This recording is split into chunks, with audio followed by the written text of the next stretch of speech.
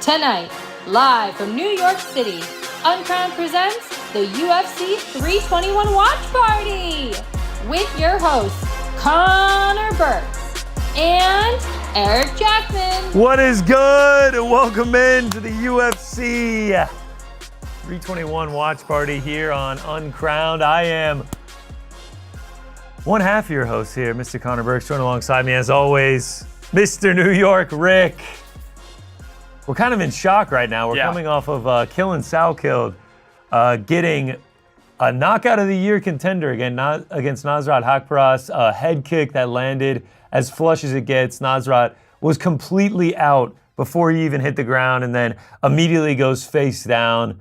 Took him several minutes to gain back consciousness, but an absolutely unreal KO by Salkeld. Unreal, and we had a guy call into the boys in the back just saying like, yo, where's Quillan Salkeld? He ended up not being on the Perth card, and someone called in and was just like, yo, what happened to my boy Salkeld? And fair play, we were like, I don't know, man. Who gives a fuck? Like, we'll see Salkeld next time we see Salkeld. I see why now. Yeah. I see why now. Against a vet in Nasrat Haqparast, they said on the broadcast that he made his UFC debut before Salkeld even started training MMA, riding a 5-fight win streak, 10-3 in his last 13 in the UFC, and Salkeld does that to him. That was incredibly impressive. And even before the head kick, man, he was looking good. Yeah, and Haqparast, as you said, is a very like good and experienced fighter. To do that on this stage, on this platform, man, we gotta get on the train for Quillan Salkeld. I believe he's just 25 years old. Yeah, I mean, they're showing the Leon Edwards Usman head kick right now. Up there like that. Salkeld kind of got the same thing, man. I mean, he put Nasrat out bad. Oh my lord. The prelims. You think he'll get a bonus? If Salkeld doesn't get a bonus, that means this main card was one of the best we've ever seen. At this point, Dana's you gotta put 50K. The check's there. Just put 50K aside. Go ahead and ink the Salkeld check right now. The prelims, in my opinion, were solid, man. Several finishes. The Ronbechki, Ludovic Klein fight was unbelievable. Junyoung Park, Iron Turtle, my guy. I know he got 30-27, but like he brought the fight to Ikram. It was more competitive than the betting line, in my opinion. Let me get my memory here. I gotta lose my glove because I was locked out of my computer here. But can we how far do we go before addressing the outfit and the glove and the whole thing? I mean, what do you mean, dude? I flew here from Abu Dhabi after reffing the first two fights of the night, and now I'm back, bro. I think we have a picture of. I got my UAE MMA shirt on. No one's gonna talk about the socks today because we're all black. We're all black. We got the belt on. Fud, are you ready? Fud, are you ready? I think we actually have a picture of you now and then a picture of you from earlier. So there's you earlier. Yeah. And there you are now. I mean, there I am now. Look at that. Get the matching shirt on. Fud, are you ready? Stop! What is this Don't gentleman's grab the name? fence. What is this gentleman's name? Lucas Badatsky or something. All right, shout out to Lucas. The craziest part is I don't even think he was on this card. He's on every UAE card. No. I did this because of him. I thought he was going to be on the fucking card. And I don't think he was on it today. It's did me dirty. What an incredible turn of events. Lucas, I have to get this. Lucas Bosaki. Lucas Bosaki. Have to say, didn't follow me back on Instagram. That feels like a direct slight. Yeah. Maybe they're just saving him for the main card. We'll forgive him for not knowing. It looks like he's doing local Polish MMA today. Respect the hustle, respect the grind. That's all right. You're here in this place. You're gonna hold down the fort. Exactly. We mentioned some of the action on the prelims. How about the curtain jerker of the night, Mizuki Inoue? Back and looking better than ever. Yeah, beating Jacqueline Amarim, who was a minus 450. Yeah. Crazy, man. That was one of those that we expected it to kind of go one way, right? Jacqueline gets the takedowns, kind of does her thing from the top, and then she's out of there. And man, Mizuki looked sharp. Now the question is, when do we see her next? We hadn't seen her in over 2 years. Yeah. When do we see her again? She's still young. She's still only like 31. She's so exciting to watch when she's on, and so I would love to see her back sooner rather than later. But congratulations to Mizuki and welcome back. Both the first two fights were massive underdogs that ended up cashing. Mitch Raposo upsets Azat Maxim. This was a must-win for Raposo. He had no wins in the UFC. He was 0-2. Maxim, not a great start. 15-3 now, 1-3 in the UFC. Came over undefeated. Might be one of those guys from Kazakhstan who's just an absolute gamer. Doesn't look that way, but shout out to Mitch Raposo getting it done. Yeah, great performance by Mitch.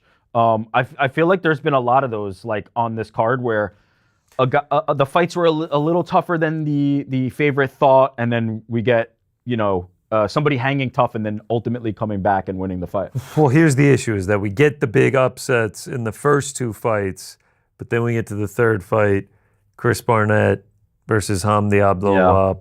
We don't get the upset there. No. Kind of one-way traffic. We get upset because our feelings. We get upset because Chris Barnett. Yeah. Sad to see a man who reps Athens, Georgia like his own, has been a celebrity guest at UGA basketball games. So near and dear to my heart, Mr. Barnett. But I think it's time. To probably get the... Yeah. I don't think he's UFC level at this point. He's also like 39. To be fair, UFC heavyweight level, there really is no level. Like Chris is fine because there's nobody good in this division. I disagree because he was fighting someone that isn't good and got made to look like an amateur. There was no moment where it was like, oh, Chris might win this fight.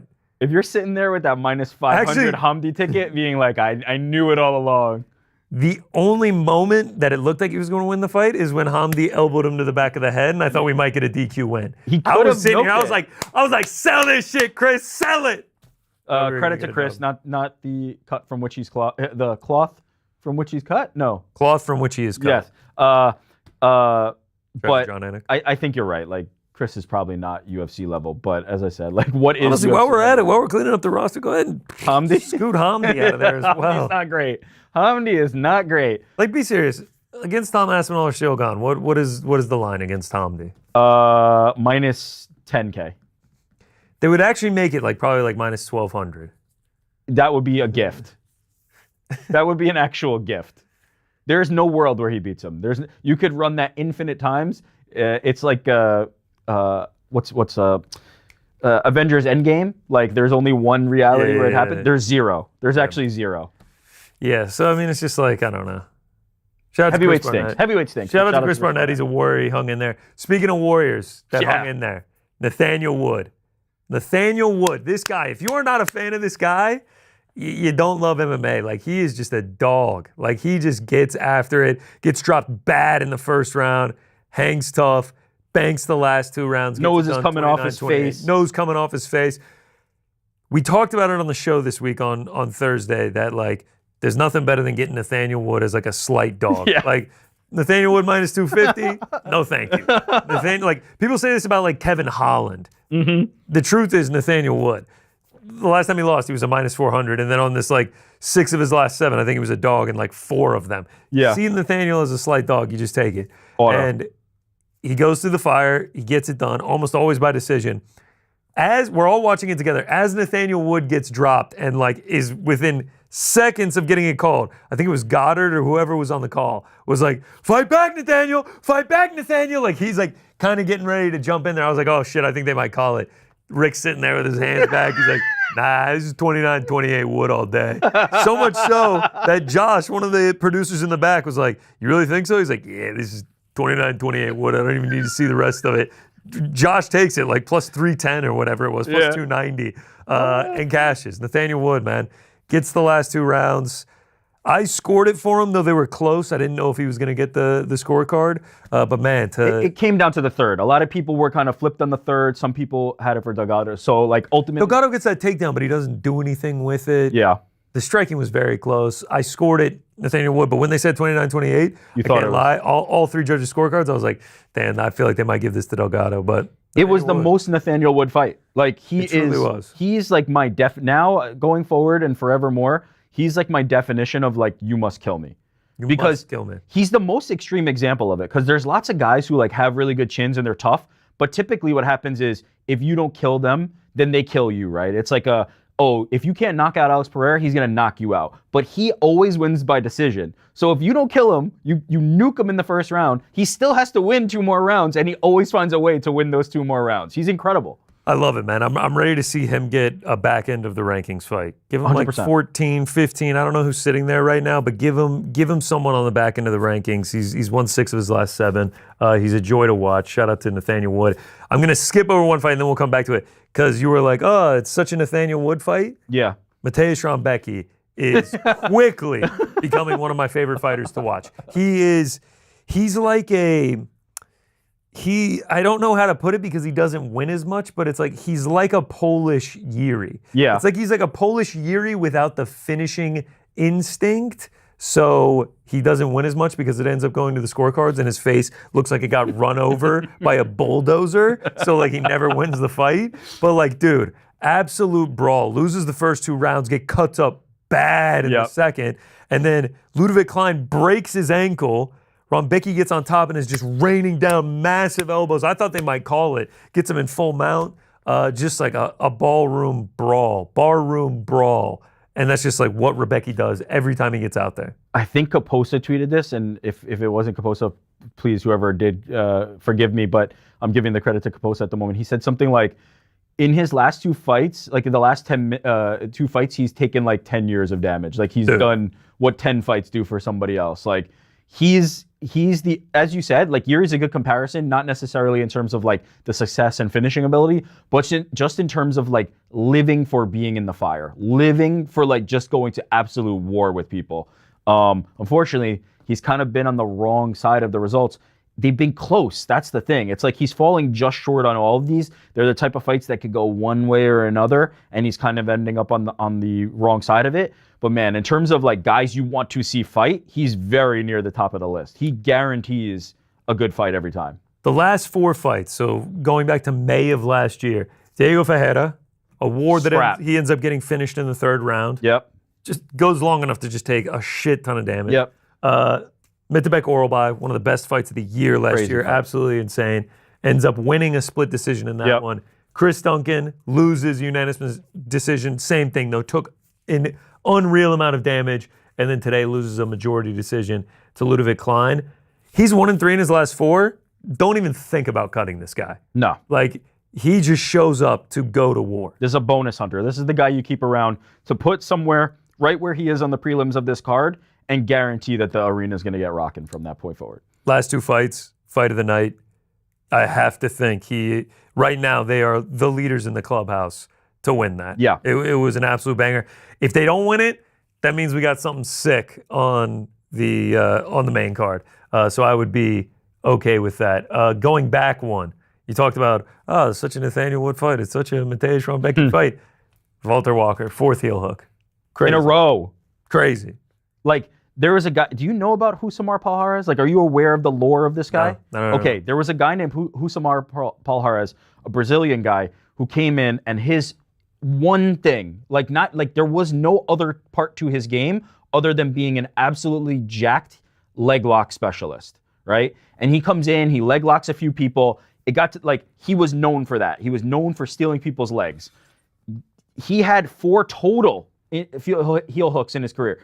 Or a UFC run, maybe. Either way, Valter Walker has 4 in a row. Like, he is the new guy. He is the new specialist when it comes to that. Now, the only thing I'll say, the only caveat I'll put on this, the level of competition hasn't been too high. The heavyweights kind of stink. It's time to give Valter Walker a shot at the top 10. He's ranked. He was ranked going into this fight. Give him top 10. Give him top 10, but also, I want to see what a fight with Valter Walker looks like against a guy who is not Louis Sutherland. Let's call it what it is. That's the thing. He is on a 4-fight win streak. He has 4 wins in the UFC. They're all by heel hook. They're all by heel hook. Against lesser opponents. He went to decision with Lucas Brzeski last April and lost. That has not aged well. Heel hooks are dangerous and very hard to execute at the highest levels of MMA, right? Because people know the defenses for a lot of these leg locks, and it's why it kind of falters at a certain level. He's fighting guys at the level where they don't know the defenses for this. They don't have the skills to stop this. I guarantee he would have taken Muhammad Usman's leg away with him if that fight stayed together. And so he's able to do this against that level of competition. I want to see what it looks like when he faces a higher level of competition. That said, getting 4 submissions in a row, especially the same type of submission, against any level of competition in the UFC is very, very impressive. So salute tip of the cap to Valter Walker, but now I want to see him against a real fighter. To the ceremonial weigh-ins, he rocked a foot, like giant a foot. leg. Like, Yeah. I'm going to walk away with your foot. And he did. He got it fairly easily, too. He just flows to it, and it's just like, oh, he's got the foot. It's over. If you don't know how to defend that, you're cooked. Like, there really isn't much to say. He is very good at that. He is an expert at that. And if you don't know that position's coming and you don't know how to get out of there, he could do this forever against this level of opposition. If they fed Valter Walker this level of fighter for the rest of his career, he will never lose again, I promise. Valter Walker versus Hamdi Abdulwahab next? That's a guaranteed heel hook. Guaranteed heel hook. I got a couple people sending me slips. It was plus 400. First of all, a specific submission being plus 400 is insane. Like, those should be plus 1,000 or higher every time. Not this time, though. These chairs, we got to do something about these chairs. The amount of times I hit my funny bone on this thing throughout a watch party, the stitching here is real thick. I'm always hitting my funny bone. And one time I hit my funny bone so hard the nerve is like extra sensitive. Ooh, feels like my arm lit on fire. Yeah, Valter Walker. I mean, but like I know that like we say like yeah, it should have been less than that, but like a specific submission plus 400 is crazy. If he fights, let's say Hamdi in the next, let's say it's just a guy of Hamdi's level next fight, it should be like the odds should be less than plus 400 because he will heel hook him. I think that I don't know what I think. I can't remember what I was going to say. Here's the thing that's impressive about Valter Walker. Thanks, Frankie. How we doing back there, Frank? I'm doing great, man. Thank you so much for asking. I saw something in the chat that just made me lose my train of thought. Anything worth sharing? Or the fact that Shaheen is in the chat? Oh, is Shaheen in the chat? Yeah, he's been chatting up a storm. Ben Howard in the chat, too. Shout out. Who's that? I don't know. He's got a crown next to his name, though. Shout out. Mitchell Cadlick and GC. The thing that's impressive about Valter Walker to me, beyond just the obvious, like with the submissions, the takedown looked good. The ability to secure the position looked good. Like, there's skills there. And that's why I do want to see him against ultimately an upper level competition, because I want to see what the rest of his game looks like if he can't just immediately go to a heel hook. Joey V says Valter Walker about to go 30-0 in the UFC against DoorDash drivers with 20 bonuses. If they did give him that level, he would be 30-0. Ryder Sklar says Valter Walker versus Tai Tuivasa on the Sydney card. Guaranteed heel hook. Billy Tang, morning from Australia, 5 a.m. Wake up. Shout out to you, Billy Tang. Main card getting underway. We just got the Dateline Abu Dhabi from John Anik. They're showing the Etihad Arena in the United Arab Emirates. And we got a stacked main card in front of us, man. A stacked main card. We start with Alexander Rakić, Azamat Murzakanov, go to Jilton Almeida versus Alexander Volkov, into Umar Nurmagomedov versus Mario Batista, into Virna Jandiroba versus Mackenzie Durn, and into the main event, Tommy Aspinall taking on Ciryl Gane for the undisputed heavyweight championship. We're eating good today. It's daytime. It's light outside. We're living, people. We're living. Condolences to the Australians. 5 a.m. That's tough. But at least you got the whole day ahead of you afterwards. You wake up early. That's actually not that bad. I feel. You grab a little nap. What is it in Europe? Europe's getting like the prime time spot, huh? Yeah, because right now it's 7. Yeah, who's getting screwed with this? I guess just the Australians? Nobody. This is the best time. Let's do it this time every time. Speaking of getting up early, I got up early this morning, ran a 10K. Shout out. The Haunted Island 10K. Did it in 44 minutes and 58 seconds. Shout out. Congratulations. Shout out. Been up early myself, so I feel you, Aussies, Australians. Get one of those going. Main card starting. Impressive. Have we changed our thoughts? Did you watch any tape where you saw something on Ciryl Gane that might change the game plan for the main event? No, I watched it and came to the exact same conclusion, is that he doesn't stand a chance against Tom Aspinall. We got Helwani in the chat. Shout out to Helwani. Says go MF and J's, bro. Shout out. Main event, Virna, Mackenzie. Co-main. Sorry, co-main. I feel like Virna is on a better roll. I feel like Virna is more well-rounded. I feel like Virna is who I am picking and expecting to win. But I don't feel supremely confident about it, because I do believe that Mackenzie is a better athlete, is tough enough to hang in there with 5 rounds. There is a fear on my end that if Virna can't get Mackenzie out of there early, that Mackenzie's toughness is going to allow her to stay around to later rounds, and then the striking is going to become more of a factor. Because I do give the slight edge in striking to Mackenzie. I think she's going to have a little more power, and I think she's going to be able to take Virna shots, which are kind of like rudimentary at this moment. But I think the thought of who's the better grappler is a little bit skewed toward Mackenzie because of her BJJ grappling credentials, when in reality, when it comes to MMA grappling, Virna has shown to be levels above everybody else. Yeah, I agree with you to the point of just like, it's a fight that if I'm going to make a pick, I'm going to pick Virna Jandiroba, but if Mackenzie Durn wins, I'm going to be like, okay, yeah. Like very understandable. That is not shocking. I completely understand. I feel like when it comes to the grappling, the ability to win minutes and rack up points over the course of the 5 rounds, you have to favor Virna. You just have to. But just in the amount of danger that Mackenzie Durn presents, how much will Virna want to go to the mat? She didn't do it much in the first fight. Now, granted, that was 5-6 years ago at this point. They've changed their games. I imagine it's going to be very different than the first fight. This one's also 5 rounds as opposed to 3. I'm very curious to see what happens. It's one that, with my pick, I'm not confident about. It's good matchmaking. I know there's been a lot of talk about, like, did Mackenzie deserve this opportunity or what? Like, this is a good fight, so I'm okay with ultimately the selection. Yeah, no, I pointed out, the disparities, the shortcomings that Mackenzie Durn has maybe to qualify for the title shot. But there really isn't another matchup that they could make. Like, you can't do Virna versus Yan Xiaonan. She just beat her. You're not going to do, like, Amanda Lemos at this point. Tatiana Suarez lost her chance at the belt. It makes sense. Also, Mackenzie Durn has the star power. If she becomes a champion, then she will really have the star power. It will attract a wider audience. So I understand it. I don't know what's going to happen. Mackenzie Durn is your favorite. And that's why questions will be answered. It's a good fight. I'm excited about it. I think there's not a bad fight on this card. This main card? Yeah. No, hell no. This main card is fantastic. Love every fight. The one we're starting with, the GC main event, the actual GC main event was Hamdi versus Chris Barnett. Yeah. Main card, though, we'll go with Alexander Rakić versus Umar Nurmagomedov. Really just based on the size discrepancy between the two. Sorry, I got distracted by the fact that they're showing a Chiron right now for the fact that Mackenzie Durn's dad is in her corner and Tom Aspinall's dad is in his corner as like a family affair type thing. Oh, shout out. Chiron? Yeah, what is that not a right term? I feel like, tell me, Jordan.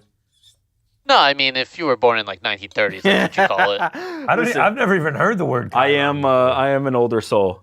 That is pretty cool, though. That is pretty cool by two like lifelong martial artists who have been trained by their parents for their entire lives to celebrate this moment. Like for Tom Aspinall, first fight as undisputed UFC heavyweight champion. Andy going to be right there.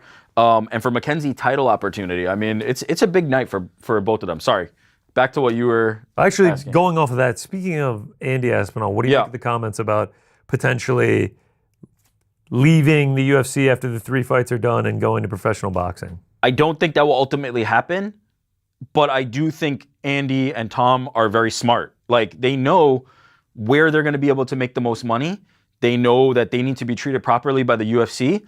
And so we'll see what ultimately happens from there. But I think that's more of a, please, we need to be shown the respect that we deserve and paid appropriately, right? Tom Aspinall is going to get paid a certain amount to fight a John Jones and then a certain amount to fight a Ciryl Gane. It shouldn't be that way. He should be paid a certain amount to fight any of these guys because he's your reigning undisputed UFC champion. And after tonight, I imagine he'll have his win over Ciryl Gane. He'll start to have those conversations with the UFC about getting his word. So I don't think that ultimately happens, but I do think it's smart for Andy and Tom to just start thinking about how do we maximize this run, because he's not 20. There is a limited time frame on this. Granted, he's a heavyweight and that window extends, but he's got to make some money now. He's been sitting out 1.5 years waiting for John Jones.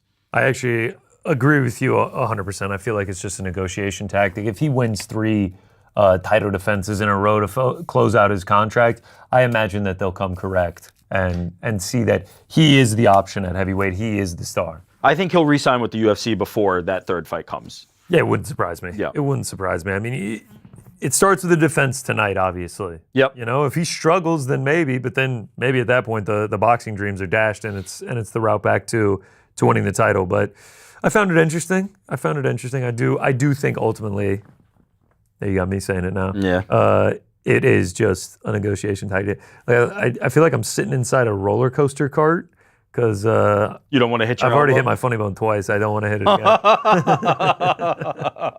I don't think I think maybe I've hit it once on these chairs now that I think about I it. just got the ultra sensitive left funny bone, and it's like right where I put it down. All right, we are getting the walks from Alexander Rakić and Azamat Murzakanov. We were on opposite sides of this one, right? I was Yeah, backing yeah, yeah. Murzakanov, you've got Rakić. Yeah. I got Rakić.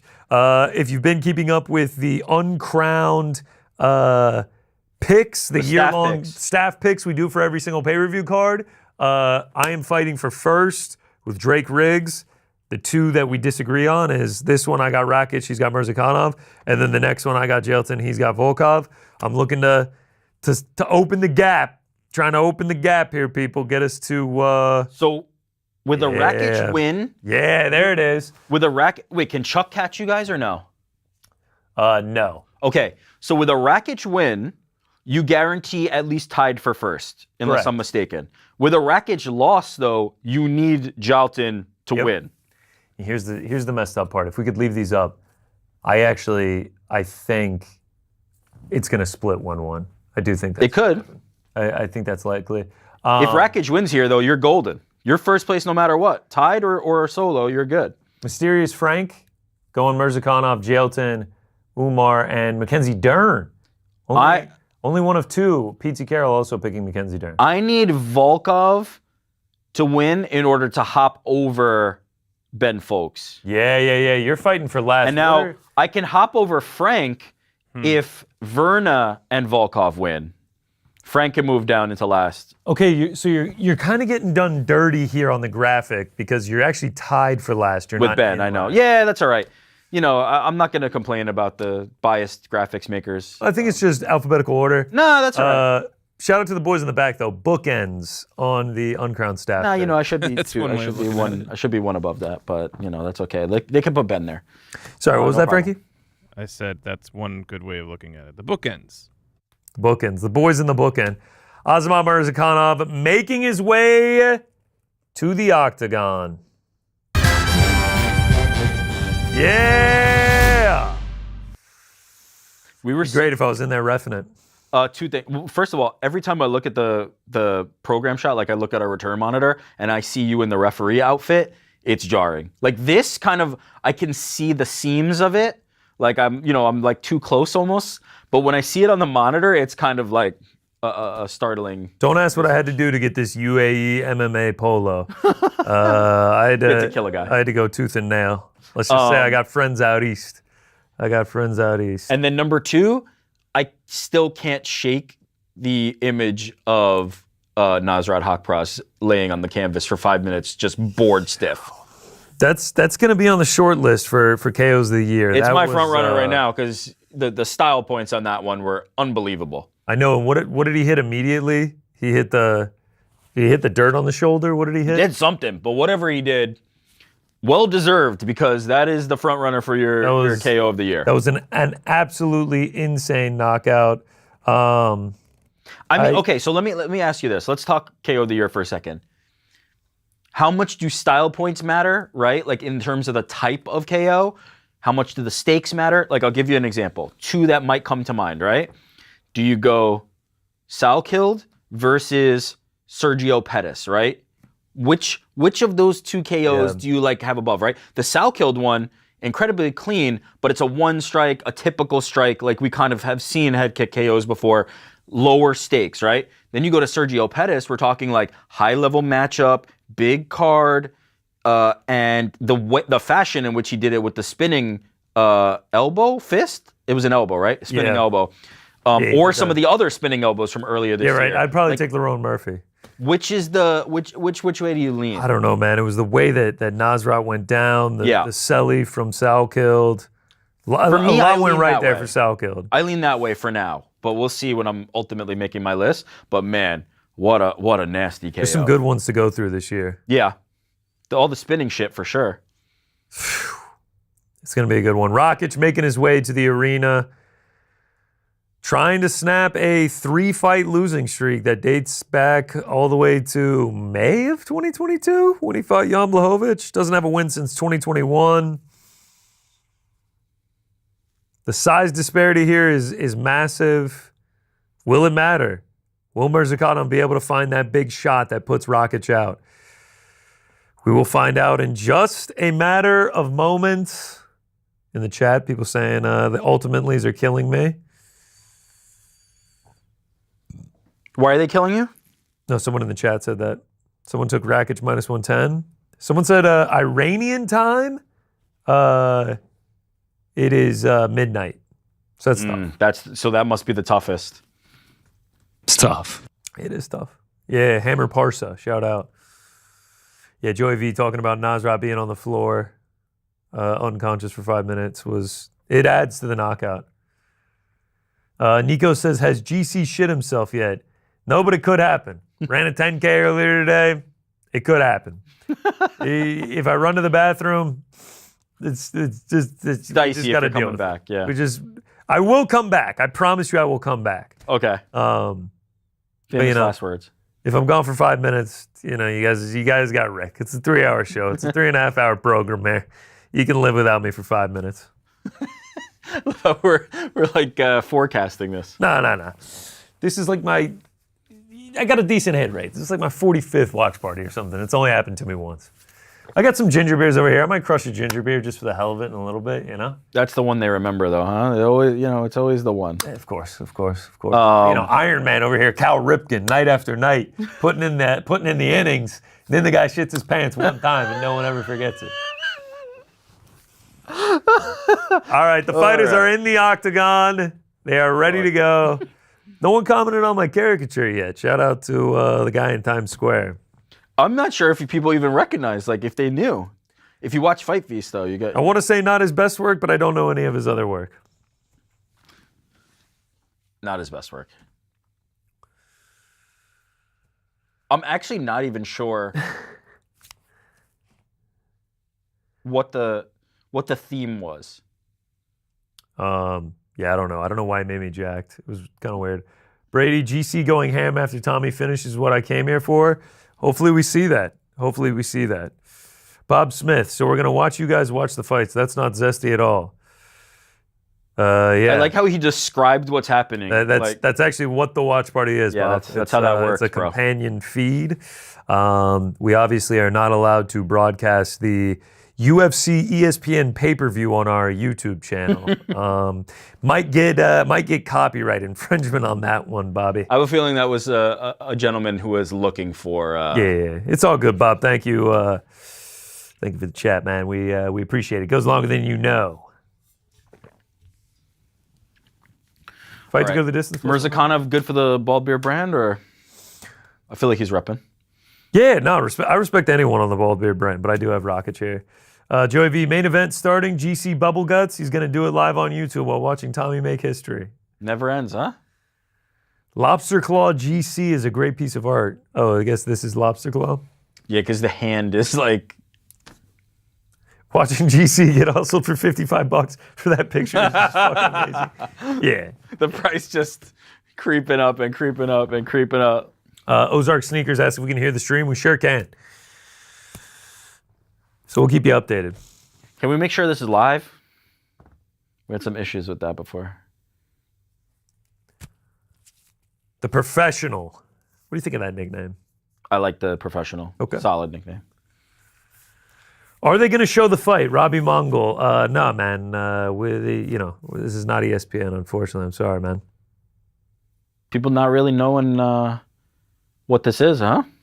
Michael Thurman, thanks, GC, for the Wood dog call. Glad you took it. Shout out to Nathaniel Wood. Hopefully you didn't take Nasrat like I did.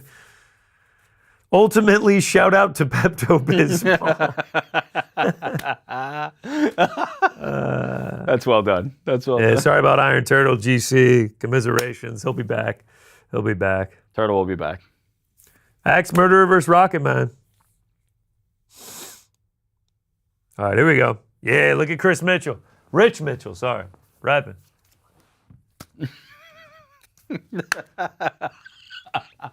You've gotten very good with the motions.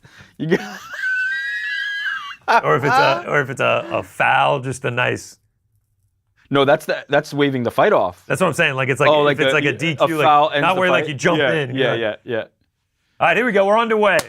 Main card has Between rounds, started. it's over. Rakić going with the yeah. He's not going to continue. Can't see out of either eye. Nope, that one's going to do it, guys. That's gonna do it.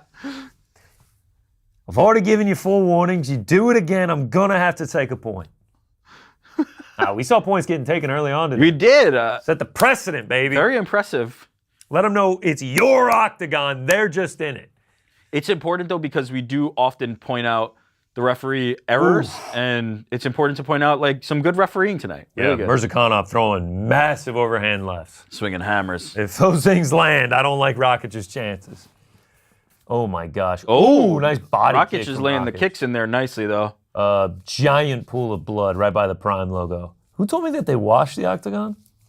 They wipe and clean it at times. They hit that with just like a Lysol wipe? Yeah. They have the tub with the little... Yeah, it's just a massive pool of dried blood. Rakić does it right. This fight playing out kind of how you expect, right? Rakić is trying to keep at range and distance. Murzakonov's trying to wade in and land that big shot. Rakić got him pushed up against the fence. Don't think he's got the hands locked. Let's see if he can get him locked, though. Yeah, Rakić should switch this to a single. Murzakanov got the underhook on the right arm. He doesn't seem to... Nice takedown defense so far by Murzakanov. And we've seen at times where Rakić goes to a grappling-heavy game plan, right? I think Anthony Smith is an example of that, but we've seen this at times where he's like, all right, if your best area is to trade with me, let me try and control it here. Some toe stomps here for Rakić, a la Kamaru Usman, Jorge Masvidal. Oh, Murzakanov now off his back off the cage, and he's trying to land the big shot. Rakić absolutely jacked. The back muscles, everything is lean, great. mean. I'd like to see him use more of those kicks that he was having success with. A nice inside low kick. There we go. Oh, this time he gets in on a single. Murzakanov. Good takedown D here. Yeah, solid takedown defense from Murzakanov. Rakić might have to bail on this one. Nope. Rolls. Rakić on top. Oh, Rakić tried to grab a leg. There by They're back up. Murzakanov immediately back to the feet. I like what I'm seeing from both sides here. Murzakanov fighting southpaw, and he just gave us a DP, a Dustin Poirier pants pull up there. You got the little shorts. Is this the Russian Poirier?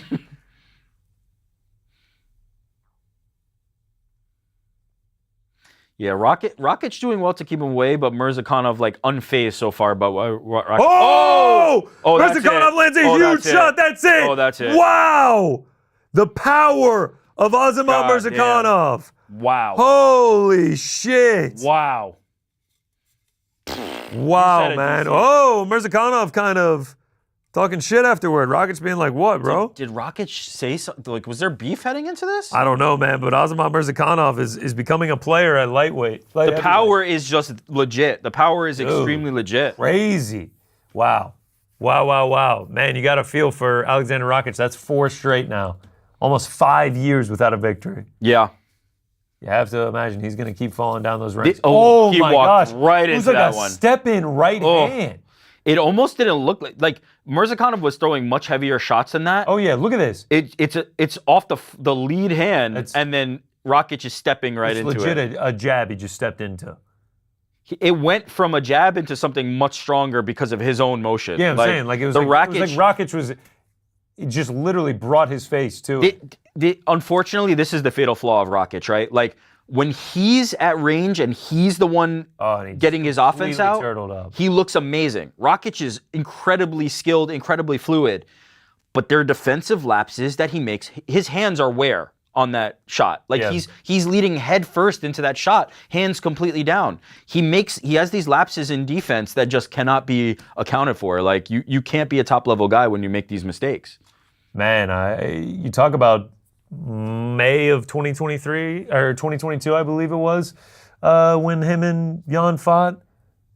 Going into that 3rd round, man, like tied, looking like he might be able to take out Yeah. a top contender, and now ends up losing that one and has lost to 3 cents. And, you know, he kind of had the excuse of like, oh, it was Yuri, it was Ankalaev, it was Jan Blachowicz, guys that have had the belt.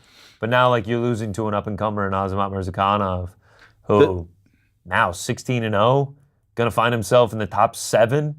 The tell is a little bit, though, that he loses the same way. It's always kind of the same thing. Just he needs more sound defensive principles. He's great on offense. But, man, you can't just be there hands down in the pocket with a guy as powerful as Murzakanov. You just can't. You can't find yourself there. Murzakanov now has the second longest active win streak in UFC light heavyweight history. 6 straight, not light heavyweight history currently, 6 straight. Carlos Ulberg at 9. Tied for the most knockouts since 2022 in the UFC light heavyweight. With Alex division. and Carlos. Crazy. Nuts. Azamat Murzakanov, man. A man to watch. Undefeated. Yeah, well, it's the type of thing. It's like he's tied for the most knockouts since then with Pereira and Carlos Ulberg. Carlos Ulberg is a guy that we're like, oh, title shot. We're hearing his name everywhere. Certainly, like the level of competition would warrant that. But man, like Murzakanov can't be slept on anymore. Like this is a statement win. No, you absolutely can't sleep on him. He's 16-0. He's undefeated in the UFC, obviously. Put him at 7. Give him Roundtree. Fuck, that would be fun. I mean, like, I'm trying to think who else he could even fight. The rankings are Yuri, Magomed, Carlos, Jan, Khalil, Jamal Hill, and now he's probably going to take Rakic's spot at 7. Jamal Hill could have been interesting, but it seems like the knee he's injury. Injured now. Yeah. Dominic Reyes, but he's coming off a loss. Reyes is not bad though. I mean, again, that's kind of the same. We're entering the same thing with Reyes that we just had with Rakić, which is like defensively, you're going to have to be more sound against a guy like Murzakanov. Man, he's going to be a problem for these guys. Like, this is a thin division. This is one that's very easy to climb. I like Khalil. Oh, Khalil he called number 1 contender. Could you do an Ankalaev? Russian versus Russian? I don't know. That feels like a little too soon. And I'll say, as far as defensive soundness, Magomed is not unsound. Magomed is somebody who does take care of himself and will probably be a little bit of a tougher fight for Murzakanov. I don't hate it, but I would rather see, like, I like Khalil. Khalil makes a lot of sense to me. Even Reyes, like, I would expect that to go Murzakanov's way, but I'm okay with a Reyes fight too. I mean, Reyes, especially with like Dominic Reyes, the chin is the problem. I know. Great. But you can't not make a fight based on the fact that it's like, his chin sucks and he's fighting a power puncher. Like, you have to give him a chance to show it. But either way, we're talking 2 more, and you're entering a title conversation. Like, Murzakanov's on a run, and I've been very impressed so far. Honestly, with how thin it is, especially if Alex Pereira ends up moving to light heavyweight, to heavyweight, there could be something there for Murzakanov in 1 or 2 more fights. 2 fights, I think he's there if he can keep this going. The way he's getting it done, 2 fights, I think he could be there. We got Jailton Almeida in the back, Volkov. Lowest significant strike absorption rate in UFC history. Really, that's just because he just takes everyone down and finishes them, or just lays on top. But people land less than 1 significant strike per minute on him. That's crazy. His statistical history is insane. Mm-hmm. I mean, he's had some of the craziest performances in UFC history. Just like going completely untouched, like Hamzat-esque type stuff. Yeah. But he did the 25 minutes with Derek There's a common Lewis. theme with those 2, yeah. Yeah, and then Curtis Blades. Yeah, just wrestle. Take you down and beat the shit out of you from the top. I mean, do they give? Gosh, I mean, do they give like Jan? It feels like Jan should not be 4 anymore. Jan Blachowicz? Yeah. Yeah. Again, this division is one that needs to turn over a little bit. He's got Bogdan Guskov on 323. Which, like, that feels like a huge opportunity for Guskov to move into the top 5. If he wins that, maybe you do Murzakanov versus Guskov. I almost feel you let him fight the veterans, right? You let him fight the names that have been there for a while, so that way you can build 2 different guys up that haven't got their opportunity yet. Man, you want to know what's crazy is, like, outside of the leg injury win against Rakić, like, Jan doesn't have a win since the Izzy fight. Yeah. That's crazy. It's been a rough run. He's how old is he? What is he now? 40 what?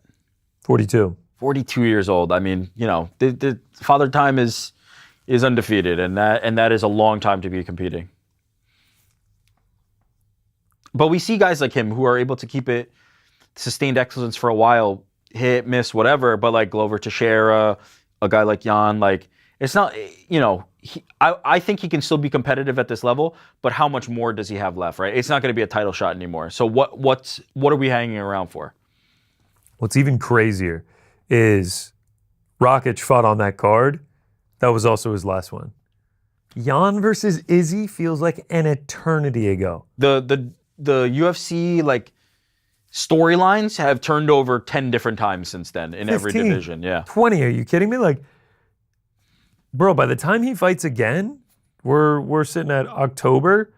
By the time he fights again, dude, it will be 5 years winless for Rakić. Yeah. That's crazy, man. That's crazy. I mean, this dude was next up, bro. He was minus 200 to Jan Blachowicz. He was minus 125 to Jiri Prochazka. It's crazy, man. It's crazy. Here we go. Oh, yeah, I remember the Jiri Rakić stuff, the little rivalry that was going there. Paddy Pimblett father. What do you feel about the Volkov long hair? Swag. He was rocking knit polos tucked into pleated trousers with the hair slicked back. He's got swag, right? Yeah. He's definitely got swag. It's come on later in his career, but he's got swag for sure. All right, so very much like the first fight, which I thought came down to styles, right? Can Murzakanov control the center and the close range, or can Rakić kind of control the long range? This is very much style versus style, right? I can't believe Rakić got slumped by a jab. Again, it was a jab. I know. But he created the motion that got him knocked out. Which makes it arguably even worse. He walked onto a jab. He walked into a power shot. He was literally planting his lead foot just on a jab, and like Rakić literally just faced into it, yeah. This I don't is also... get slumped. Wanted no part of the follow-up shots. No. Immediately just. He was done. This is another style versus style, right? This comes down to if Volkov can navigate the range and keep Jaltin away from him, or if taken down, get up. That's going to be Volkov's world, right? We're gonna have him having success. If Jaltin can get him down and control him, much in the way that we saw from Valter Walker, right? Perhaps against Louis Sutherland earlier today, take down, snake the legs, and just completely control him. It's going to be a long night for Volkov. So I'm interested to see if Volkov has improved his takedown defense, improved his get-up game, because last time we've seen it, it was not great. And how much the size comes into play is going to be a big factor, I think, as well.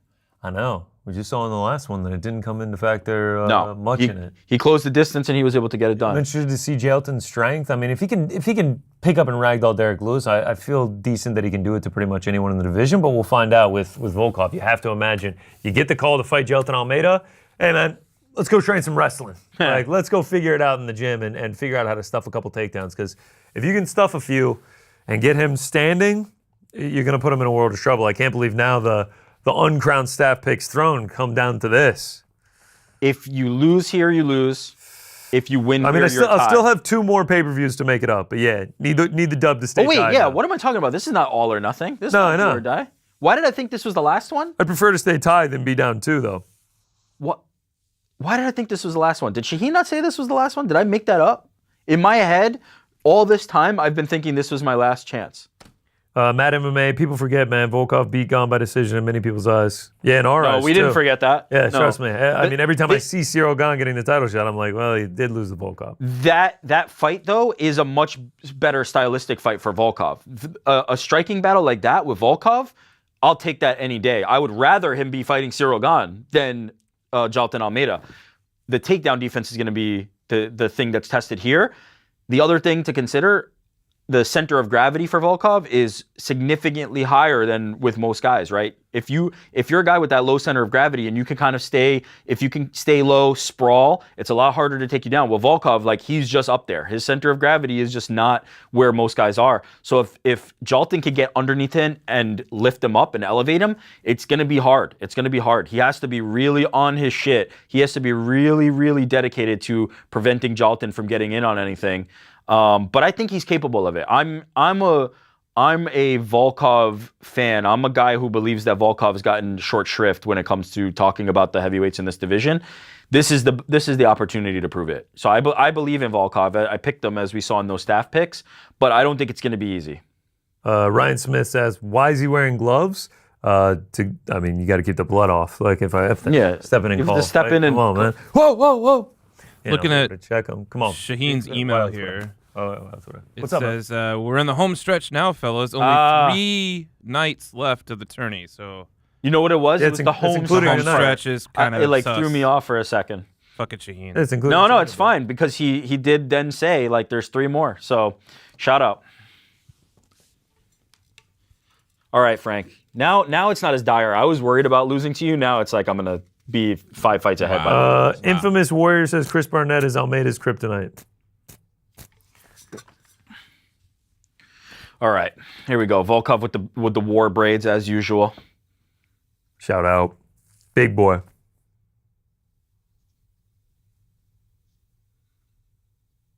God, that official is massive. Look at the size of that guy. Oh shit!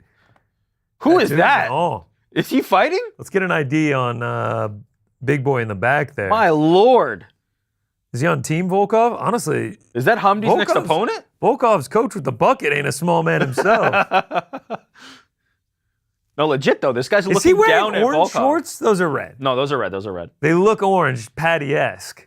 I mean, Is that just he's Patty giving Pimblett? Patty. He's just giving Patty for sure. Stand your base. Let's go. Vanilla Kawhi Leonard? Yeah, I see it. Patty Pimblett evolves to Volkov in his final stage. Yes, I need to know the Pokemon. It's Volkov's final. Uriah Faber. Oh, Uriah Patty Faber. Pimblett. Patty Pimblett. Volkov. I Volkov. love it. Level 16, you go to Patty. Level 32, you become Volkov. Wait, what's 16 and 32? The levels.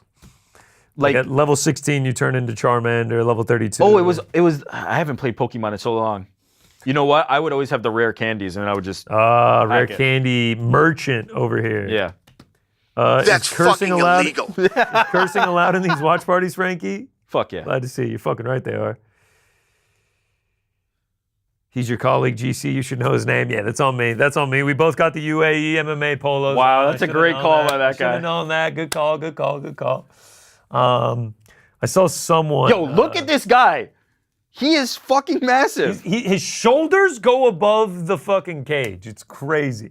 Tom Clark makes a good point. It was level 36, not 32. Sorry. I didn't remember it being the number was always the same for the evolution.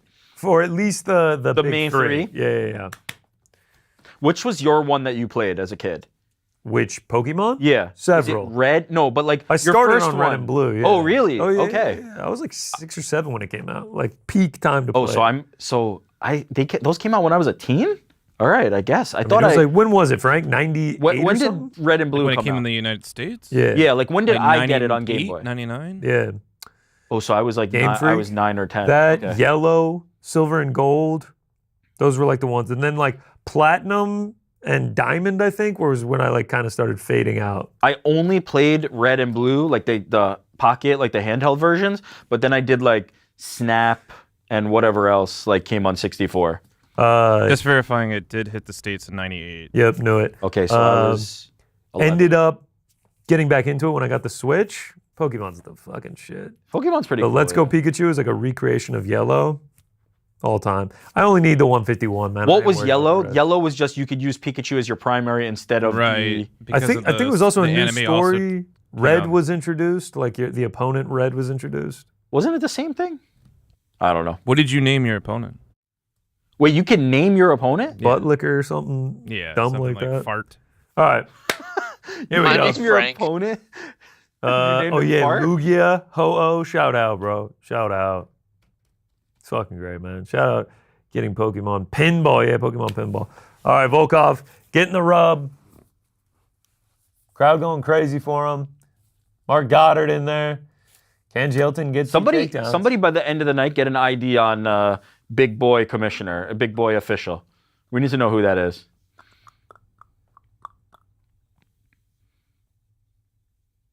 Oh, wow. Jelton said, let's shake hands. And Volkov said, nah, bro. Nah.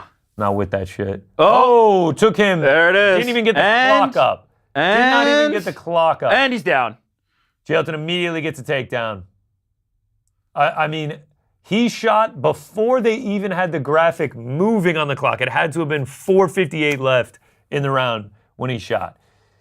He's now on top. 4:37 to go.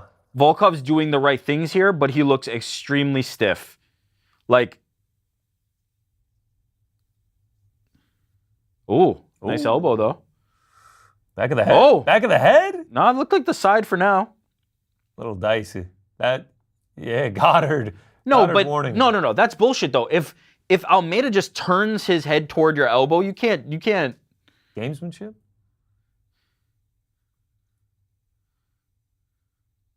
All right. Almeida on top. Volkov looking decent here so far.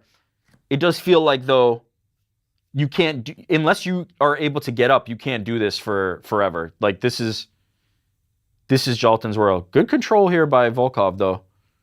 He's keeping himself safe. Jalton trying to posture up. He's moving his way up Volkov's body. Big tree to climb here. The other thing about Jalton, though, is he's perfectly comfortable controlling position and just staying here. He's not rushing. He never rushes. He's trying to get that leg free. Yeah, I mean, wow, I can't lie. He's already been here a minute and a half. Yep. This is a bad position, and if you're Volkov, you have to be worried now. He's getting the weight distribution out. He's already looking like he can wrap up an controlling. arm triangle if he. Yeah, he's just floating. He's just staying right here. Did they say Goddard gave him a warning? What'd they say from Goddard? They said a warning. I don't know if they were referring to the back of the head or to No, I think be actionable. I wonder in the back if Goddard said anything to Almeida, like, yo, man, you got to work. Oh. Yeah, Almeida's really going to that same kind of control around the head and shoulders. Yeah.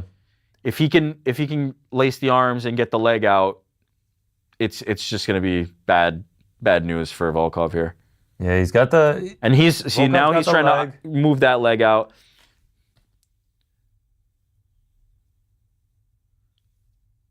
Volkov needs to... This is an opportunity here, Volkov. Yeah, Volkov on his There side, you go. and he flips it over, and There now you Almeida go. on bottom.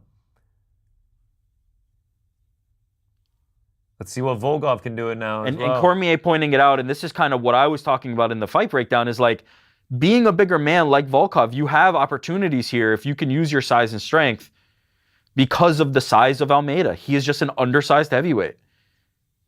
That was pure strength. He rolled him to a hip, and then he just rolled him over. Oh.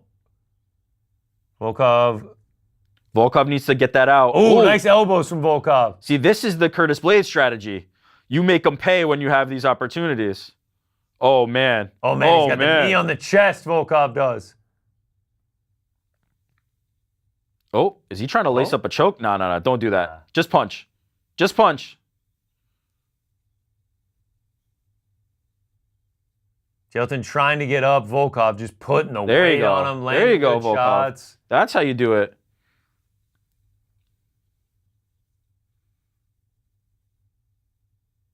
Yeah, Jalton just, once he's not on top, just sort of out of his element. Yeah, they're pointing out that Jalton has that hand under because he's going to try and sweep him. But as you do that, you're leaving yourself open for strikes from Volkov. Oh, if he got up, he almost had a chance to throw a knee. Nice shot from Volkov. See, this is the interesting chess match. I like this a lot from both guys. Jalton was able to do what he needed to do early, but now Volkov is showing a couple good elbows that he's from not Volkov. just there to be taken. Jalton also Frankie's parlay pals pick. Was he actually? Yeah. Ah, shit. Yeah. It's tough.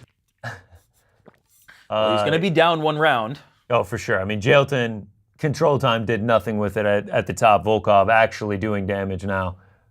Some nice elbows from Volkov. Oh, a couple more. Oh. Yeah, Nice see, this is the shots. problem with those. Jalton, has to move. What is he doing? You have to move somewhere.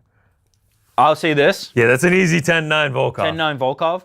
It's very clear that the game of Jailton Almeida is now known by everybody, right? Like, you could honestly make the argument that he was just going up against guys that weren't good enough to deal with it.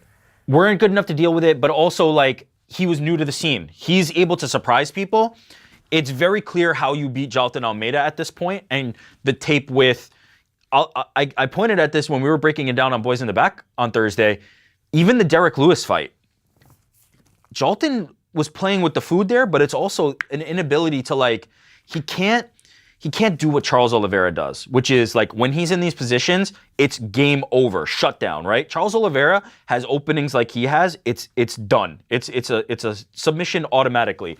Jailton leaves opportunities for guys to do the types of sweeps and counters and things that Volkov was able to do. And that's a problem. That's a real problem when you don't have a striking game, because now Volkov's on top and you're done. Like, what do you do from here? To be honest, I really think it's just like you get to that level. Like, because he runs, last fight he ran through Sergey Spivak, who just like isn't at the level of an Alexander Volkov. Yeah. When he is not offensive, Jailton has nothing, and it's a very bad position to be in. He's going to shoot. I mean, the defensive soundness just is not there. Well, he just Look doesn't at have... Volkov's. Look at how like wide Volkov stands. Oh, nice shot. And there's the shot. Oh. Wow. That's a nice takedown for Jailton. Now, right. Can he do something? Jailton needs to, from here, Jailton needs to have some more damage. urgency. Yes, he has needs to to have give more some urgency. damage, man. You can't just like try to slowly work your way into chokes. Volkov has shown that if he's There's willing an to elbow. be patient, he can turn these rounds around. So Jailton needs to get to work now. And it looks like he is. It looks like he's a little more aggressive right off the bat. That was a nice right hand he landed as well. Yep. I think solely on the fact that Volkov was just... See, I like what Volkov's doing here now. He's trying to get the knee shield in so that he can either sweep or he can get up. But now Jailton showing his prowess. He's able to transition. He's going to try and get to side control. He's in half now. See, we're getting into that. Yeah, we're getting a warning from Mark Goddard. I think I kind of agree with it. He's just, I mean, Almeida is just now he's in side control though. Oh, or I thought he was. No, good defense there by Volkov. He kept the half. I like what I'm seeing from Volkov. I also like what I'm seeing from Jailton. I just think he needs to. He needs to work more. He needs to work. Yeah, he needs to get busy here. Volkov has crunched some tape. It's very clear. He's prepared for this fight.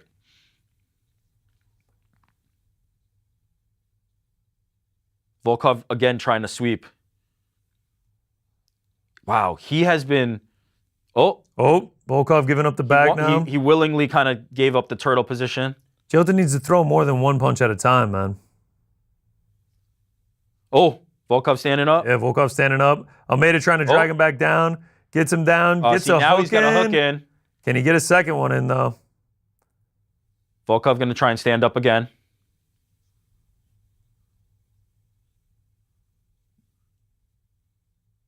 See, this is a more interesting scramble. This is a more interesting position. Jailton's very good here, too. Jailton's trying to sneak in the hand under the chin. I like Live it. line minus 130, Jailton. That's interesting. Well, it's clear, right? Jailton is the one controlling where this fight's taking place, no doubt. But once there, back in the guard. What's happening?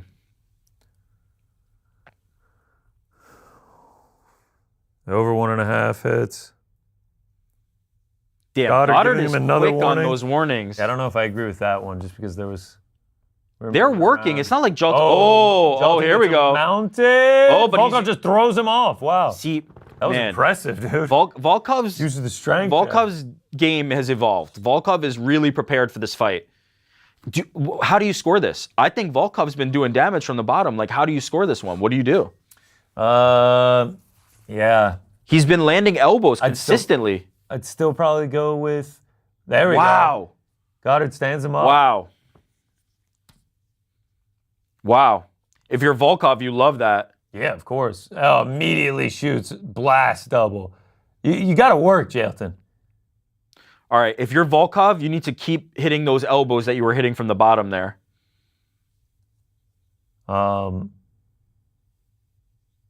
Oh, this is a good position now for Jolton, though. You got to do some damage here, Joe. Volkov can't really escape against the cage here.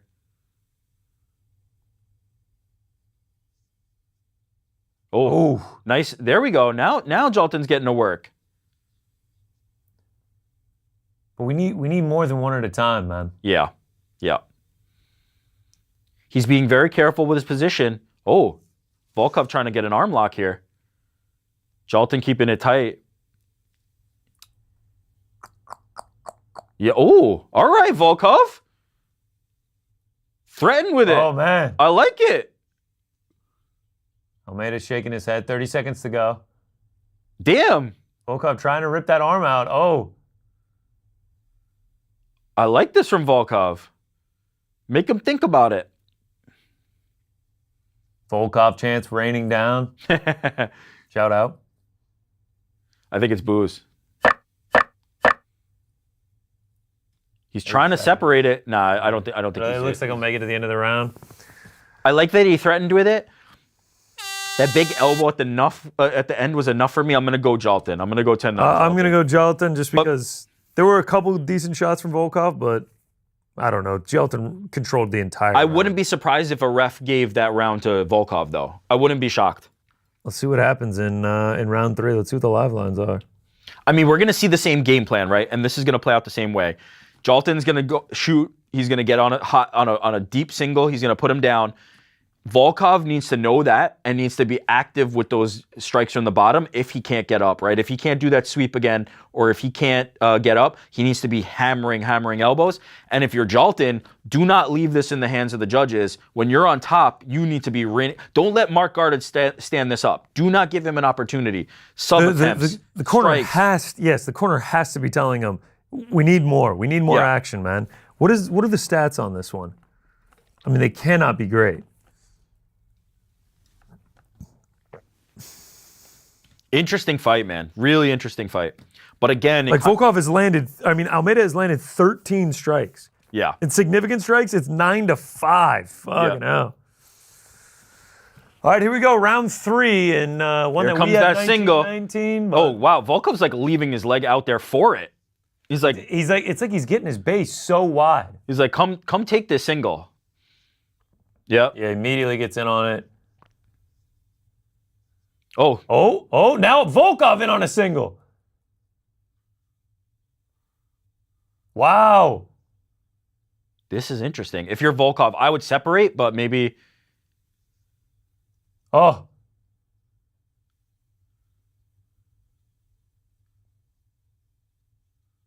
He gives up on the leg.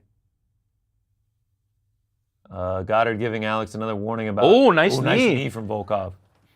See, this is where it gets interesting, where Volkov can use his size and his power to really like make Jolton sweat. That's an interesting position. I like this.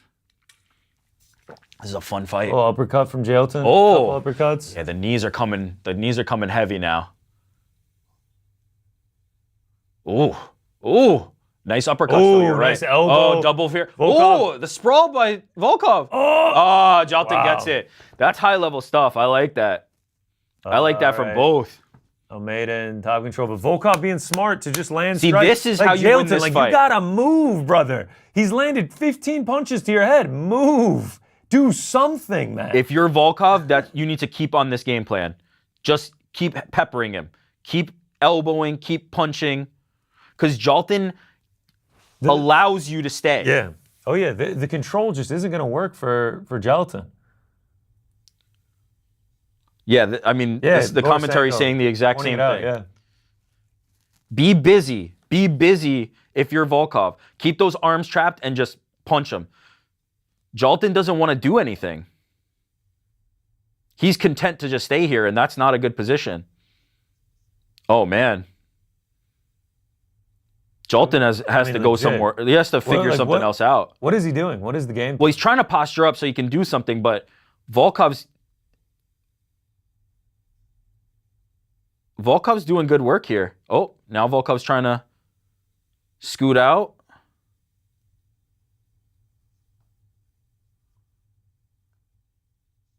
Yeah, John. He thought for a second about going for that reversal. There goes. Okay, Jolton has half a round now because he has lost the first half of this round. He needs to do something. Oh. Is he going to lock up a triangle? All right. Oh. God damn.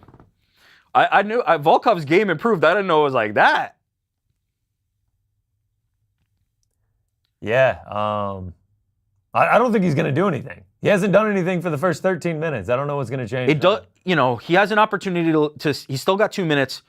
He's been able to really get to where he wants with Volkov, but once there, he's very slow it develops very slowly.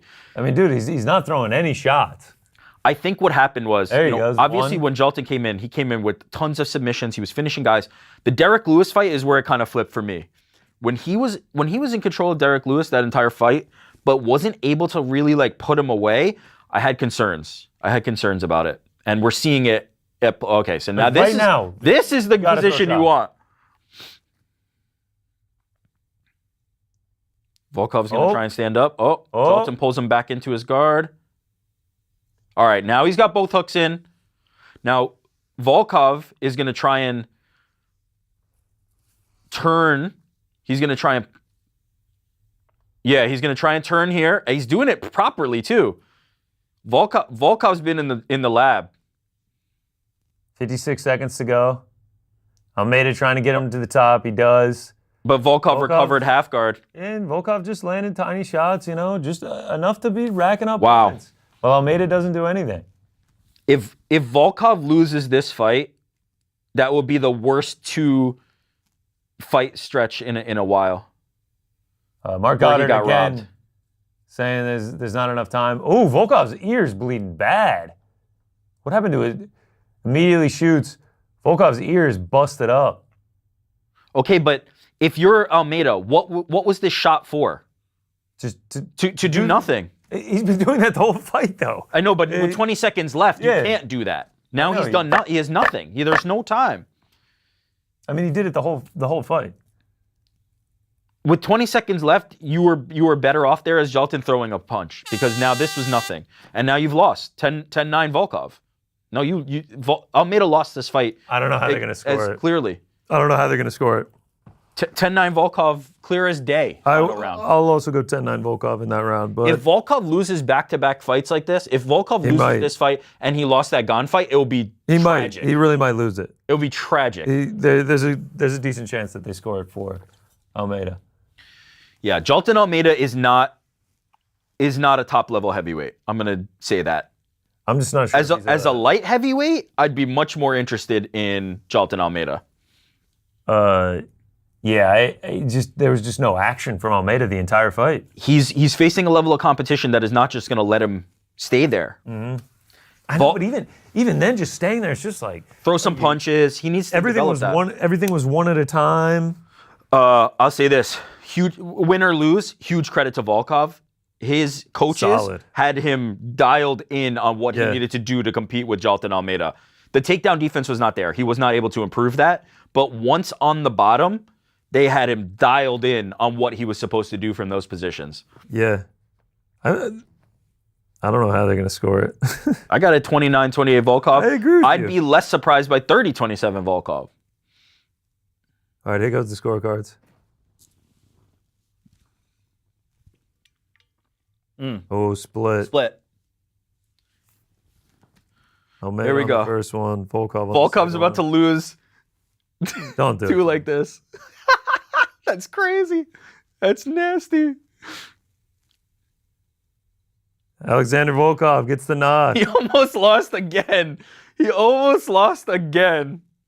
Oh boy. That's nasty shit. Parlay Pal's dead again. Okay. Shout out to Frankie. That's Phil. I mean, the Parlay Pals just have not learned the lesson of don't go against when I'm leaning. Like I've been on Volkov all this time. Man, there it is. We continue to fall down the hole ever further. No problem, mate, yeah? Almost 3 units down. Incredible win by Volkov.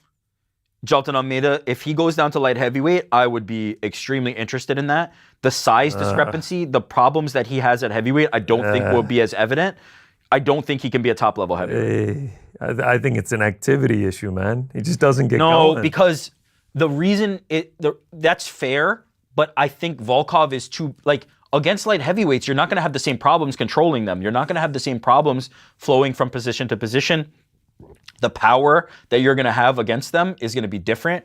I really think Almeida could be a much better light heavyweight. And he was competing at both divisions. Competing when he at both, started. but I think he ultimately decided on heavyweight because of the weight. I think it's the wrong. I think it's the wrong call. I mean, he's weighing in at like 243. Get down. Figure it out. Go back to whatever diet you were doing. He cannot compete with the big boys up here. I just don't think he can compete at the highest level with either of the weight classes. He just isn't active enough. That may be true, but I think his chances would be better at light heavyweight. But that may be true. You may be 100% right. Dude, he didn't do shit. He didn't do anything. He did not do shit. No. Volkov outstruck him 113-27 while he had 11 minutes of control time. But the reason he had 11 minutes of control time and landed 27 strikes, only threw 33. Here's where I'll give him bail, though, right? It is much harder to control even a Volkov on the ground than it is the equivalent light heavyweight because of that strength and power. There were some positions that we said, like Volkov was able to get that first reversal by just being bigger and stronger. That clinch in the beginning of the fight beginning of the third round is just because Volkov is bigger and stronger. If you put him in there with guys that he has a little bit of a size and power advantage over, I think we'll see him be able to get to positions that he wants easier and damage people easier. But you may be 100% right. He may just not be the guy. I don't think he's the guy, dude. I don't think he's the guy. But I think I want to see it at light heavyweight. You can't be like a prolific, high-level fighter and be that inactive. You threw 33 strikes, man. You had 11 minutes of control time. We've now seen that in too many fights that he needs to clearly correct something. Yeah, that was... Against Derek Lewis, everybody was like, he's gun-shy. What happened? That may have just been who he is. Bro, that means he lost the last 2 rounds with like controlling like almost 9 minutes of it. Yeah. He lost one of the last 2 rounds, controlling almost 9 minutes of it. Yeah, I mean, he had the fight right there. It was 1-1 on every judge's could have won it. It was 1-1 on all of judges' scorecards going into round 3. Yeah. Shit performance. Only way to put it. Great performance by Volkov. Yeah, really bad performance by Jelton. Yeah, it was a great performance by Volkov, no doubt. Yeah.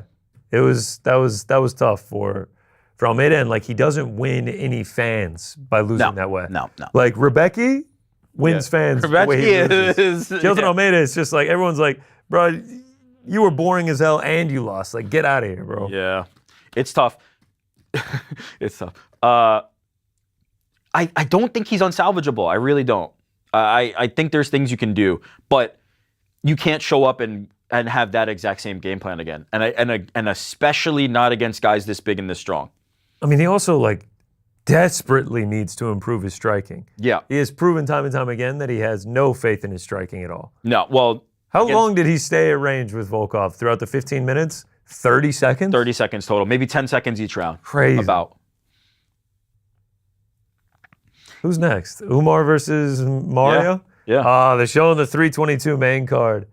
Leon Praches, Bo Nickel, Adolfo Vieira, Sean Brady, Michael Morales, Valentina Shevchenko, Zhang Weili, Jack Della Maddalena, Islam Makhachev. That's a tasty one. Card is stacked. That's a tasty one.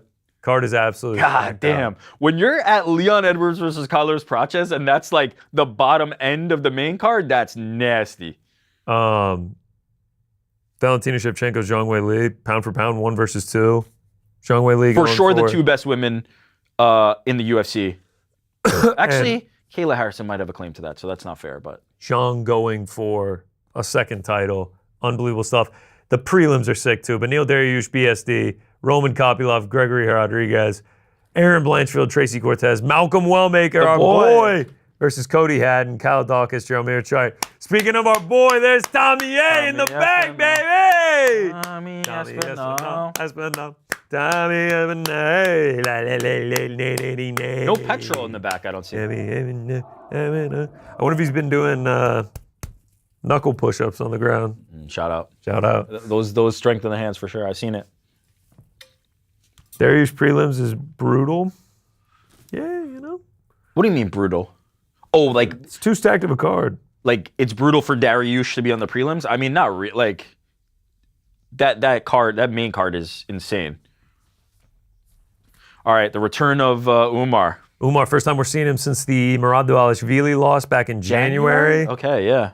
Wow. Against the hottest man in the division other than Murzakanov, Mario Batista. Massive favorite, almost minus 700.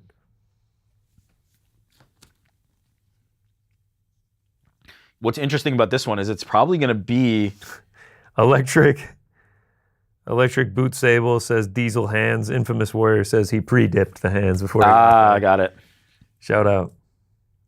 I wouldn't be surprised if this plays out similar. Now, certainly Umar Nurmagomedov, his hands are much better than Jalton Oh God, and he's going to be far more active. But he's going to if he gets takedowns, it's going to be a lot different. It's going to look a lot different if he does. Tony Paper says ultimately, it's tough. It's tough. Yeah. Levi Taja says GC, how sweaty are the hands? Yeah, they're pretty sweaty. I actually have to run and take a piss. I've been drinking a lot of water. Ran a 10K. I'll be back before the Umar starts. Sorry to leave you on an island, Rick. Nah, that's all right. Enjoy the bathroom, brother. I'm very interested to see what Umar looks like here. I think Mario Batista is as good as advertised. I've been very impressed with him. This one to me feels though like a stylistic nightmare for Mario. In the areas, like I talked about this on Thursday on Boys in the Back. The areas where Umar is elite, you're probably very good. That's always going to be a recipe for disaster. And the comparison I made was Murzakanov versus Corey Sandhagen. Corey is great everywhere. He is fantastic. He is one of the most well-rounded mixed martial artists you'll find. But Merab's well-rounded, and then he has that one area where nobody is better than him on the planet, and it's in that like takedown. It's in the cardio, but his ability to hunt for takedowns. Ultimately, not the like having to complete the takedowns and keep the takedowns, but it's that relentless pace with which the takedowns come. And I feel similarly about Umar. I feel like he's almost like a kind of a little bit of a different version of Merab. When he goes for the takedowns, he is much more looking to control the action and much more looking for finishing positions, as opposed to Merab, who's kind of like happy to let them go and take you back down and let it go and take you back down. But that one area of excellence is going to be the hardest thing. If you're a guy like Mario Batista, who's extremely well-rounded, you're probably prepared to take on anybody. But when somebody's elite in that skill, it might almost be better, like we saw in the Umar versus Merab fight, to also be elite in that skill and kind of like see whose sword is the sharpest. I think it's going to be tough. I think it's going to be extremely tough for Mario Batista because I think he's going to have some success in certain spots, but when that grappling game of Umar ultimately takes over, I do think that's going to be the difference in the fight. He's going to be able to pull away, but we'll see. As I said, I believe Mario Batista belongs here. I believe that he's a really, really, really good fighter, and so I would find it fascinating, and I think it'd be interesting for the division if he's able to upset Umar here and make it competitive.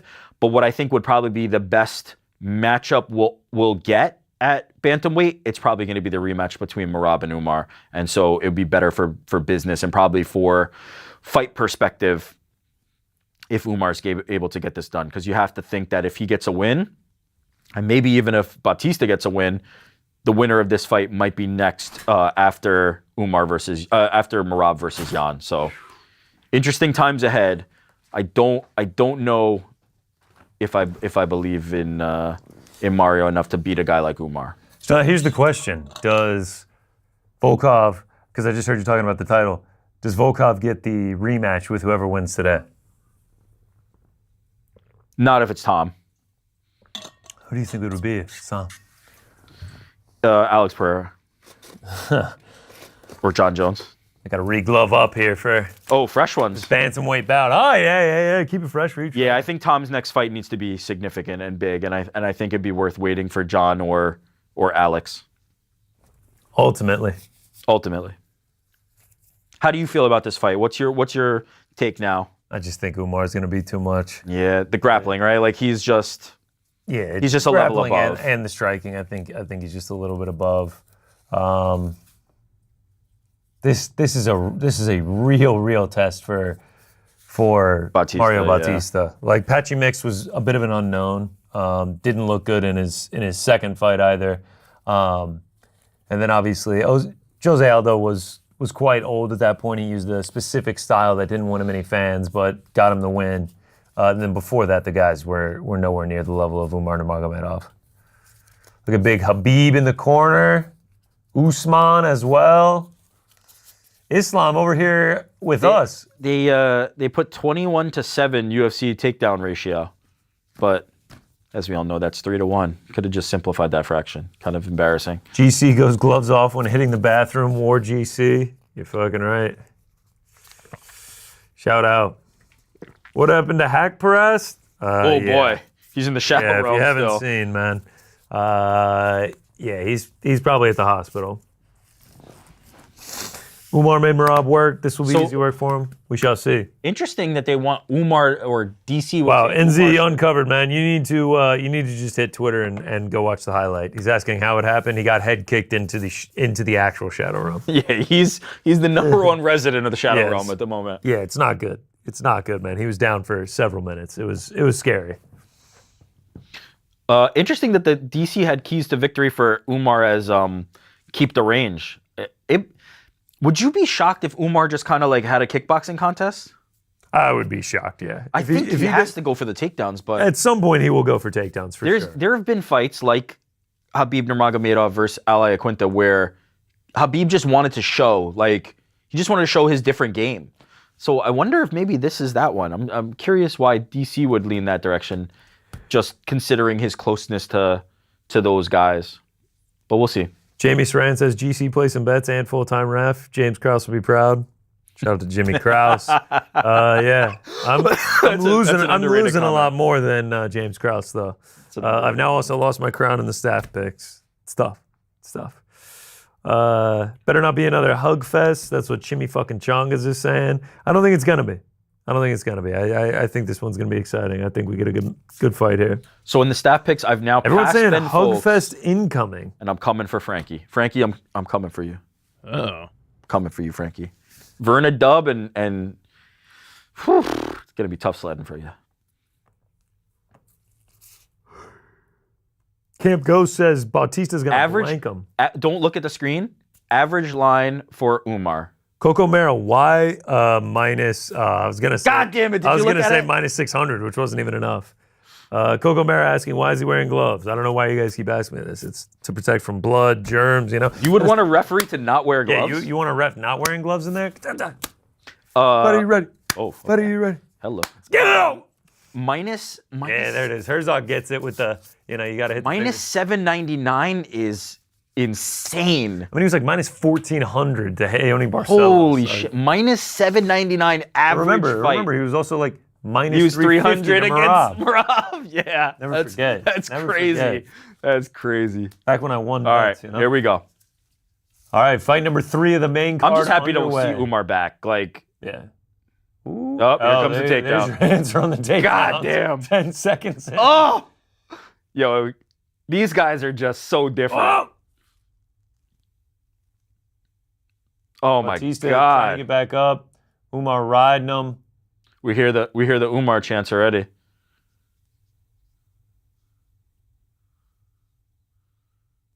Dagestani's also. Oh man. Woo, Oh man. slams down Damn, Batista. he almost posted on that arm. That could have been a mistake. Oh, Batista trying to grab a leg. Nah. Whoa, wow. I think Umar's going to be able to get out of this, but this scramble is crazy, man. Oh my gosh, Batista is cranking on that foot. All right. Umar's about to clear it. Umar's just There. flowing. He's cleared it. Now he's clear. And now he's on top. Wow, Yo. those were some crazy scrambles there. Shout out to Batista because that was exciting. He had that Valter Walker in there. He was. But this is cranking on it. You can see just like fight to fight, last fight compared to this one, the immediate difference in terms of just activity, I was gonna say, movement. we've had more action in the first 80 seconds of this fight than we had in 15 minutes of. I'm off the Malhadinho train. Yeah. Wow. Umar on top. Landing shots. Batista looks scary calm. Yeah, he's looking good Looks here. like he's laying on the couch readjusting his blanket right now. I like the threatening with the leg locks, but if he's just trying to buck a guy as good as Umar, that's not going to work. He needs to do something else. Whoop, whoop. Yep. Wow, scrambling. Batista looked like he was going to get up. Umar put it back down. Floating is really the way to describe 100%. Umar Nurmagomedov's top game. He just flows with it, man. At least for Batista, this is good. He's got him back in guard as opposed to inside control, so good defense.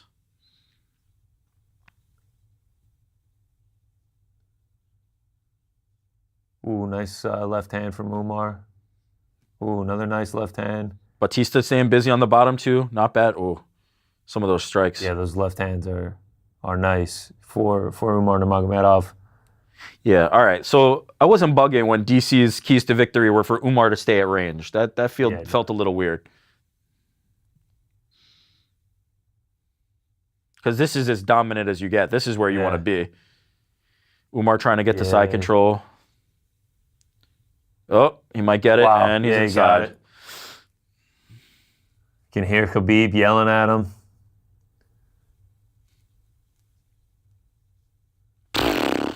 Minute 49 to go. Umar versus Murad is going to be sick. Nice elbow for Umar. Floating again. Now he's got the gives up his back. Oh, Murad's standing up. Hook? I mean, Mario standing up. Umar trying to lock something up. He tried to sneak the arm in there too. Oh. There he goes. Wow. Sweeps the arm out. Now he's got the back. Minute 24 to work. Both up hooks against in. the fence. Going now to he's the got the body triangle on. Yo. The levels here are just crazy. Minute 10 to go. We'll see if Batista can make it to the end of the round.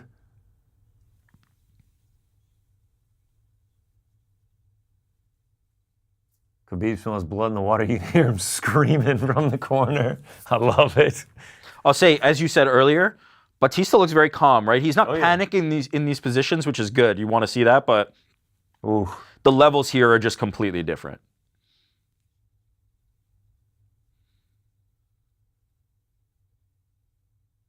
Yeah, DC pointing out that if you're Batista, let's just get to round 2 and try to get the last 2.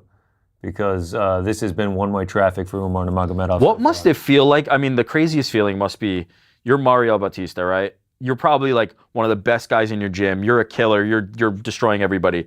When somebody then is at a level like this where you can kind of feel helpless in these positions, it must be a crazy mind fuck. You've also won 8 straight in the UFC. So, it's been 5 years since you last lost. Yeah. All right, it looks like Mario's going to survive to round 2.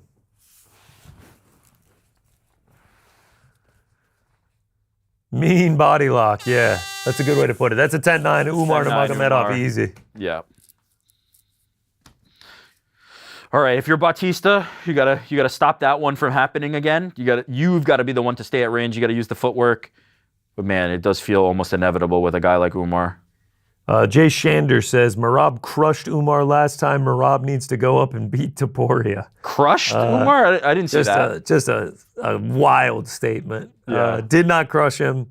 And also, I don't think Merab's going to go up to 155 and fight his Georgian brother, Ilya Topuria.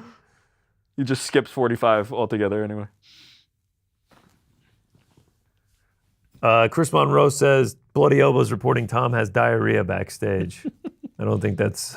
Bloody Elbow doesn't exist anymore. I don't think that's true. All right, here we go. Round 2 about to get underway. How many takedowns did Umar get there? Had to have gotten at least 3. Okay, 2 for 2. 2 for 2. Do you have a prop? Under 5.5, 4.5. For total fight or just for Umar? Just for Umar. But at this rate, he's going to get 9. Well. Just get a question mark? Here we go. Umar loves those. I like this from Batista. Trying to be dangerous. Oh, huge knee from Mario Batista. Drops Umar. Oh, shit. Mario gets away from it. Umar is shit. desperate for that takedown. Oh, shit, that knee was beautiful. Ooh. He looks Umar recovered. lands a nice right. But how well? Misses on a big left. Oh, shit. Let's Mario see it again. Batista. Let's see it again. Yo, flush on the chin from Mario Batista. That was nasty. Damn. Umar powers him down. Umar just does what Umar does. Fuck. But goddamn, Mario Batista almost had it there. Holy shit, that was nasty from Batista. Umar on top now, 4 minutes to go. We'll see what he can do with it. Yo, could you imagine if that had put him out? Holy shit. Win or lose, we gotta salute Mario Batista. No more of this like Jose Aldo hangover bullshit where everybody hates on Mario Batista. This dude's game is hell. Wow. All right. Oh, what a freaking shot. Umar got the back. Oh, Umar got the back. He's trying to get the body triangle. He's got the body triangle. 3:31 to go. This is not good for Mario Batista. If you're Umar, you want to take back this round, you really need to do something special I think if you're Umar with 3.5 minutes and you have the body triangle, you're looking for a finish. Yep. You got to either finish it or really do some damage if you want to try and take this one back. Wow.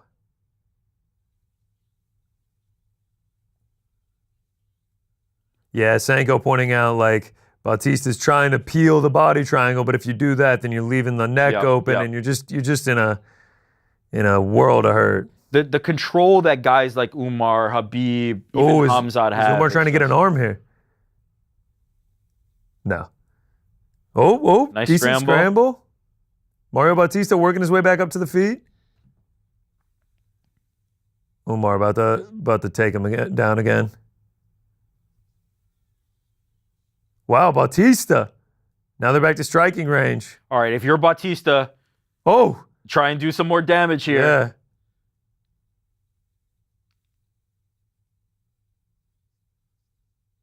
Another nice knee from Batista. It's a great fight, man. Oh, Batista going for takedowns. Yo, Batista's showing up. Oh, it's the shoulder strikes. He just missed on a nasty elbow. Body kick, Umar takedown. Okay, here's the thing, though. Good takedown by Umar. You got short time to work, though. This feels like it's a Batista round unless you can really, really, like, pour it on here. Yeah, I agree. So let's say this kind of plays out the way it plays out right now. That's 1-1. You're looking at a toss-up in the final round. It's best case scenario for Batista. I love that. Umar right on top. 90 seconds.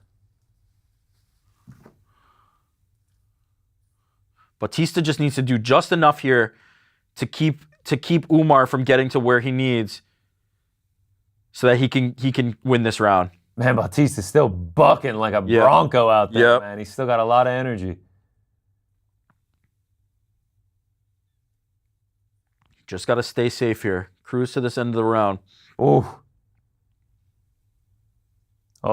Gave up his back. Only 50 seconds to go. Umar peeling him back to the ground. Trying to get the body triangle, doesn't get it. Ooh, Batista working his way back up. I like it. Batista back back to 38 seconds to go. They're standing on the Monster Energy can. This is great shit by Batista. Ooh, nice body shot from Umar. Man, that thing was slapping. Umar's having some success in the... Ooh, both guys landed there. Oh, man, nice combo from Umar. Man. Oh, head kick blocked by Batista. Right up there. Phew, he snaps that thing.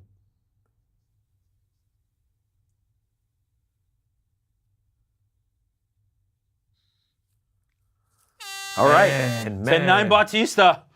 10-9 Batista. It's getting interesting. I don't know if all three judges are going to score 10-9. 10-9 Batista. It's getting fun. I'll go 1-1 as well. Umar minus 750 on the live line. Well, I mean, that line makes sense to me because you have to, like, even in that round where Batista almost knocked him out, Umar completely controlled the fight from start to finish, or the round from start to finish there.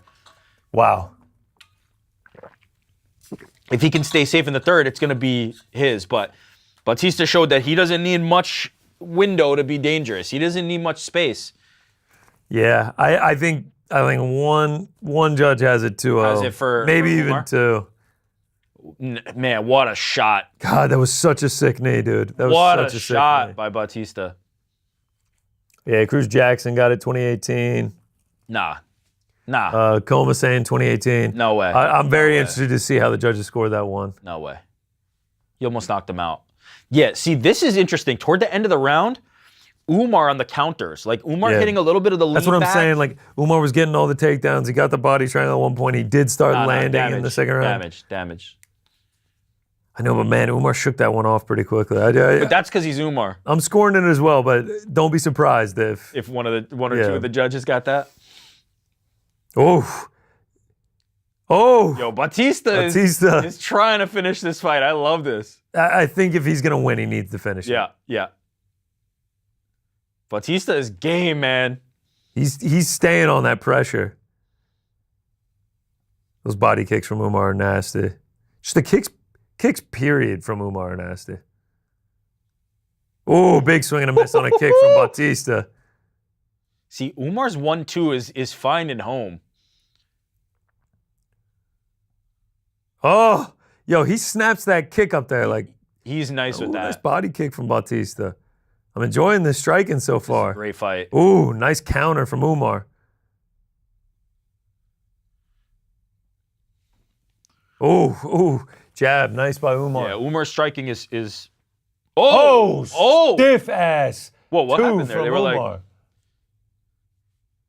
I think Batista thought he. I don't know what he thought. Oh, Batista trying to get back up. Umar about to bring him back down, I think. Yeah. Yeah. Oh. Yeah, I'm seeing a couple 1919s, a couple 2018s from the tweets. If that's not 10-9 Batista, though, like, what do you have to do? That short of a knockout, that's the most damage you can do in a fight.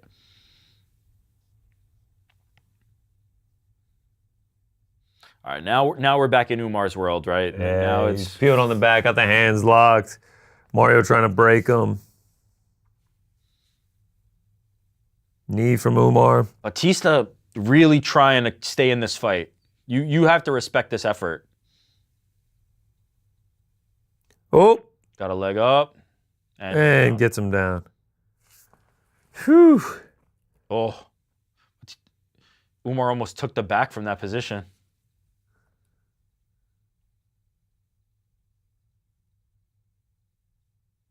All right, here we go. 2:35 to go. They're back standing. Oh, man. Man, Umar gets on a beautiful Timing on that takedown there. one. Timed it excellently.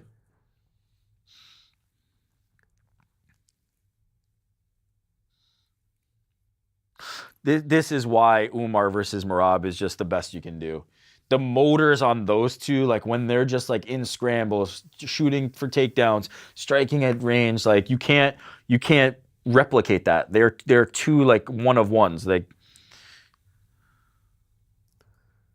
Yeah, I mean, the takedown and the grappling from Umar this fight were excellent. But honestly, credit to Mario Batista, too. he The is scrambles and the get-up game was nice, man. The submission defense as well. not only that, but like when you're facing a guy like Umar, it can be very easy to fall into the like, I need to defend this, I need to just be aware of this, and not have your own offense. And he was trying to take him out of there, especially in that second round. 90 seconds to go. Trying to get that knee across. Can he slide it over into mount? Oh.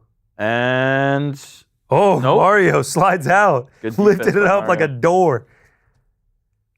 This has got to be just like you're 14 minutes into the fight. yeah, Umar's this still guy's just on top wearing of you. on you. Yeah, that's He what just- I mean, though. He's just one step ahead of you in the grappling, man. He's just a different level. He's just a different level. We'll always have the Mario Batista knee of October 2025. Hell yeah, nothing to be ashamed of. That is a And that says no one will be shouting for Umar to get another chance at the title. what? He's probably going to get one, though. Why not though? This is your best shot at somebody who can beat Merab. That's what I want to see.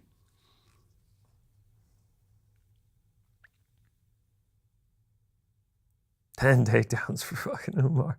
Doubling his previous best of 5. Really? He's only had 5 max. Yeah. You got to remember, he finishes people a decent Yeah, that's the amount. thing. He either finishes or it's like control the whole time. Batista's been able to really get up. Someone says now Mario knows how Aldo felt. I feel confident saying like Umar will be next after the winner of Jan and Merab. And for Mario Batista, I think this is stock up, honestly.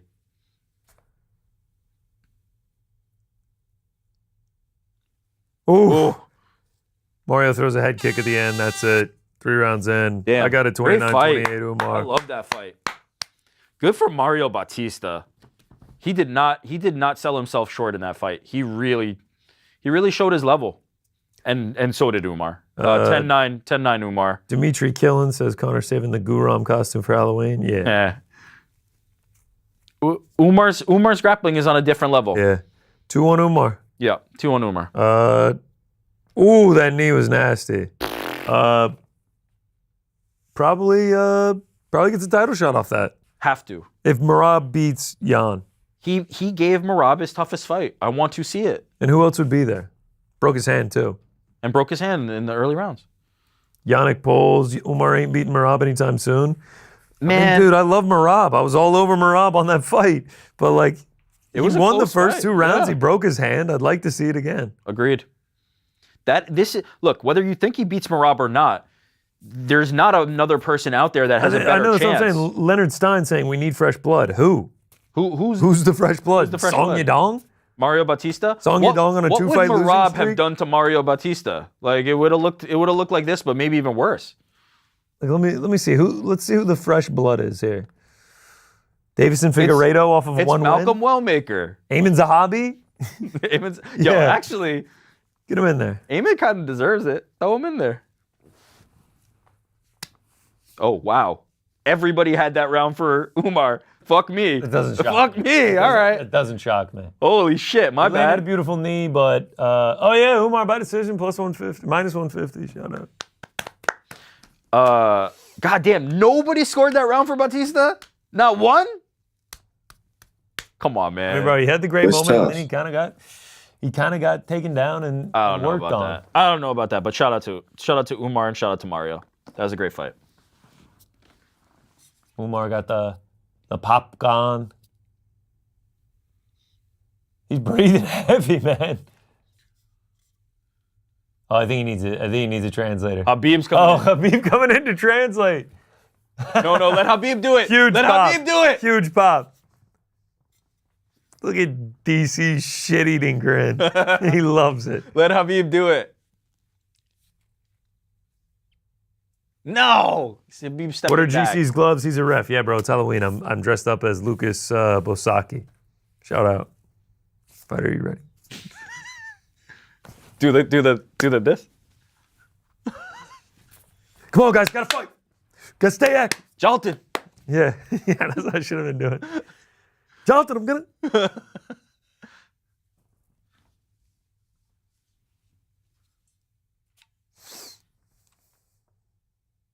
Yo, he's dying.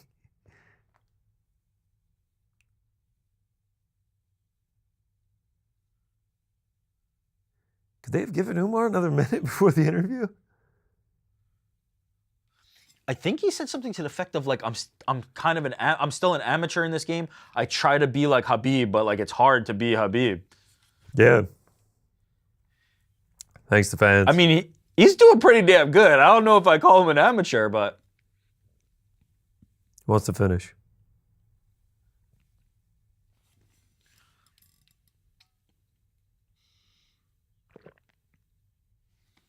Thank you, Abu Dhabi.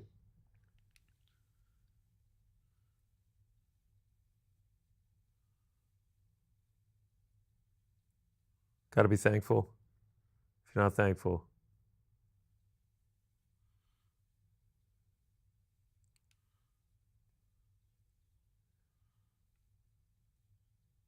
Oh, he's beat DC to the punch on asking about Merab and Pyotr.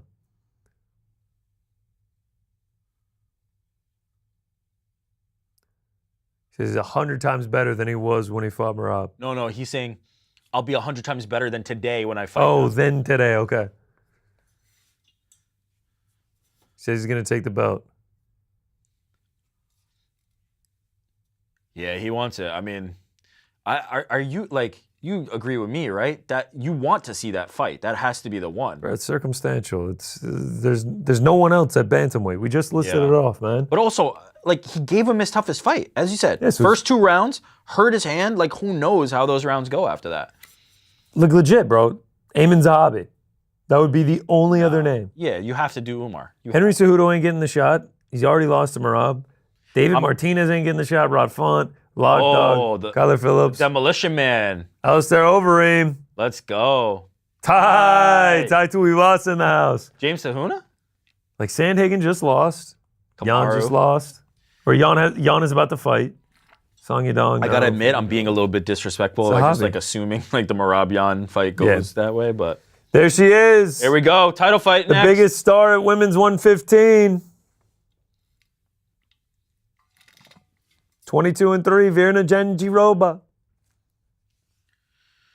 All right, here we go.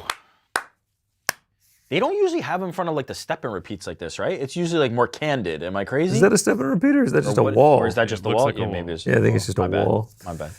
Mackenzie You Durn repeat it getting so that. much you can't even make out the individual words. Ty needs to be jelly roll for Halloween. Who needs to? Ty? That's fun. Yeah. Dominic Taylor figures Zahabi is more fresh. We just saw that fight, though. I mean, More fresh, though, it's but more like- fresh, but you got to talk about, like, Who can who's actually earned win? it. Yeah. Like, I get the idea of like wanting to see a new type of fight, but if that type of fight is the same type of fight where Merab is just cruising to victory, like I'm not interested in that. Virna by KO. Virna by KO? That's what someone said. They should shout out to Raul Rosas Jr. I think I see what's happening now. Hey, shout out. Movies to that didn't need to be remade. Running Man? Dagestan Rick in the house. You're biased to the Dagestanis. I've been called a Dagestani hater when I was talking about Alex Pereira and Magomed. Now I'm a Dagestani lover. Zahabi was impressive. Olympic ability. What? What Olympic ability? I don't know.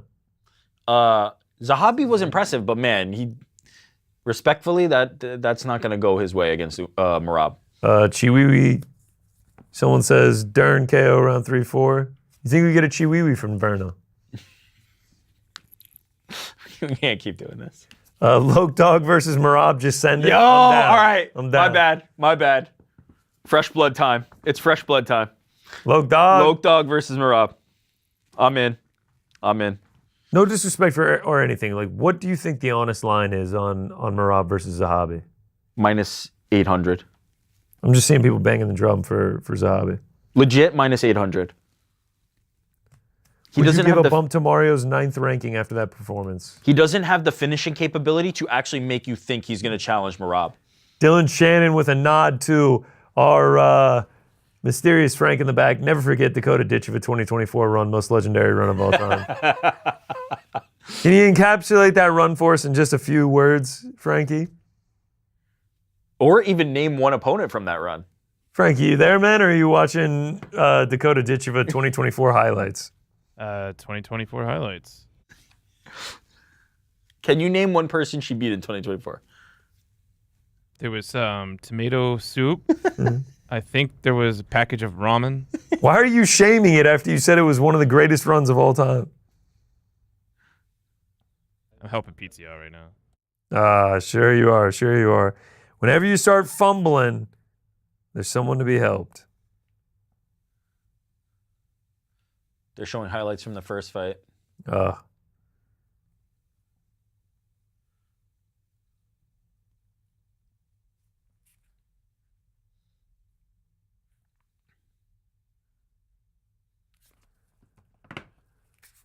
Someone said Ariel's losing that fight, man. Yeah. No, look, Ayman Zahabi's on a great run right now. He's not beating Merab, and I just don't think I'm not. Even though it's a new name, I'm not interested in a fight that's going to be ultimately what I think is uncompetitive. Whereas with Umar, maybe Merab beats him again. I would lean that direction, and I'm not picking anybody against Merab at this point. But I think Umar can push him in a way that nobody else can. Do we have the Virna hat for you, Rick? Shit, where is it? I don't want to mess anything up, but let me see if I can go find it. Yeah, take a It's a good point. I do want to wear that. I mean, I feel like you have to. I've been I rocking. feel like we gotta, as I feel like we gotta. as Rick loves to say. So just doing some quick math there. Okay. Where is it? Where is it? Where is it? Okay. Was that Frank on a car insurance commercial ad? Sounding good, man. Yeah. I could save you 15%. Ultimately, uncompetitive. That's just like Ultimately uncompetitive. your opinion, dude. Yeah, now we got Virna in the house. I can't believe Tom Aspinall fights in Where did Rick go? 30 minutes. Yeah, it's no longer Rick. I guess It's Rick left. Virna, Virna, you have to be in the fight in Jandiroba. like a minute. What are you doing? I'll be there. Can we Okay. play matter Island what. Boys? Well, how did that song even go? Exactly that. You're pretending like you don't listen to it every fucking No, but day. that's the only part I remember. Have we? Were there actual more words? to The it? rest of it? Yeah, like that's what I'm saying. They're like, "Ooh, Island boy." I don't think so. Have we just discovered Ariel's burner? DR says Ariel low-key has the best Lululemon shirt game, but he said it 3 times. We're pretty sure that's a bet. He does have the best Lululemon shirt game. I'm sitting here. Dylan Shannon says, I'm sitting here eating shrimp cocktail and watching Dakota Ditch with 2024 highlights. Can we just make sure this is live? Dern wedgie minus 540. Shout out. Wedgie? Yeah, Dern to get a wedgie during the fight minus 540. Gotta have Virna in studio after this win. Yeah. You need the glasses to go with the hat. I agree. Frank, Josh says to go kiss your mom's ass again. It's really clever. Why is everybody coming for Frank today? Who the fuck is we? Alex Weber saying Ariel secretly killed off the plaid wardrobe. A little bit. Oh, this is like a interesting kind of walkout. Whose walkout is this? This is I Island guess boy. Must be Mackenzie because she's lower Virna's ranked. higher rank, yeah. She looks ready to go. Undisputed She looks almost like strawweight. asleep. she looks not ready to go, if I'm being honest. She looks like she's posing for a yearbook photo.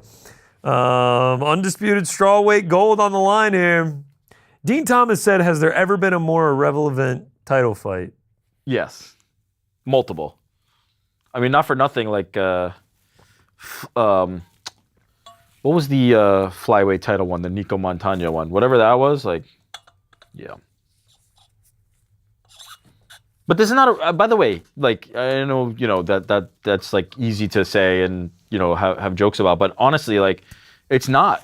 Zhang Weili is leaving this division. It's significant. Like, this is going to be the strawweight champion, and there's going to be an impact from here forward on this. I think it's quite significant. This is undisputed.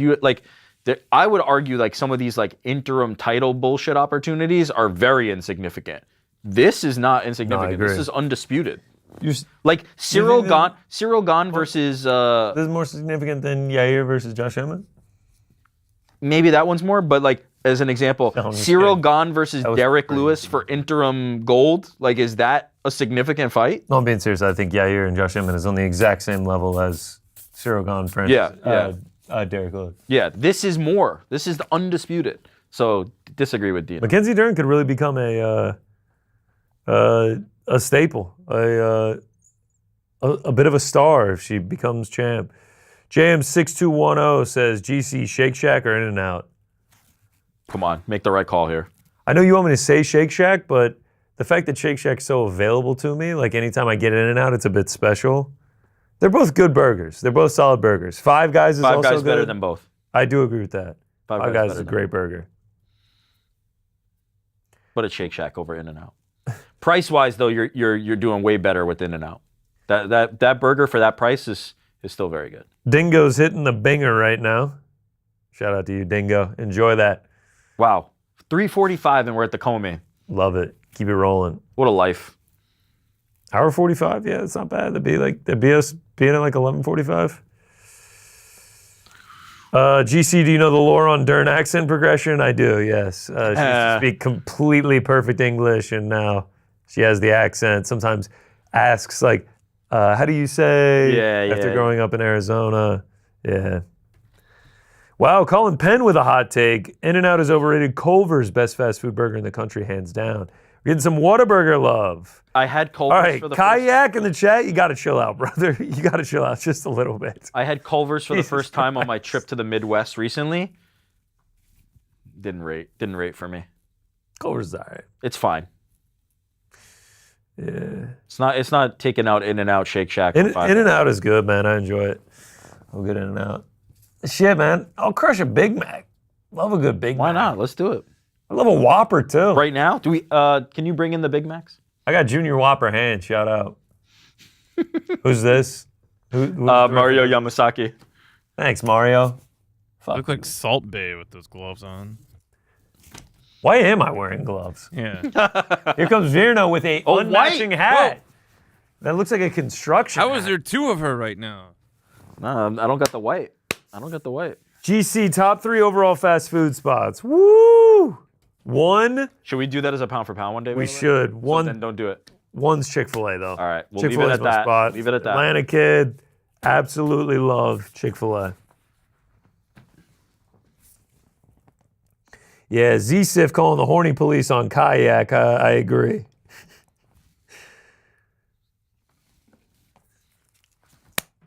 Five Guys is the best. Yeah, it's good. It's good. It's good. Five Guys S tier. McDonald's in Canada is amazing. Shout out. Double cheeseburger meal from McDonald's slaps, but makes me feel like a piece of shit. Yeah, that's kind of the point.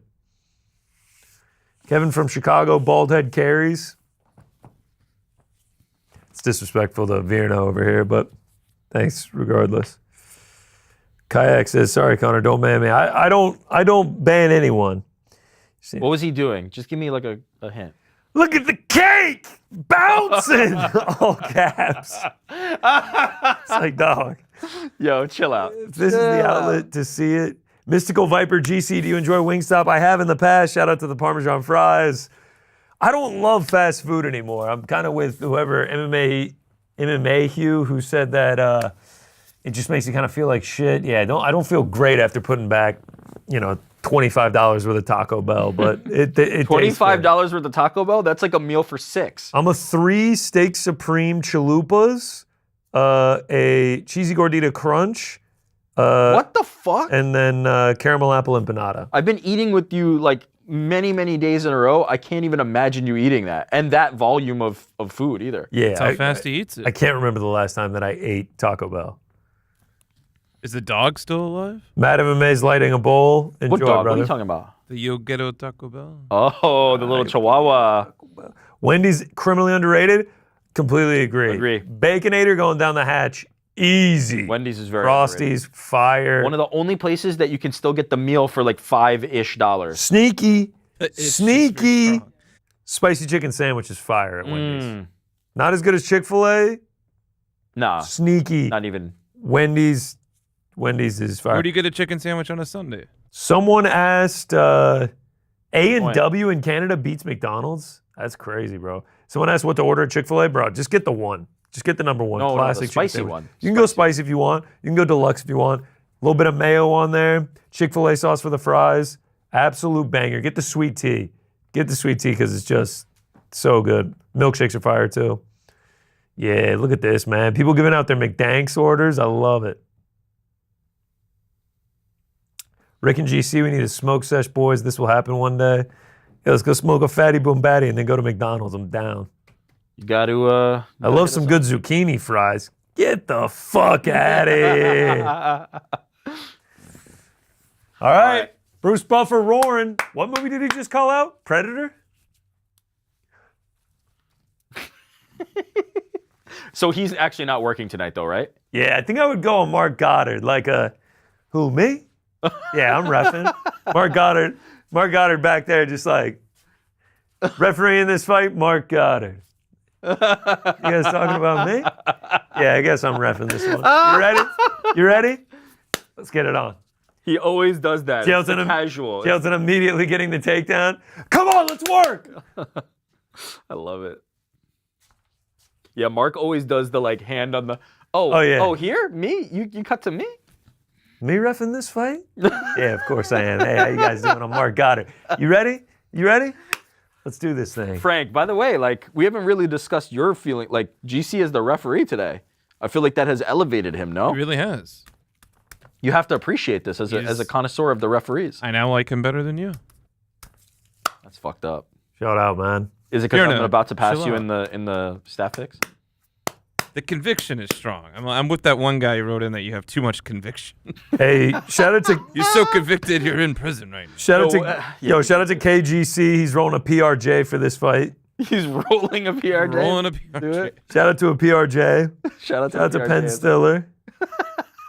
Shout out, man. Shout out.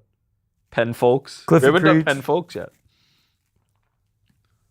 About to spark another PRJ. Enjoy, boys. Enjoy. If I wasn't at work, I'd be joining you. Okay, so we're going Virna. I guess Virna. Yeah, Virna I've been saying it Jandiroba. wrong. Virna That's how he wrote it on the Jandiroba. card. Yeah, Phil sure talk. GC, you need to be ready to say hard warning. Well, you grab the gloves. Hard warning. Do it again, and I'll probably just warn you again, and then I might take a point. MMA ref would be a very bizarre thing to do, like at a party, because you'd have to Oh, explain. yeah. Most people would not get it. Most people would be like, what the fuck is this guy doing? What is UAE MMA? But also, you'd have to UMass? explain it's because they're like incompetent and like you wouldn't be doing it right. Andres here we go. Viraga, GC, could Moneyberg sub you in 5 minutes? Yes, for sure. Yeah, I mean, let's not be silly. Like Moneyberg actually does train. Yes, he could tap me in like 60 seconds. I don't Ooh, train. BJJ. trading leg kicks here. All right, we're underway. Strawweight title on the line. Zhang Wei Li, no longer the champ. Officially, yeah. Yeah, officially. Nice leg Actually, kick what if from it's Mackenzie Durn. what if it's a draw or no contest? Champ I guess retains. she's still the champ. No, champ retains. Dern in with those flurries. Double knee braced up, a la Francis Ngannou's Ciryl Gane is one Virna Jandiroba. Shout out to the knee brace. My question for this fight is, does it get to the mat, and if so, how quickly? Ooh, nice leg kick from Virna. Ooh. Oh, first tie up. Nice knee from Mackenzie Durn. So far, Mackenzie being busier and landing better Is shots. Mackenzie's like mouthpiece big that it's leaving her mouth open a little bit, or is she smiling? Nah, she's always had that. DC just said she's still smiling like she was on the walkout. She's always kind of kept the mouth like that.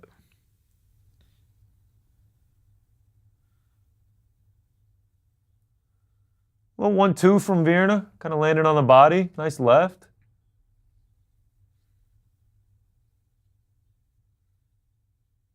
Oh, Oh, they're striking so far. 90 seconds in, there's been no hint. And There we right as I say it, Virna goes for a takedown. Fails.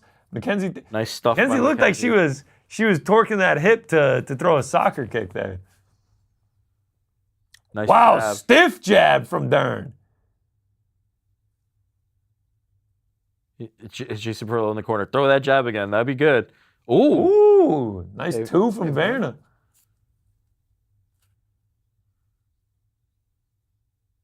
Out of range of Mackenzie. Inside low kick for Virna. Yeah, I mean, Mackenzie's just getting out of the way of that. Oh, Virna trying to get a takedown, and on the double, gets her down. That's it. See, this is the part that's going to be interesting. Yes, like, obviously, where- Mackenzie is known as a submission artist, but like Virna is every bit as good when it comes to MMA grappling. She's taken down all 11 UFC opponents that she's attempted a takedown on. It's an interesting way to word that. Got her thinking about stepping in. Got her Because getting it looked like she was holding the glove, but maybe she was on the wrist. Ooh. Kicks her off. Jandiroba standing now. Mackenzie Durn Lang. Ooh, trying to get funky with it. Man, credit to Dern. She stays active. Yeah, but what is she I think she's trying to do? I think she's trying to get her in a position to submit her. She's butt scooting. There she's up. Now Virna pushes her up against the fence.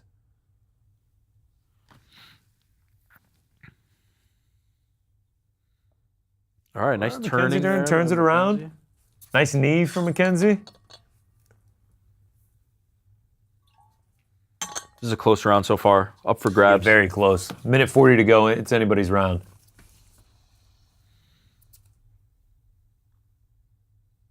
Oof. Dern's been landing, man. That jab especially. If you're just gonna strike with Mackenzie, she's going to win. She needs to mix it up. Virna needs to mix it up. Oof. As soon as Mackenzie threw that kick out, Virna catches it and takes her down.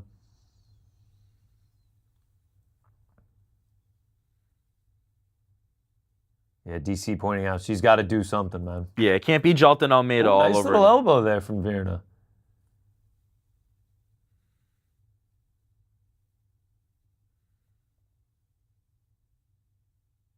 Kind of in a stalled position right now. Virna's got Dern's right leg and is holding the back of her head. Lands a couple shots. Mackenzie lands one of her own. Now Mackenzie throwing. Mackenzie gets back up. Pushes Virna up against the fence. Virna reverses it. 36 seconds to go.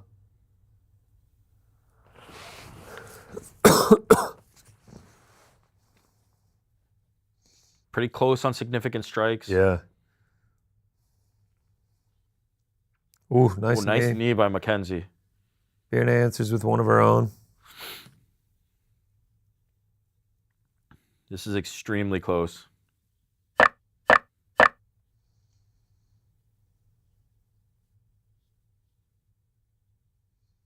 Virna with a couple knees. Couple thigh shots. 10-9 Mackenzie, I'm but gonna go 10-9 it Mackenzie. really could go either way on that one. The shots were more damaging. Yeah, more damaging.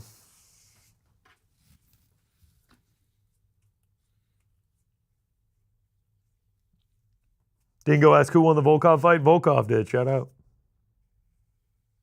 Yeah, I got 1-0 Dern. So does NS. So does Elijah on Dream.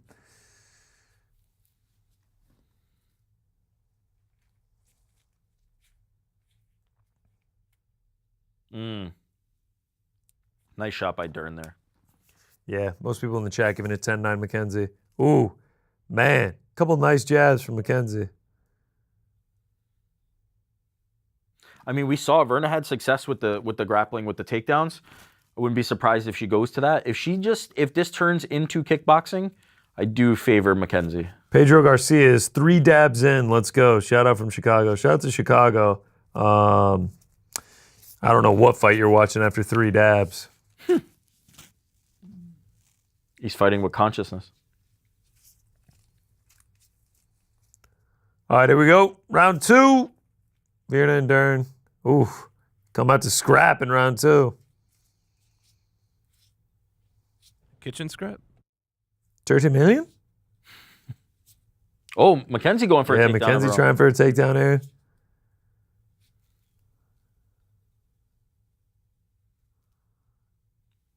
She's got the Ian Gary going up against the fence.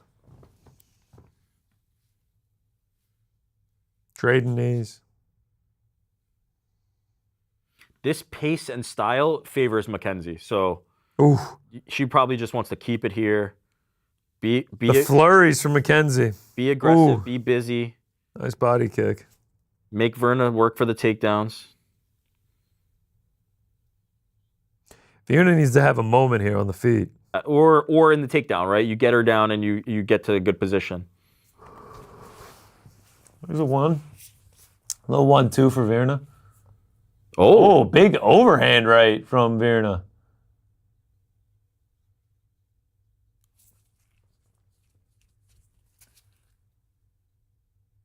Ooh. Mackenzie with the jab. Yeah. That jab's there for her, man. Oh, both girls missing there. Ooh, nice jab from Virna. Changes levels, gives up on it. Left for Virna.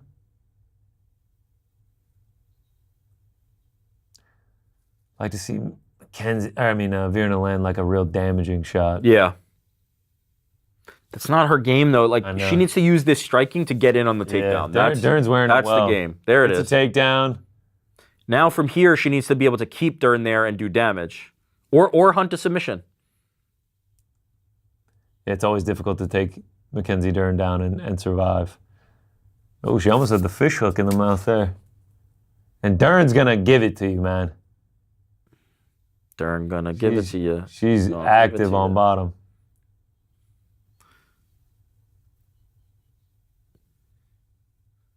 we're seeing Mackenzie knowing like she needs to be dangerous in every phase of this fight, even when she's on bottom. And she's doing a great job of that. All right, Mackenzie really back up. Virna, in her best spots, is not having much success. On the ground there is where she usually has opponents in trouble.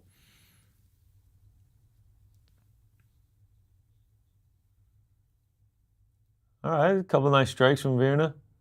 Yeah, I'm slightly favoring Virna here at the halfway point, but it's anybody's round. It's very similar to the last one. It's anybody's round.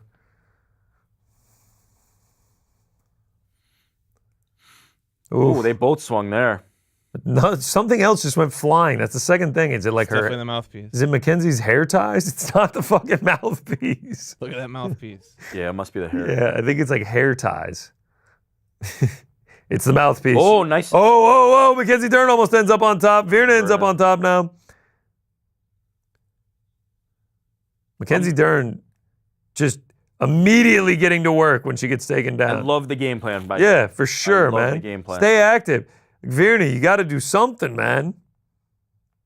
There we go. Mackenzie has completely been able to neutralize Virna when she's on top. 100%. Threatening with submissions, strikes from the bottom, just really not letting Virna get comfortable. When she starts swinging, man, Virna needs to try and lay down some hammers. She's leaving herself open. There's a nice shot from Virna. Yep. I think Dern has the exact game plan you need for this fight. She's great. Oh shit. Virna into side control? No, I think she's still wrapped up. Nah, yeah, she is. She's in half. But a good way to end this round for Virna so far, or it's not over yet, but 38 seconds left. I do wonder if Mackenzie should be trying to get up more. Yeah, because like this isn't. I know she can do damage in these positions, but optically it does look better for Virna here than when it's on the feet. It seems like they're far apart. Also, this isn't Jelton and Volkov 2.0. Like Virna has landed some nice shots. Yeah. Virna's doing damage from the top, but Mackenzie's been able to neutralize her best. Like typically when Virna has people in those positions, that's really good for her. And Mackenzie's kind of neutralized it out. No. Come on, no butt scooting.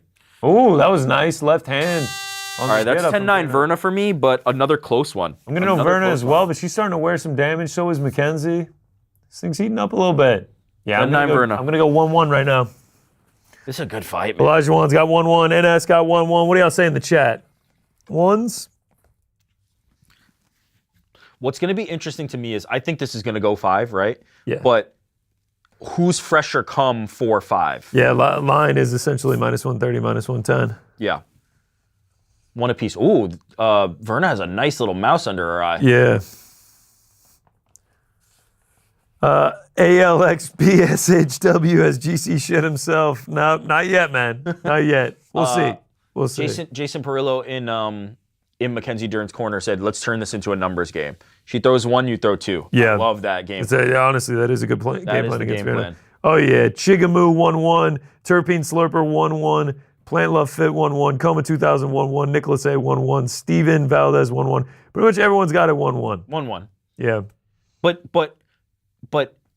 close, both of them. It's not like this is like, no-brainer 1-1. I feel like this could be 2-0 in either direction. To me, it's 1-1, but extremely close fight. And a good fight. All right, here we go. Round 3. Virna's really like trying to unload the over the top. When Virna's just sticking with the 1-2s, she's actually... Oh, nice 1-2 from Mackenzie. Oh. It was like a, what was that, like a mix of... Yeah, a mix of like a strong shot and strong Mackenzie shot on a takedown, but off balance. Virna ends up on top.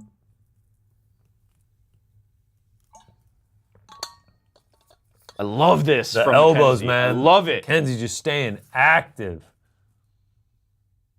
I must say, there have been some incredible game plans on this fight card so far. she is extremely prepared for this fight. She knows what her opponent is best at, and she is prepared to counter it. I feel the same about Mario Batista. He knew exactly what he needed to do, even though he came up a little bit short. And Volkov, too, like some really, really impressive strategies and game plans on this card. Well, that one, not a good game. Not the jab, no! Alexander! Damn, Mackenzie committed to that double. She really shot for that one. Nice knee.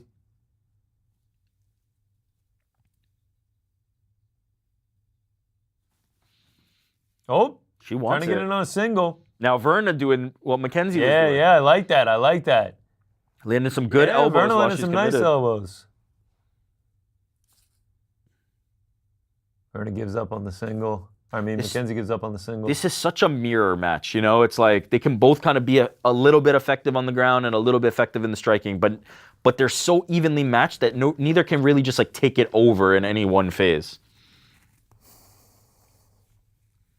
Very close fight so far. Very close round to this point as well.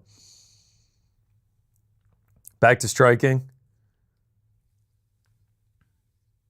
Now Virna Virna in on a single. Gives up on it. Lands a nice left off the break. Virna's, I've been noticing that in this fight in particular, she's been very smart about how she exits on a failed takedown. She's really trying to do damage off the break. Oh, you got to be careful with that hands down backing up thing, though. Overhand right from hell for Virna doesn't land. Mackenzie going for a takedown, can't get it.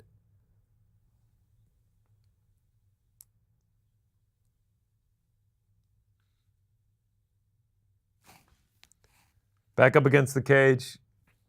Dern pushing her up against it. Dern doing a better job of being the aggressor in this round. Little foot stomper. Dern minus 195. Jandiroba plus 150 on the live line right now.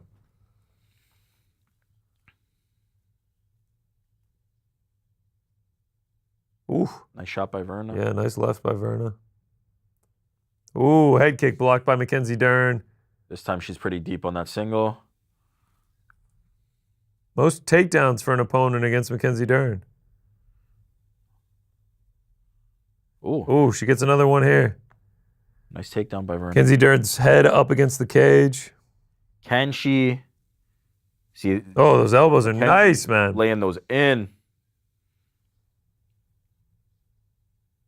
Yeah, DC pointing out that like Mackenzie doesn't fight takedowns sometimes because she's so good on her back. Yeah, she almost kind of prefers like it to lets be it. down there. She'll fight it for a little bit and then kind of like let it happen. But when she's on her back here, she's landing the better shots like with those elbows. Yeah, this last 70 seconds is going to be the round. So yeah, Virna needs to do something here.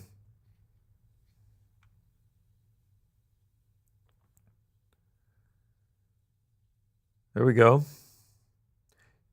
Virna struggling to posture up this time down. Mackenzie trying to sneak out. Virna tried to step over, couldn't get it. Oh, we got the Dana White cam. Or Dana White's lookalike. Yeah, who was that? That was a. I guess all bald people look the same, Rick. It's tough. A couple nice elbows there for Dern. Was that Derek? What's his name? Derek Wasaki. What's the name of the guy? Lucas. Oh, Lucas Wasaki. Was that Legend? Ooh, a little up kick from Dern. She can't do that while she's on her knees, though. Yeah.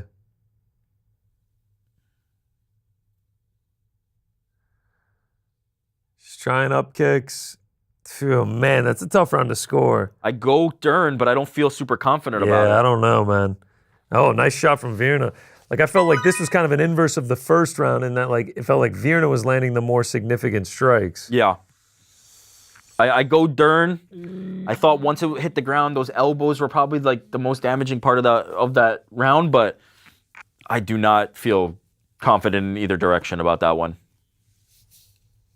You know what? Just for the sake of parity, I'll go Virna. All right.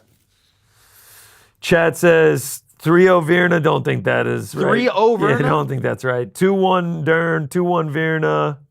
This is going to be one of those that is a split and is close and is whatever. Like, it can't go any other way. Dern minus 150, Virna plus 110. Yep. I see 2-1 Dern. 2-1 Virna. Oh, Mysterious Frank, 2-1 Virna. Shout out. Virna 2-1, close round, 2-1 Virna, 2-1 Dern, toss up. I could see like whichever way this goes at the end. It's just like, it all came down to how you scored that third round. It's just like, fuck you. While being true, also. Yeah, no. Of course it's true, but it's just like, I love a fight that there's no clear winner. Especially when undisputed gold is on the line. All right, here we go, round 4. 3,100 at you in there. Stick around, Tommy Aspinall next. Facing I gotta lock in now. Ciryl Gane. 2 rounds left. UFC strawweight title on the line. 115 gold right here, right now. Championship. Oh, nice combo from Virna, and then she hit the Yeah, she hit the little rope-a-dope, looking like a prime Ali out there. head movement.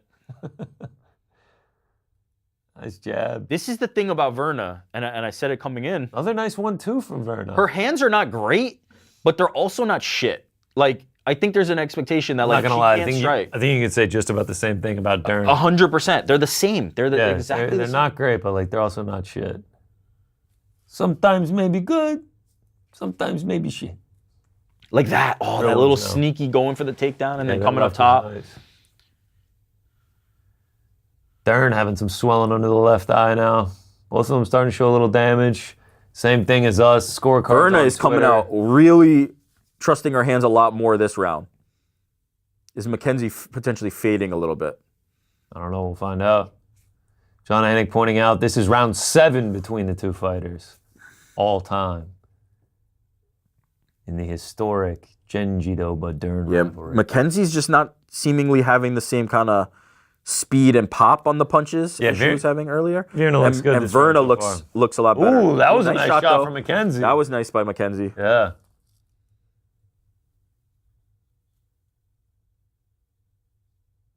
Ooh, both of them throwing leg kicks. Nice leg kick by Virna. Switching up the stance. Ooh, nice combo from Mackenzie. Oh, big swing and a miss by Mackenzie. Now Mackenzie trying to get in on a takedown. Getting in the double. Oh, there we go. Underhooks by Virna right up there. Oh, nice. Peeled her right off. Little elbow there, too. Little trading knees that don't really land. Nice knees by Virna. Couple body shots from Dern.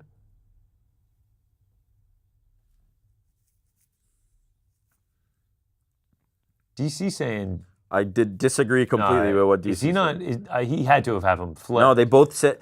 Anik said Virna looks tired, and then DC said, like, I wish she wouldn't have clinched. But I saw the opposite. I'm watching the exact opposite. Virna looked like the better striker right now. More spring in the step. Like, Mackenzie's moving, but it's not like... She's also stuffing the shit out of these takedowns. Oh, that's nice. The reach down into the... Look at that, now, man. That's risky. That is risky shit. You cannot do that. She looked cool doing that. Short elbow by...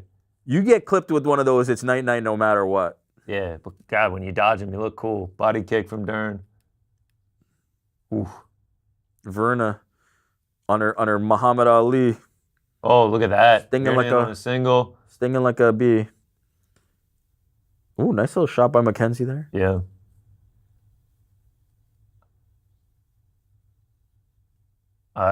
They're seeing something I'm not seeing. I'm watching a different fight than the commentary team. They're saying that Virna is slowing down. Mackenzie's hitting a lot of air now when she wasn't before. Virna's also landing.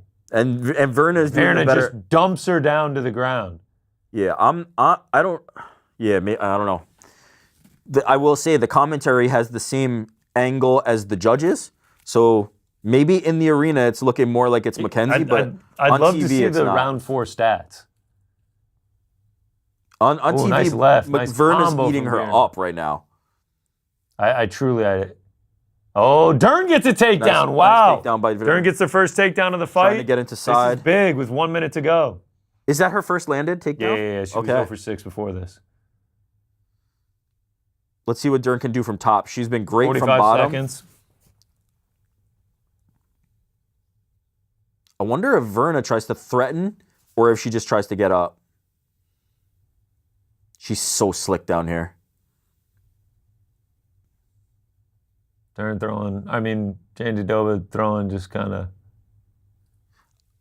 Man, I just could not disagree with DC. I know what the DC's commentary is more. cooking Virna. You're seeing Virna's accepting this position, but she's clearly trying to like sneak to either sneak out the side, get a reversal.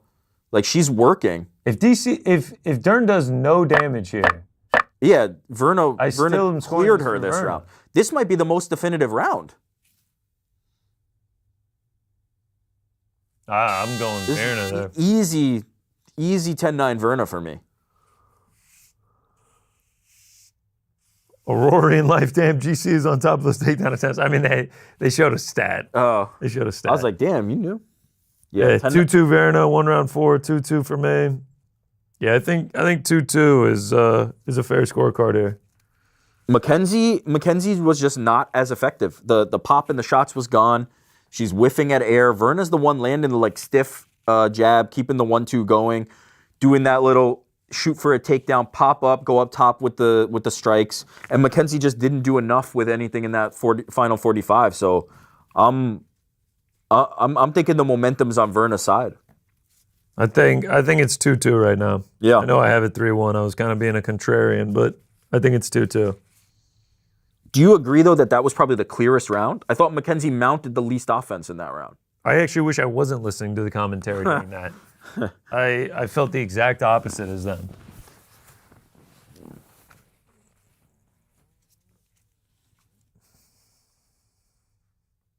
Two, Earn alive. Yeah, I think both need a big round here to put a stamp on it. It's up for grabs. You need to take this. Both coming out active. Wow, Dern minus 400. That might be worth a little live sprinkle if somebody's out there.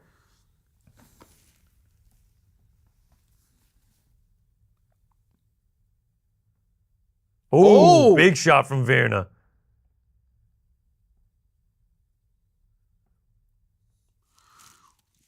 Oh, nice shot from Dern. Both. Oh, They're trading now. yeah, both of them trading, man. They Oh, she want tried this. that spinning- Oh, she tried that perfect spinning timing elbow. on the spinning elbow. Virna gets her down.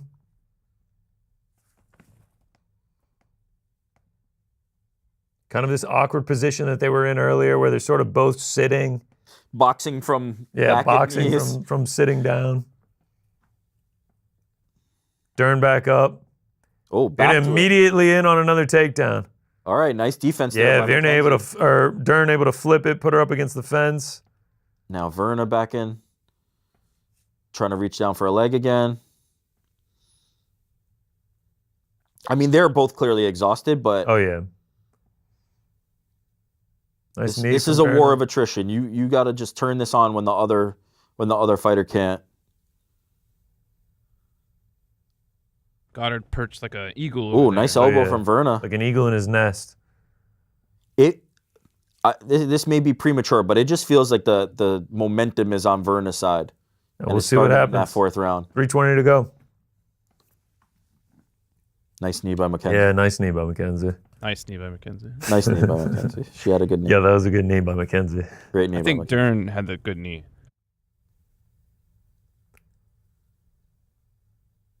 All right, they're back at Back in range space. now. 3 minutes to go. Both throw out a jab. 3 that minutes, and misses. this feels like anybody's fight. Up Oh, for yeah, grabs. for sure. Ooh, nice jab from Mackenzie.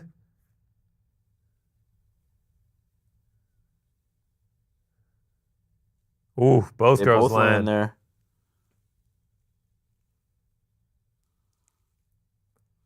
One, two misses for Virna.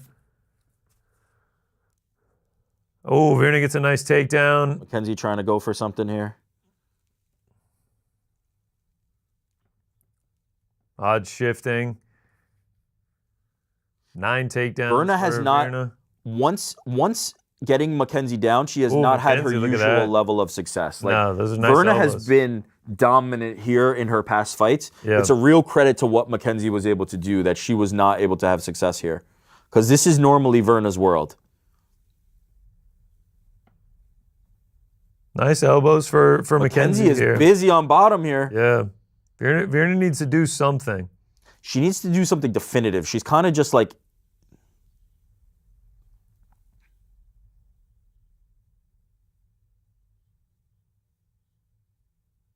You gotta, like, you can't just accept getting elbowed in the head.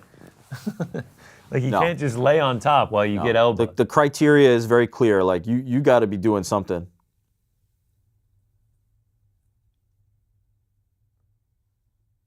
All right, let her up. No, come on. All right, no we're butt butt scooting. scooting. Come We don't. on, We don't come do on. butt Butt scooting. Let's just stand. Even aside. Mark, Thank you. I've seen enough. Minute 18 to go. Up for grabs. Yeah, this is a.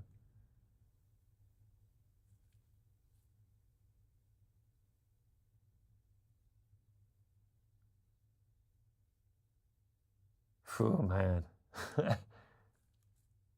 You think all three judges will have the same scorecards? I think they'll be all three different. I think so too.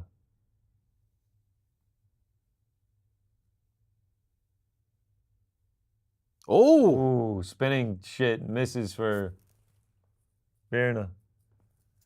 this is a good round by Mackenzie so far.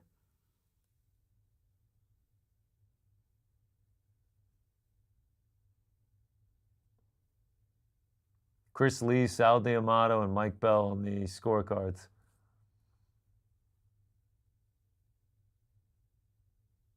$20 seconds. Yeah, I think this is Dern's round.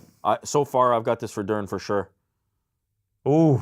And Yeah, the Dern takedown. gets a takedown at the end. Virna flips it. Mackenzie ends up on top. 5 seconds to go. Yeah. I've got a 10-9 Dern final round. I'll go 10-9 Dern final round as well. And I think that for me gives it Yeah. I know you don't want to admit it. to Mackenzie. I gave it 48-47 3-2. Virna, but I know they're not going to score it like that. I think Dern's going to get the nod on the scorecard. I'm not going to be surprised by a split though here. I think Dern will get it. Yeah, I got a 3-2 Dern. I think round 4 and 5 were the clearest. I thought 5 was very clearly Virna. I thought 5 was very clearly Mackenzie. I agree. The sound of the gloves coming off. Yeah, I got to get a fresh pair before Tom Aspinall goes.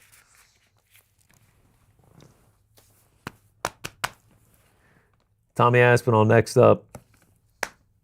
You live in your Dern. I like that. 3-2 Dern.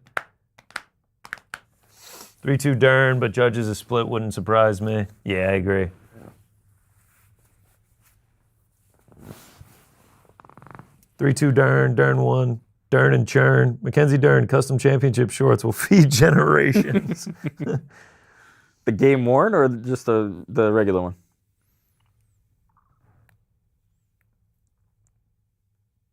Yeah, I think it all comes down to that round 3.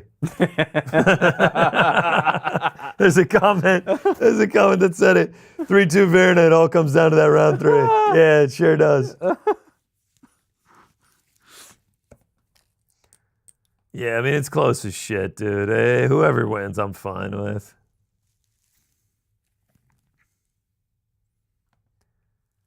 Three-two Dern.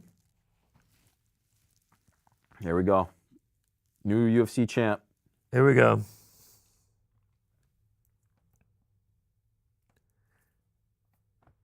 Oh, here we go. I think 49-46 means it's going to be Dern. Dern? Yeah. For sure. Yeah, there's no way Virna got 4 of the rounds. It's got to be Mackenzie. They got the cam on her already. That means it's her. Oh, they showed it early. They cut it early. Wow. It's definitely Mackenzie. Yeah. Yeah. There we go. Look at Congrats to her. 48-47, 49-46. Wow. Mackenzie Durn Champion. is the champion. The champ has a Mackenzie name, Durn and it's Mackenzie Durn. the best 115er in the world? No. Zhang Weili is alive, right? She breathes and lives. Yan Jianan. Amanda Yeah, Leffler. yeah. And Shonan is alive too, right? Mackenzie Durn, dub.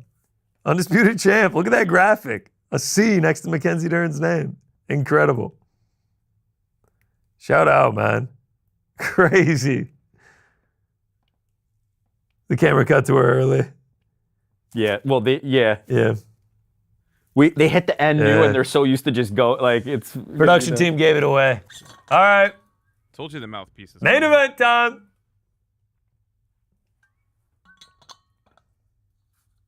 I'm gonna run to the bathroom. Shouting out her daughter, I believe. Mackenzie Durn by decision, plus 200. Frankie, how do we feel? Mackenzie Durn, strawweight champion of the world. I knew it was going to happen. I saw the tea leaves. Dern got it done. Durn got it done, man. The belt looks good on her. What's that supposed to mean? I mean, it would be horrible to be like the belt doesn't look good on her. She is actually pointing out the Jelton Almeida Alexander Volkov fight and how Volkov had success with the elbows as well, and she was able to implement the same thing here. Virna ended up with like 10 takedowns, almost broke the women's fight record, title fight record. But like she wasn't able to do shit with it. Mackenzie was always the more aggressive fighter. They're showing highlights right now. Decent striking. So who would be next for Mackenzie Durn at 115? Let's take a look at the rankings. Now that Zhang Weili is gone, will she come back if she loses to Valentina Shevchenko? I don't know. I mean, now it's open. Tatiana Suarez, Yan Jiaonan has a win over, Amanda Lemos has a win over, Luby Godinez did already lose. Yasmin Lucindo, oh, the daughter in the arena. That's great stuff. Shout out. Oh, don't kiss me. Oh, she's putting the belt on her. What did you just say, Frank? It was just like she has the bloody lips. Like the kid's probably yucked. So when it comes to kissing people's mothers, you don't need to be talking, okay? Come on. I wrote the book. You don't need to be talking. Thank you very much. Yeah, 24-inch dub says, fuck no Tatiana, so who else? Loopy versus Dern, we already saw that. Yeah, 24-inch dub. Loopy versus Dern, they literally just fought. Shigumi says, even if she gets the second belt, I can't see her staying up. I don't know, man. Make that rise up to 125 and you beat Valentina Shevchenko. I feel like the confidence is there. Mackenzie Durn, your new strawweight champion of the world. Congrats to her. Congrats to her team. She gets it done. And now it's time. Tom Aspinall versus Ciryl Gane. How are we feeling, Frankie? Feel great, man. I know Tom's going to walk. I mean, it's Tom Aspinall fight day, and we haven't once heard the Tom Aspinall chant. I played it earlier. Seems a little crazy. Frank, you're getting fried in the chat, man.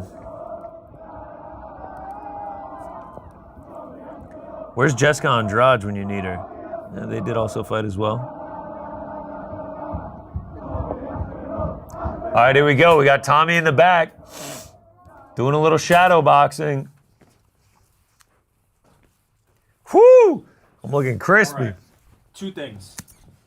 One, as soon as Frank started talking about the daughter, I thought the exact same thing, and then you said it. It was a layup. It was incredible. I don't know how you do that, Frankie. And then number two, if Zhang loses, though, you have to think she just goes down and like mops up Mackenzie Durn. Yeah. Like that's like the easiest claim of title back in UFC history. Yeah.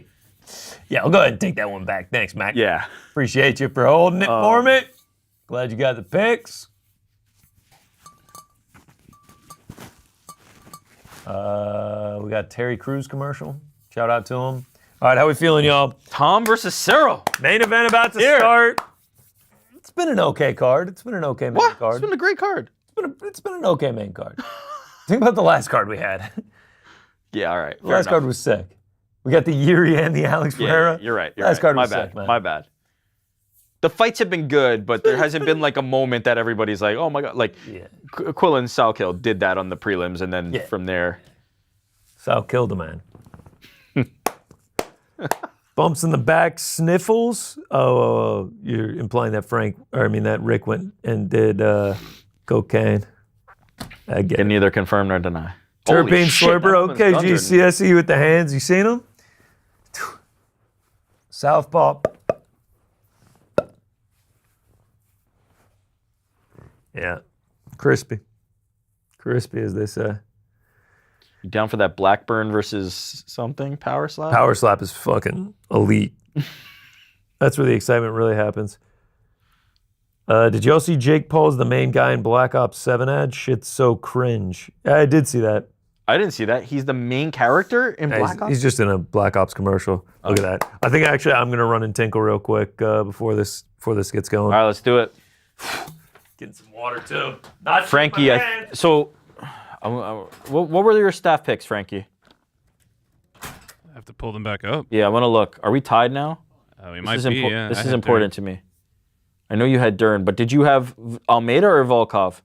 I want to say Almeida, but that could have just been my parlay. I hope you had Almeida, because then we're tied. Good God. What happened to just a friendly competition, huh? Right? Oh, nah, you had Murzakanov too. You know yourself. So you stay one ahead of me now.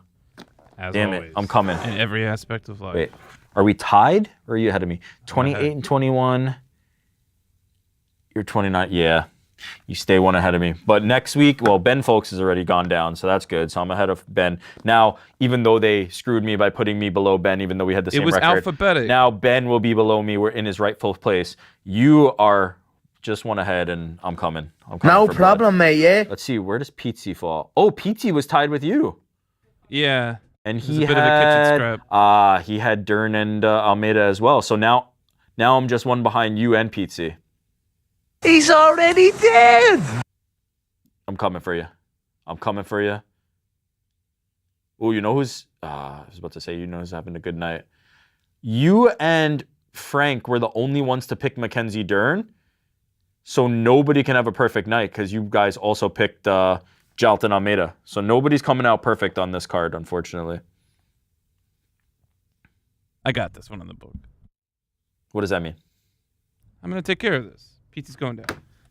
All right. It's Tom Aspinall. It's Ciryl Gane. I've been on record since this fight was announced, since this fight was made, that I don't think Ciryl Gane can be competitive with Tom Aspinall. But I'm about to find out right now. This is the moment for Ciryl Gane to really show those title opportunities in the past were not a mistake, and he's the man at heavyweight. But stylistically, I just don't know if you're Ciryl Gane. Like, fantastic movement. He moves super well. He's super fast.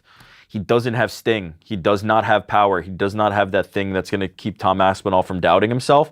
And if that's the case and Tom Aspinall decides to close the distance, he's going to win the power exchanges, he's going to win in the pocket, and he's going to win if he takes him down. And we've seen the deficiencies, the real holes in Ciryl Gane's game when it comes to that, right? Francis Ngannou on one knee is absolutely dump trucking him. John Jones, what he did to him, it's a huge hole in his game. So if he can't keep Tom off him, if he can't keep Tom from walking forward and being the aggressor, I don't see it. I just don't get how that fight is won. So we'll see. Maybe there's a world where Tom just has an off night. Tom's not looking his best, and Cyril's able to kind of like navigate the range and circle and keep the distance. But I would not wager on that. I can't see it happening. Woo! You ready? I knew I had time. I've never been more ready for anything in my life than a Tom Aspinall main event, baby. Let's Undisputed get it. Undisputed heavyweight championship of the world. Oh man. Let's get a little tweet out here, huh? What do we say? Did Tom defend his interim title? Yes, he did against Curtis Blades. So does that become a title defense, an official title defense? You're asking the wrong guy. Is this his second, technically? I believe, according to Tapology, this is his first. That sucks. That freaking sucks. Because while he was interim champion, John Jones defended the John did defend it. Okay, actually, that kind of makes sense now that I think about it. All right, fair enough. He does get the accomplishment of being the longest reigning interim what champion. a legacy. Everyone What a wants legacy. that. What a legacy he set. That fucking stinks. Anyway, Ciryl Gane walking out now. It's time. Here he comes. 4:30 Eastern time. Oh, does it get any more beautiful than that?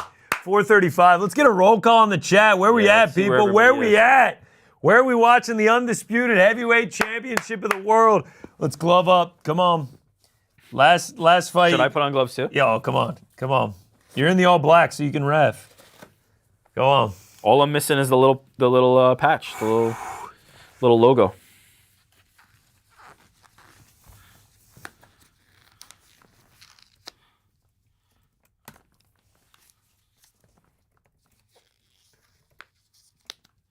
Third crack at undisputed. Fill your bowls, lad, in New Zealand. Oh, yeah, they're dropping in now. Manitoba, Canada. Shout out to Elijah Dream. Adriano, Sydney, Australia at 7 a.m.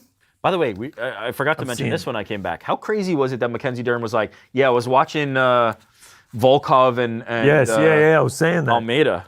I'm seeing San Antonio's from Steven Valadez. Grand Rapids, Michigan.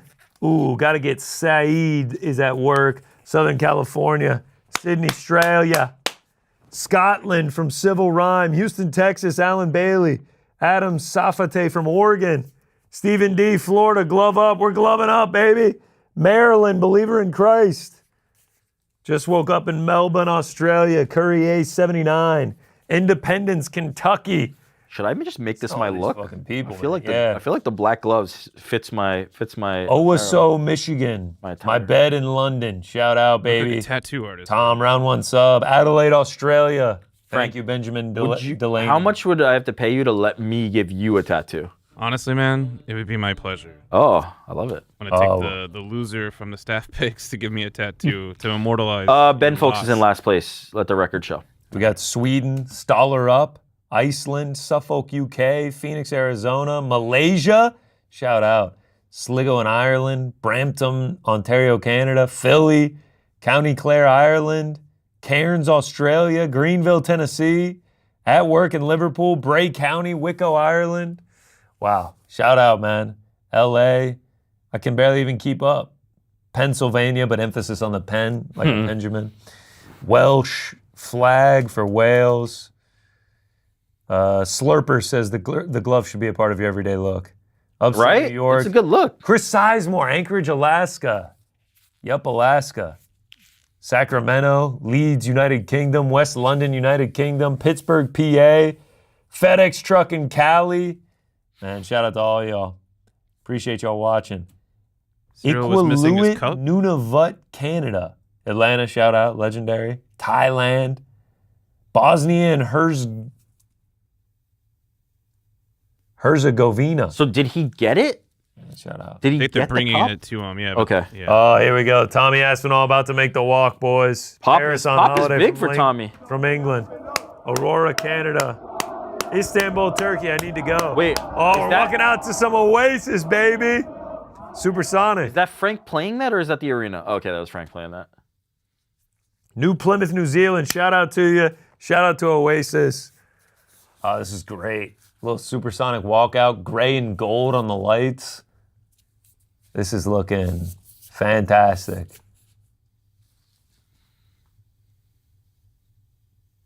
Oh, this is great. Oh, there he is. The champ. Tommy Aspinall on the Jumbotron. I have to say, the black and gold shorts would look a lot cooler. These look like total dog shit. Get yours now. QR code, scan it. Andy Aspinall in the back. Stipe in the back. If Tom gets a cut, buy them. If he doesn't, don't buy these ugly pieces of shit. Come on, lads. Come on, lads. Yup, the Aspinalls. Oh, we got to switch into another song. You come out up. He looks ready to roll. He looks ready to go. Okay, yeah, Kyle Aragata says important. the shorts are kind of ass. Yeah, they're ass. I agree. They're all ass. All the Venom shorts suck. Here's the important prediction. Sub 2 minutes and 2 seconds or above? I'm going to go above. I think this goes early second round. That's my final pick. Tom with It's 202, right? Not 220? It's 202. 202. Which I love Tom to death. One of my favorite fighters, if not my favorite fighter. It is brought down because of the 11-second knee injury. That has to be noted. Oh, it's wins or losses. Okay, yeah, that makes sense. It's total fight time. Yeah, so the 11 seconds in the knee injury when you does lose bring 11, that it down. helps it as well. I wonder what it would be without it. I don't know, but it's still impressive. Someone's driving a Penske truck, P-E-N-S-K-I, shout out. Shout out to the 4,300 people watching. Let's get it. Main event. Come on. Thank you for Appreciate joining y'all us. tuning in. Tom Aspinall, Ciryl Gane. Billy Tang, shout out to BITB. Shout out to Billy Tang. And shout out to Tommy Aspinall and Ciryl Gane. They're about to fight for the undisputed heavyweight championship of the world. The talking's done. The king is back. Long may he reign. We're about to find out. Got a little Go Blue Jays from Electric Boot Sable. 5K soon, says Clayton. That'd be great to get there. We'll see, though. We're happy with 4K. We're happy with all our friends here. 8-1 record, 100% finish rate, shortest average fight time in UFC history. They have it wrong, huh? Yeah, they say 220. It's still, got it on the shirt and everything. No other fighter in UFC history has averaged under 6 minutes with a win rate over 80. So that's the... I wonder if there's any chance that they're counting that without the Curtis and it knocks it up to 220. Nah, they probably just mistyped. Yeah, I mean, it would 02 to... Yeah, makes sense. Makes sense. How about these graphics from our graphics team? Oh, look at them. Look at them. They look great. Proper blocking out the shorts. Tail of the tape, 15-3, 13-2. 100% finish rate for Big Tom. 9 finishes for Ciryl Gane. 6'5", 6'4", 78-inch reach, 81-inch reach. Bruce Buffer about to bark. Not the best jacket for Bruce. Best jacket. I mean, you gotta lie. It's probably Venom. This is his 321st time calling fights, so.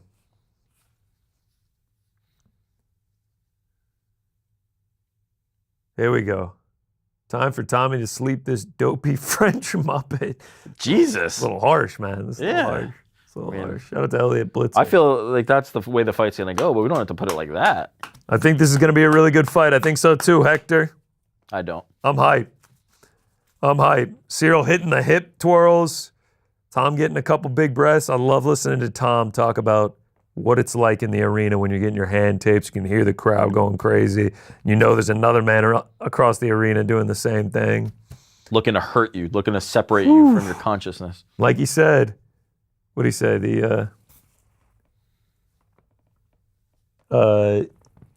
You guys should look romantically deep into each other's eyes and put your arms on each other's shoulders in tribute. If Tom puts his arm on his shoulder, me and Rick will do the face-off with the shoulder. Yeah. Watching from Brentwood, Tennessee. Shout out. Ebo Oslin. Yeah, I guess shout out to Ebo Oslin. Wow, All right. Bruce really had out the Dobby there.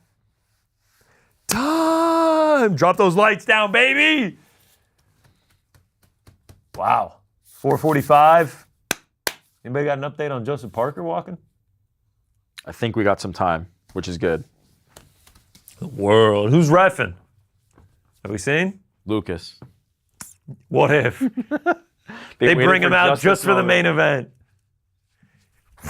Fighter, you ready? You ready? Fighter, you ready? Let's get it, guys. Here goes Ciryl. Last chance for Ciryl to get undisputed gold? Yeah. I mean, no, because heavyweight is a barren wasteland of a division, but likely. Not impossible. Lost to Francis Ngannou. Lost to John Jones. Lost to John Jones. Beat Derek Lewis for the interim. Yo, GC, nice fit. Thank you, sir. Thank you, sir. Oh, Big Tom. No nickname Tom. That's his nickname.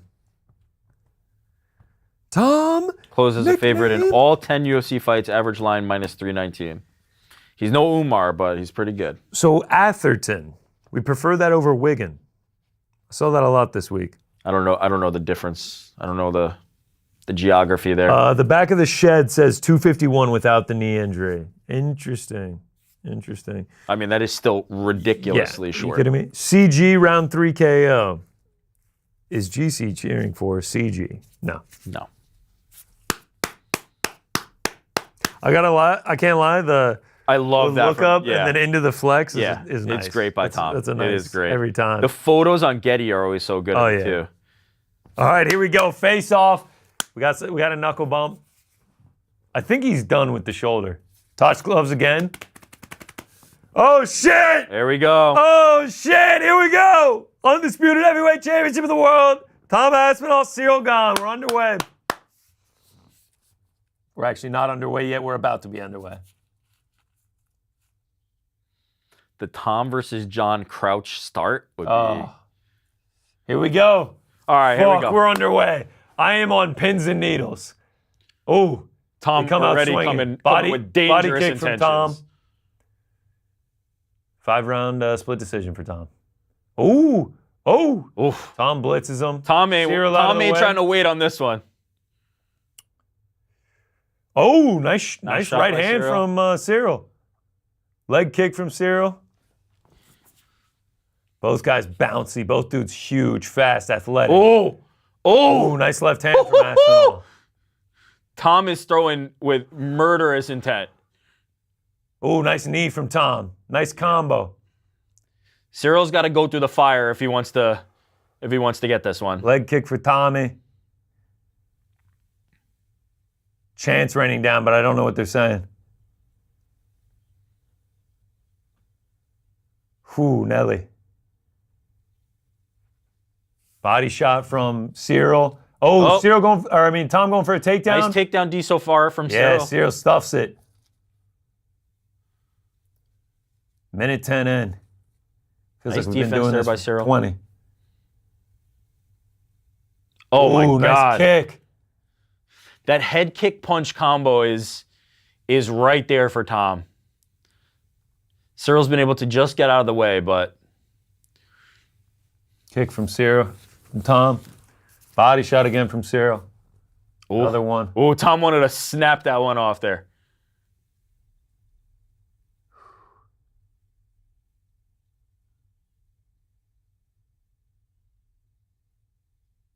Oh, nice little combo from Tom.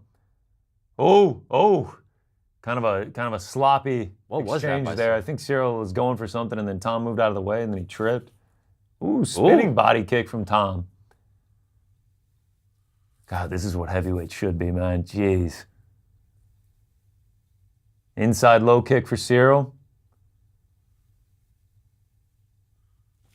GC saying basically Tom throws everything with fight finishing intent, and so does the gas tank hold up for 5 rounds? I don't ultimately think this is going to go 5 rounds, so I don't know if he needs to worry about that, but it's a point to consider. Well, there's your answer on whether it'll go over 2.5. Yeah. Nice right from Tom.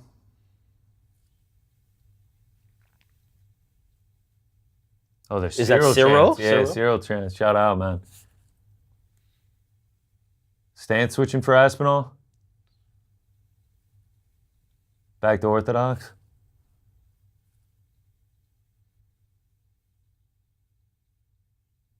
Yo, the arena is loud right now, man. I'm loving this. Body kick for Tom. Ooh, inside low kick. Both these dudes have not stopped bouncing the entire time. Ooh, is Tom's knee all right?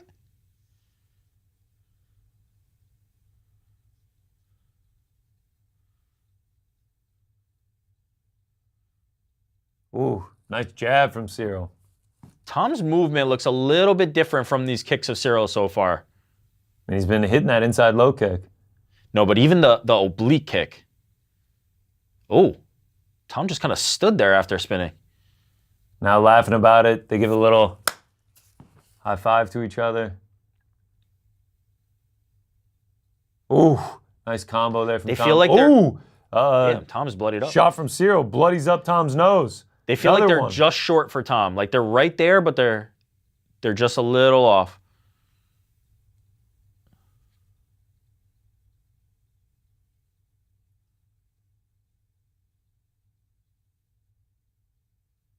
Ooh, nice leg kick for Tom.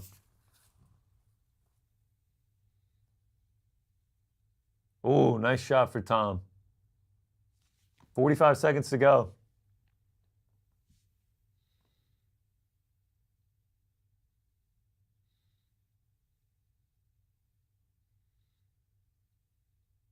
Ooh, both guys miss. Ciryl poked him in the eye. Eye poke for Ciryl. 26 seconds left in the round. All right, man, How so- do you have this one so far? I don't know. I mean, Aspinall's wearing the damage worse with the bloody nose. I feel like I'd probably lean Ciryl. It's a close round, man. Both dudes have been landing. I probably lean Ciryl too, but It's close, man. We got the ref cam for the eye poke. Yeah, the eye poke is bad, man. Damn.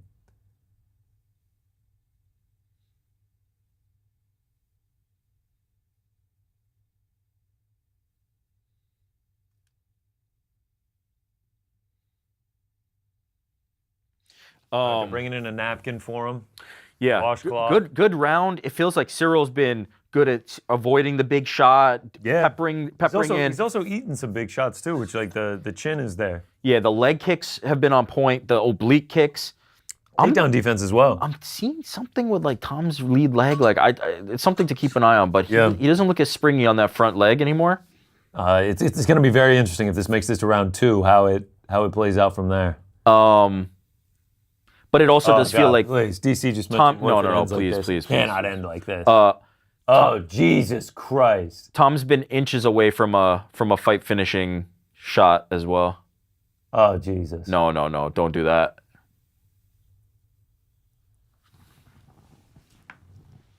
Oh God, he's squinting hard. He has 3.5 minutes. This can't be it. Nah, dude. It was an eye poke. It was a clear eye poke.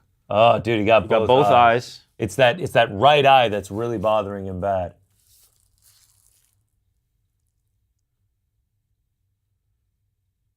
He's saying something to Ciryl. No, I think he was talking to Tom, right? No, he just said something to Ciryl. Oh, really? You hear Ciryl on his mic. Oh, no. Ay, fuck. He's got less than 3 minutes. Come on, Tom. No. No, dude. No.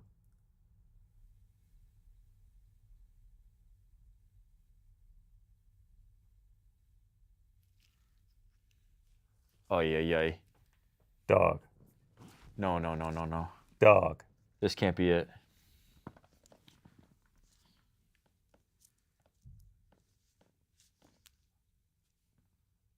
Doctor saying he has no immediate concerns. He's happy for him to continue to try to recover. Okay. All right, so the doctor's not going to stop it. Oh, fuck, man. And imagine being Tom Aspinall. You have 2 minutes to decide whether you want to continue or not. Continue completely compromised or have the fight called. Oh, God, this is nightmare. I feel like more than the eye, he's struggling with the decision of like, do I end it this way? Exactly. Of course, that's what I'm saying. In his head, he's thinking to himself, like, I can't see, but my choices are. He just said to Ciryl, he said, bro, I can't see. Fuck, man. No.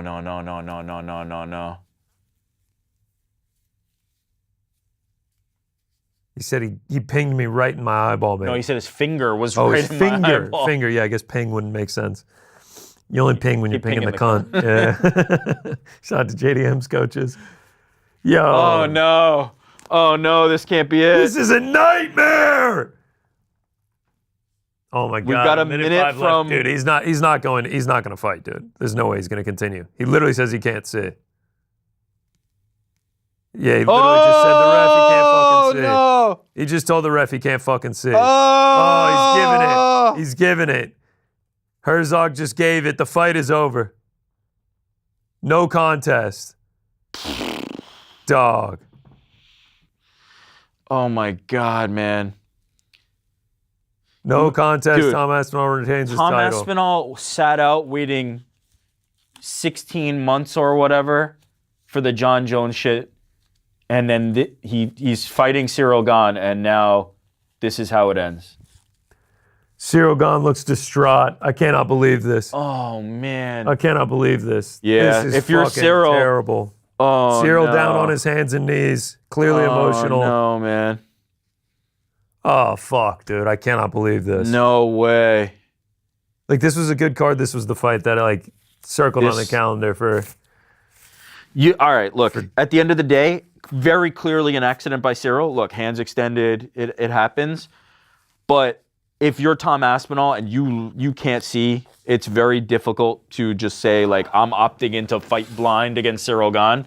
And if you're Ciryl, you have to feel like you were in there basically 5 minutes with Tom Aspinall, not losing in 2 minutes and 2 seconds like everybody else, holding your own, and you hate to see it happen. You hate to see this happen. Had him bleeding, dude. Had him hurt. Had him bleeding, man. Man. Oh, fuck, man.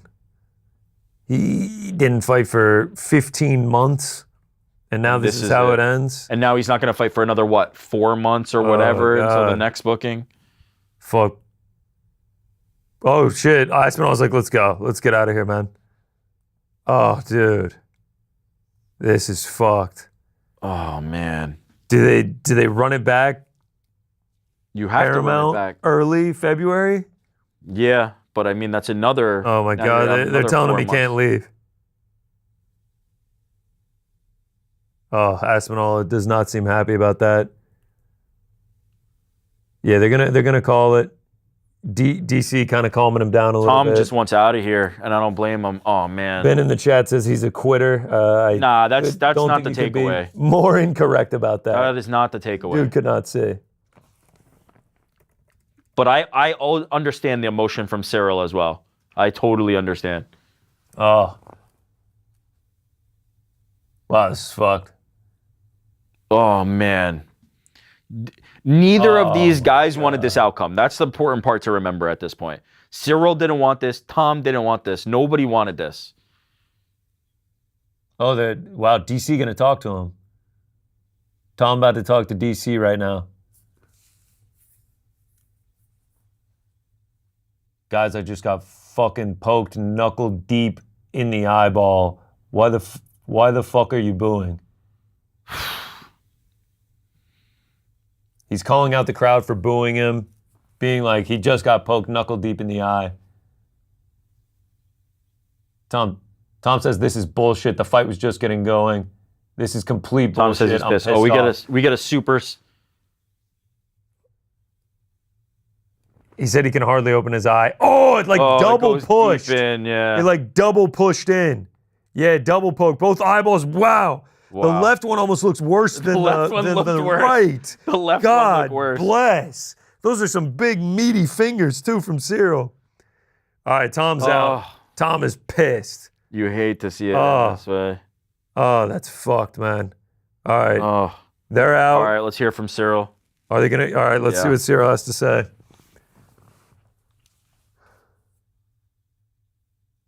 They're booing him too, and it's like booing Ciryl, saying nobody wanted this. Is that a translator? I feel like Cyryl's equipped. Ciryl, a translator. Ciryl apologizing. Sorry to Tom. Sorry to himself. Yeah, he put a lot of energy into this fight. This is the sport. They're asking him about the fight, how he was performing. Yeah, man.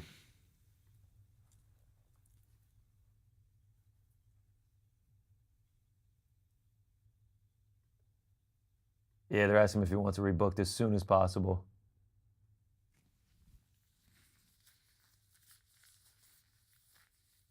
They're translating for him. He says, yeah. Prepared for the fight really well. Doesn't know what's going to happen. We will see. They have to rebook it. Yeah, they have to rebook it in February. Gutted for Ciryl. Gutted for Ciryl. Gutted for Tom. That's disgusting. All right. Ciryl exits the octagon, and that is how we end UFC 321 on a bit of a sour note in a no contest in the main event. But don't go anywhere. That's going to do it for us here on the UFC 321 post show, or watch party. We're going to start the post show right now. 3-Pac, Ariel Helwani, Chuck Mendenhall, Pete Carroll. Take it away, guys.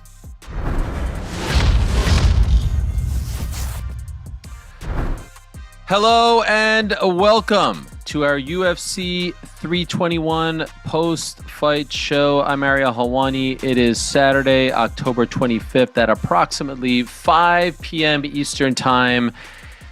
And my friends, UFC 321 has just wrapped up in the most disappointing, heartbreaking, painful, unceremonious way possible. 4 minutes and 35 seconds into the first round, in what was turning out to be a tremendous main event, a back and forth showcase for both men. Both Tom Aspinall and his official first UFC heavyweight title defense, Ciryl Gane, in what could have been his last crack at a UFC title. Much talked about that he was 0-2 going into this fight as far as title fights were concerned, including an interim title fight. Looking good. Hitting Tom with some shots that he didn't see coming. Busting Tom open a little bit. Bloody nose and all. But then with 4 minutes and 35 seconds remaining in the first round, he very clearly, Ciryl Gane did, very clearly poked Tom Aspinall in the eye, in both eyes. Somehow, outstretched hand, fingers went into both eyes. And it was the right eye that really proved to be the worst of the two. And Tom Aspinall, after almost taking the full 5 minutes, saying repeatedly he could not see. Referee Jason Herzog consulting with the referee and declaring that the fight would end in a no contest due to an unintentional foul. Had he deemed it intentional, it would have been a DQ loss for Ciryl Gane. Because it's an unintentional foul, and we suspect he wasn't trying to poke Tom Aspinall in both eyes as he was looking so good in that first round. They deem it a no contest. As a result, Tom Aspinall is still the reigning defending UFC heavyweight champion. He was interviewed after the fight, very, very upset, was swearing, telling the crowd who was booing him, "Why are you booing me? I can't see. This is bullshit." He did not want to be there. He did not want to stay even for the Bruce Buffer decision to be read. He wanted to leave. He had a wet compress of sorts on his right eye. He was extremely upset. He kept saying it was bullshit. They interviewed Ciryl Gane as well. Gane was upset, saying he was sorry, and that was it. It was just a bad scene. Both guys were actually getting booed. There were a lot of Tom Aspinall fans there. We heard them chanting throughout the night. There were a lot of Ciryl Gane fans. We heard them chanting, especially throughout the main event. They were very loud, very boisterous. It was a good scene. But as I'm talking to you all right now, they are replaying the eye pokes, and I mean, they went in there. Like there is one shot where you cannot see either fingernail. The two fingernails are all the way into both of Tom Aspinall's eyes. And of course, I saw it on the chat. I saw it online. The moment he faces adversity, the people are saying he quote unquote quit. That's what the people are saying. Complete hogwash, complete nonsense. If you just watch it, you will see that those were two nasty, deep eye pokes. I do not think that they were intentional, but I do not, how could we sit here and fault Tom Aspinall for not continuing? Too much at stake, too much, hanging in the balance. And that's nasty stuff. You can't go out there fighting a guy like Ciryl Gane on, a half an eye, one eye. Too much at stake. We're going to talk about all of that, of course. Plus, we will celebrate the fact that Mackenzie Durn is now the UFC strawweight champion. Hard-fought battle against Virna Jandiroba. She beats her for the second time. This time, as she said in the post-fight interview, this time she was a little surprised at how tough Virna was. Of course, the belt was vacant because of the fact that Zhang Weili is moving up. You kind of wonder why they have to keep doing this, why Zhang can't still be the champion, but alas, Mackenzie is the champion now. And it was a great scene with her father, Megaton Wellington Diaz, crying afterwards. Great scene with her daughter in the cage as well. A beautiful scene, if we're being 100% honest. Congrats to Mackenzie, who I think a lot of people didn't believe that she would even make it this far, 15 or so fights in the UFC, let alone become a UFC champion. A whole host of other results to talk about as well. But let me say hello to the other members of 3POC. First, we've got the man in the hat, a.k.a. the mayor of the Nutmeg State, Mr. Chuck Minenall, here with us. Hello, Chuck. How are you? It's good to see you guys again. It's been a minute. What unfortunate circumstances to regather under, huh? Yes, and I'm really looking forward to your thoughts. Let me also say hello to the patron saint of the Emerald Isle, the host of the critically acclaimed podcast, The Crack, the one and only Pizzy Carroll is here. Hello, Pizzy. How are you? How are you, lads? Devastating here. In a million years, could you imagine it going that way? Devastated for Tom and for Ciryl. It was a really interesting fight for as long as it went, and then Tom's head was used like a bowling ball, and here we are. Absolutely devastated for him, and I'm sure we're going to talk about this more now. Of course, yes, and Chuck, I'll start with you. This was a really good fight. It almost went 5 minutes. Much talked about the fact that Tom Aspinall's average fight time in the UFC, 2 minutes and 2 seconds. It's on his champion gear. And so I was looking at that clock. Once we got past 2 minutes and 2 seconds, I was like, okay, let's see. There was a lot of talk about Tom only sitting on a stool once in his UFC career, and that was against Andrei Arlovski. And there was Ciryl Gane off the jump, aggressive, taking the fight to Tom, cracking him with some shots, beautiful jab, power shots as well. If you're curious about the stats, guys, very quickly, Tom Aspinall landing 27 of 39, Ciryl 30 of 40 significant strikes. They were, by the way, all, according to UFC stats, and some of these are still kind of coming in, they were all significant strikes. Exact same amount of significant strikes and total strikes. Tom went for one takedown. It got stuffed. Ciryl looked really good. Expand a little bit on your thoughts after what we just saw. Heartbreaking, devastating, unceremonious stuff here tonight.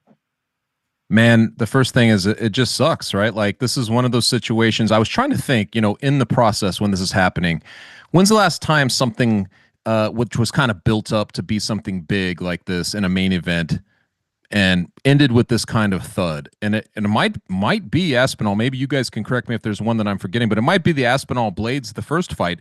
It was one of those situations where you're like, man, this is like, and that one was in London, and you're like, this is how he's going to lose, right? Like, he gets injured. This is how he's going to lose.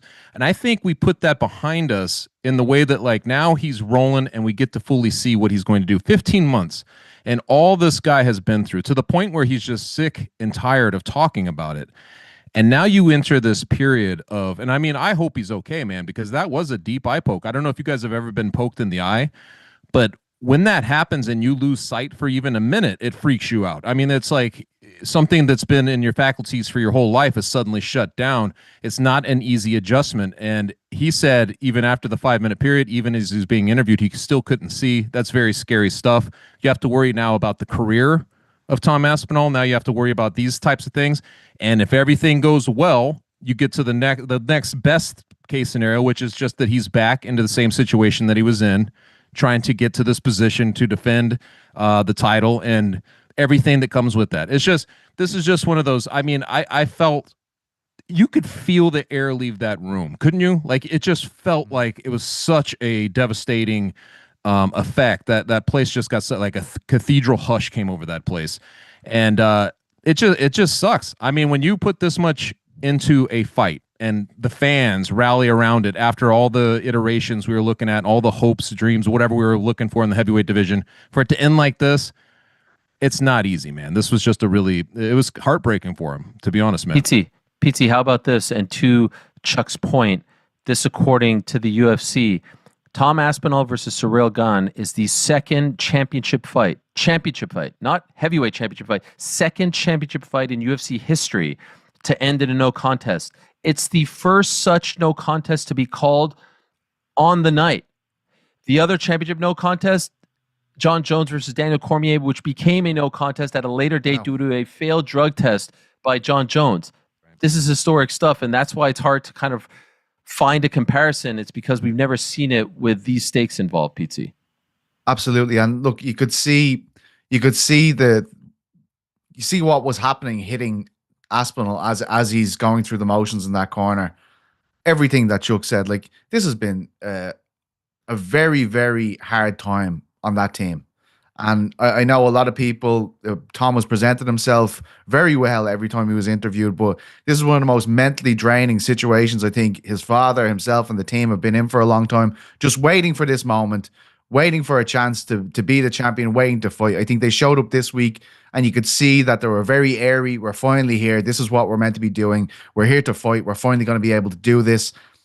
The poke happens. He's in the corner. You can see him realize, like, I can't see out of this eye. The ref is coming over, asking him questions, and you can see the panic on his face. And I know, because I've never seen this man panic before. I see it in this situation, and you can suddenly realize, like, I want to fight here, but I also cannot see. And then the crowd you know, the crowd are booing, and you understand it. You're after paying money to see this fight. I know you want to see this fight. I'm sitting at home as well. I want to see the fight. A lot of people around the UK have paid money to see this. They obviously are dying to see this heavyweight king do what he does. I think that's why we got the reaction on the mic, honestly. Like, I think that is out of character for Tom, but I completely understand it. Like, this guy is thinking, he's not just thinking, oh no, what about this fight? As Chuck said, he's thinking about what about my vision here? You know, this guy has kids. He's worried about moving forward with his career. It could be a detached retina. We could have a scratched cornea there. I don't know what the situation is, but never seen Tom like that, but completely understand, given the build-up, given the everything this was meant to be for him. And look, I can imagine how Ciryl Gane feels. That first round went incredible. He had a great first round. As you said, he outlanded him. He hit him with a jab in the first 30 seconds, a really short jab that busted his nose, it seemed. He was having a lot of success. Like, it's no one is happy that this has happened. Like, there is no one, oh, look at this. You know, this was an outcome we wanted. This is devastating for absolutely everyone. No one got off here because this went to a no contest. Tom Aspinall was happy fighting in there. It's just a really shit situation, unfortunately. And let's address it, because I'm seeing it all over our chat. I'm seeing it all online. Tom quit. Tom quit. Tom quit. It got dicey out there for him, and he quit. And you know, if it hasn't happened already, you know John Jones is going to weigh in. This is the guy. This is the guy. For the record, John Jones was offered for the millionth time $30 million to fight this man, and he didn't. You can't claim after the fact, this is the guy, but you know he's going to spike the football. And there's a cruel irony involved in the fact that Tom doesn't fight John Jones, but still gets eye poked. But this is tough for him. This is the first time in his career where he's not going to be beloved by people, because people are going to accuse him of being a quitter, because they're going to say that the going got tough and he asked for a way out. I think that's absolute hogwash. He got poked in both eyes. It was straight out of the Three Stooges. But whatever I say doesn't matter. Whatever I say doesn't matter, because, Chuck, you know this is going. I could just see it. I saw a couple of mentions already. When the going got tough, he bolted, right? That's what people are going to say. That's going to be the takeaway here, right? It's just so frustrating, man. I mean, and this is just such a default. I'd never know in these days how much the gambling aspect plays a hand in this kind of like reactionary, this kind of thing. But dude, they showed it in super slow-mo. Did you watch that? I could almost not watch it because it was so like, oh God, you know, you get squeamish watching something like that. I don't think he's faking it. It's just so gross to look at, man. I mean, I don't think he's faking. He wasn't. I mean, look at that. Look at that. Go back to that picture, please. Look at that hand. Look at that finger there. What is that? The index? That's knuckle deep. He is knuckle deep in there. And then look at the other man's fucking face. You know, like, come on. Here's the thing. And now we could get into semantics again. I don't think Ciryl Gane did this on purpose, and I'm totally fine with the no contest. But at what point are we going to tell guys to stop? There's no reason to be fighting like this. There's no reason to be fighting like this. The glove situation, Ariel, it's not as simple. Like, we know that the gloves, they have said that there is other gloves with a natural curve. We've been down this road before. There is better things that the UFC could do here for this glove situation as well. This happens all the time. This happens multiple times per event. Eye pokes are just part of the sport now, and they shouldn't be. Let's just ask the question: if you're fighting like this and you double poke a guy, should that be a DQ? I mean, ultimately, does it really matter? No, Tom is still the champion. But I'm just saying, why are we doing this? You know, it's funny. Like, if John Jones does weigh in, like you're saying, and spikes the football, which I believe he will, just like you said, he's notorious for this. You know, you talk to Dominic Reyes or a guy like that, and he's like, man, he poked me so many times that it affected his vision, and like it affected him in that fight. It's just, you see something like this where it actually becomes a factor, and it does raise the question. They've been trying to address this for years, and they had the gloves, like that they were tinkering with, like the curvature on the gloves and all that stuff. I don't know what the answer is, but when you're leading, like you're saying, you were just demonstrating, when you're leading like that, when you're throwing your hands with your fingers pointed out like that, it's just like everything else. Like, you don't grab the fence and you don't do that, right? Like, you don't just thrust your hands forward towards somebody's face with the fingers out. I think they've got to look at it at some point. I mean, it's affected other big fights. I can't remember. Maybe you guys can't off the top of your heads, but I know I've seen this before where this type of situation has stopped a fight. And you kind of think about when it's this glaring, when it's a pay-per-view and everybody sees it and the world's interest is on it, this is when it becomes a big deal. Yeah. Here's the thing also. The other thing that kind of irks me here is, once again, that intentional, unintentional conversation comes up. And to me, it's just like, is it a foul or is it not? And if a foul leads to the conclusion of a fight, then the guy should be declared the winner. Ultimately, it doesn't really matter because he wins the fight. Sorry, he doesn't win the fight. He retains the belt. So what really? Can I ask you something real quick on that point though? Like, say that he'd already had a slightly more minor eye poke, right? Like the same thing, but it was a minor eye poke. They go back, and then this happens like a minute later. Does that alter then that it's accidental versus? You know what I mean? Like, because he would have done it twice. Yes, because now it's twice. I mean, look what happened last week with the multiple shots below the belt. With Mike Malott and Neil Magny.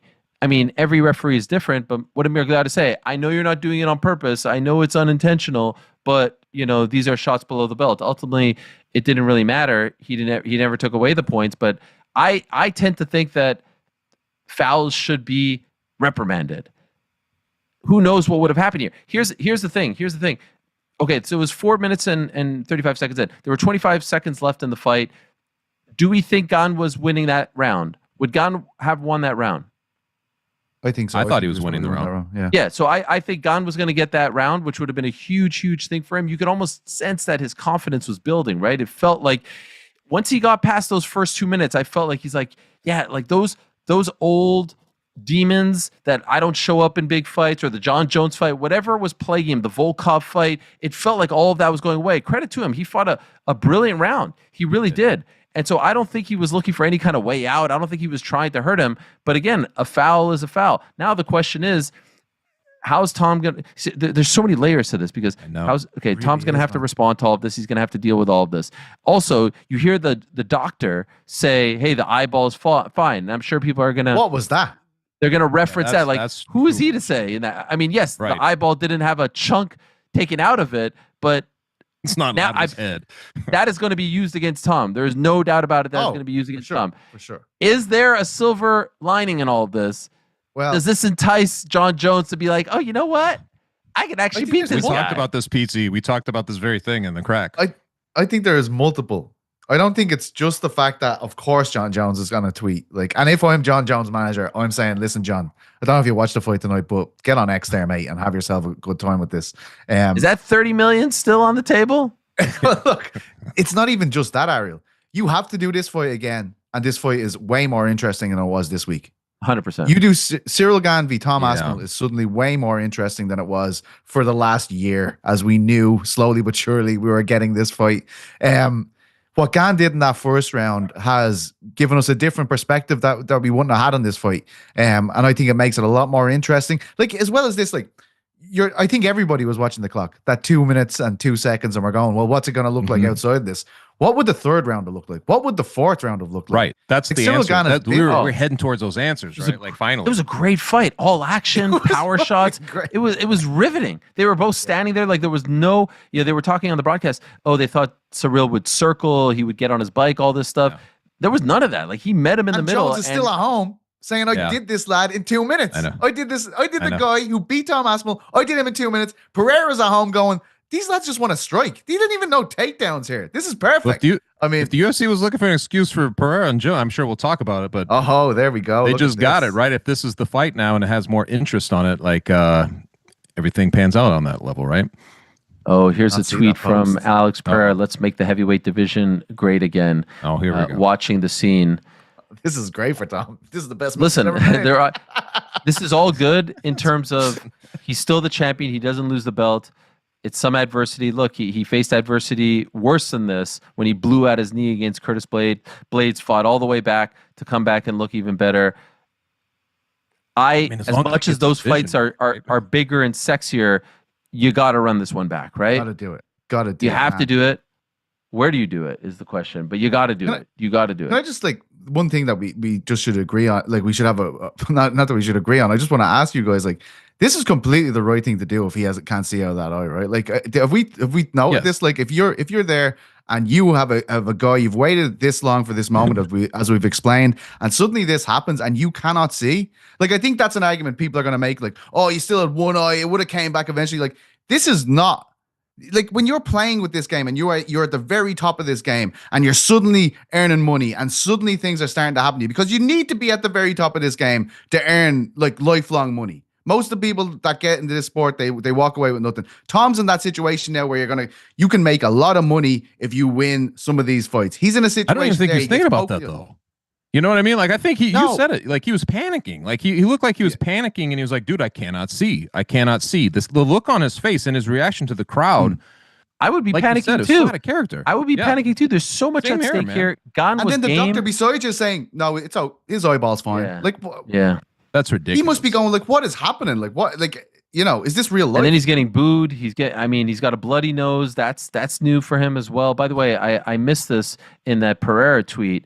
But if you go back and look at it, there's the Shama statue there, and there's also a Bones equal house. Yeah, it was. Oh, White House, White House. Yeah, White that's House. what we're doing. Yeah, come on, It's a White House. That's called Jones too. I mean, that's beige. Man, how frustrating! How frustrating. We've been waiting since July of 2024. Tom, disposes of Curtis Blades very quickly. Then this whole saga, and it culminates with this. It's really a massive bummer. I mean, I was happy for Ciryl Gane, just the fact that I felt like he was able to shed some of those demons. Like, he really showed up. He proved that he belonged. He looked to be in great shape. Did you see those pictures from him like a year ago to now? Somehow his waist got even smaller. He looked incredible shape. His jab was unbelievable. You have to run it back. You have to run it back.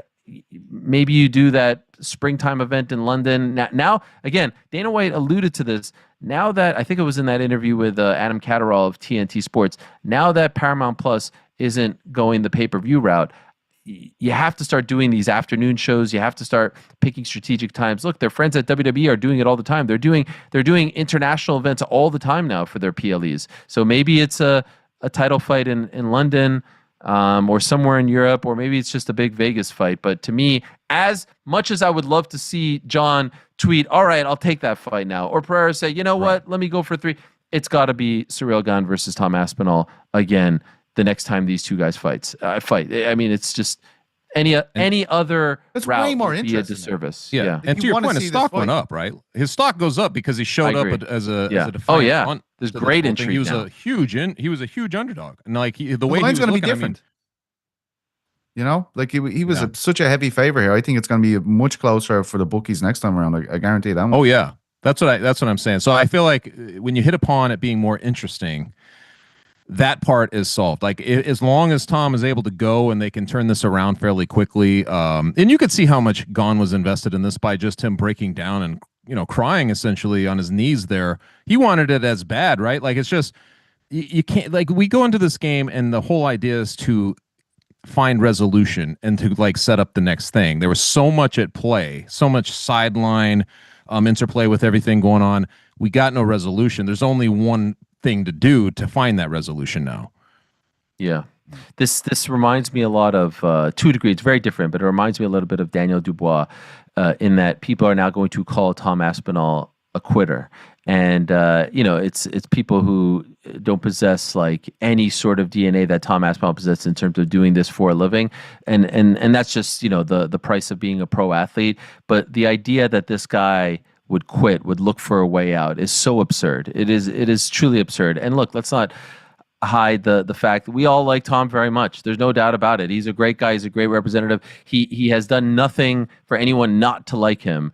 To suggest that he quit, you could say that he lost that first round. I think he lost that first round. I think we all agree that he lost that first round. Absolutely. Yeah, you could. I mean, that is fair game. But to suggest that he quit, that he wanted a way out, that he looked for a way out because the going got tough, is just something that I'm not going to subscribe to.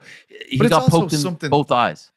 It's come on. It's the age of social media. Like, this is the reaction we're always going to get. And as Chuck said, gambling plays a big part in these things as well.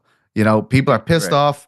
People have put money into this. People have paid for the pay-per-view. People have bought tickets. They're booing because they didn't get the show. Like, it probably is directed at Tom, like, because of the situation. But like, it's just a freak situation. I have my dad downstairs. He doesn't watch a lot of mixed martial arts. He'd never seen someone getting poked in the eye before in a fight. He was like, "This guy needs to be banned forever." About Ciryl Gane, I was like, "No, this happens all the time." He's like, "What? People get poked in the eye all the time in the sport. And I was like, yeah, multiple times per event. So a multitude of reactions across the board. Also, it's supposed to, it's a main event, and in the situation, just for the crowd there, like, it's supposed to be your, yes, but we still got this big heavyweight fight at the back. Yeah. You already had a couple of fights where they were booing fairly mercilessly. Of course, the Almeida fight where it was just, it just wasn't much to watch. I think there were times in the Umar fight where people were booing. So it's like, you kind of keep it in the back of your mind, well, at least we have this big fight at the back of it, and when that doesn't pay off, they're going to boo. So according to Tapology, Tom was a -400 favorite going into this fight. Gane plus 310. Now I'm starting to see some early lines circulating, and they've got Tom as a -185, Gane plus 160. So that suggests just how close this fight was. PT, you've watched Tom a lot over the years. What surprised you about all of this? What was it? Was it just Gane just was aggressive and was beating him to the punch, so to speak, or was there something else going on? The one takedown didn't go his way. What did you think? I just thought he didn't find his distance early. He didn't get going the way he would have wanted to get going. Again, things just weren't going right. And a lot of things have been going so well for him in the octagon, obviously. Gane as well, very front forward early on. That right hand straight away is like straight away. You're like, holy Cracked shit. him, yeah. My nose is busted immediately. And then we saw the takedowns. He was kind of, I don't know if he was feinting takedowns to some degree to try and let a shot off afterwards, but he just couldn't find Gane where he'd usually find guys. I felt like he was finding it very difficult to find his range, plant his feet, and just land a big overhand, really is what he was trying to do. And I feel like he was just, his feet weren't where he wanted them to be. Obviously, he could have settled into the fight. Like we've all said that Gane won the first round, but in no way was I like, this fight is beyond Tom. I was like, this is going to be a really great fight. Like this is a fight that's going to be contested on the feet, it looks like. And both lads have had success. I just thought Gane had more. I didn't think Tom was out of the fight by any means, but I didn't think he was settled as he usually gets settled. Like even against Pavlovich, he eats that shot and suddenly it's like, oh, I'm in a fight, and he gets going straight away. I don't think he got himself where he wanted to be after eating that right hand. I still think he was chasing it to a degree. It felt like a little bit of a countdown, right? Like a countdown too for the takedown. Like he was going to start to go for that a little bit more. He really hadn't even begun that part of the game. So there was definitely a lot of stuff left and pending there. Prime example as to why you kind of have to wait for the entire card to finish, because I put out there after the Volkov win, the very ho-humish fight between him and Jailton Almeida, which we all kind of thought was going to be the number one contender fight. If Pereira and Jones are doing their own thing over here, these two guys were probably fighting for a number one contender slot. And let's be honest, a lot of us thought Tom Aspinall would beat Ciryl Gane. And I said, is he going to get a title shot off a performance like this?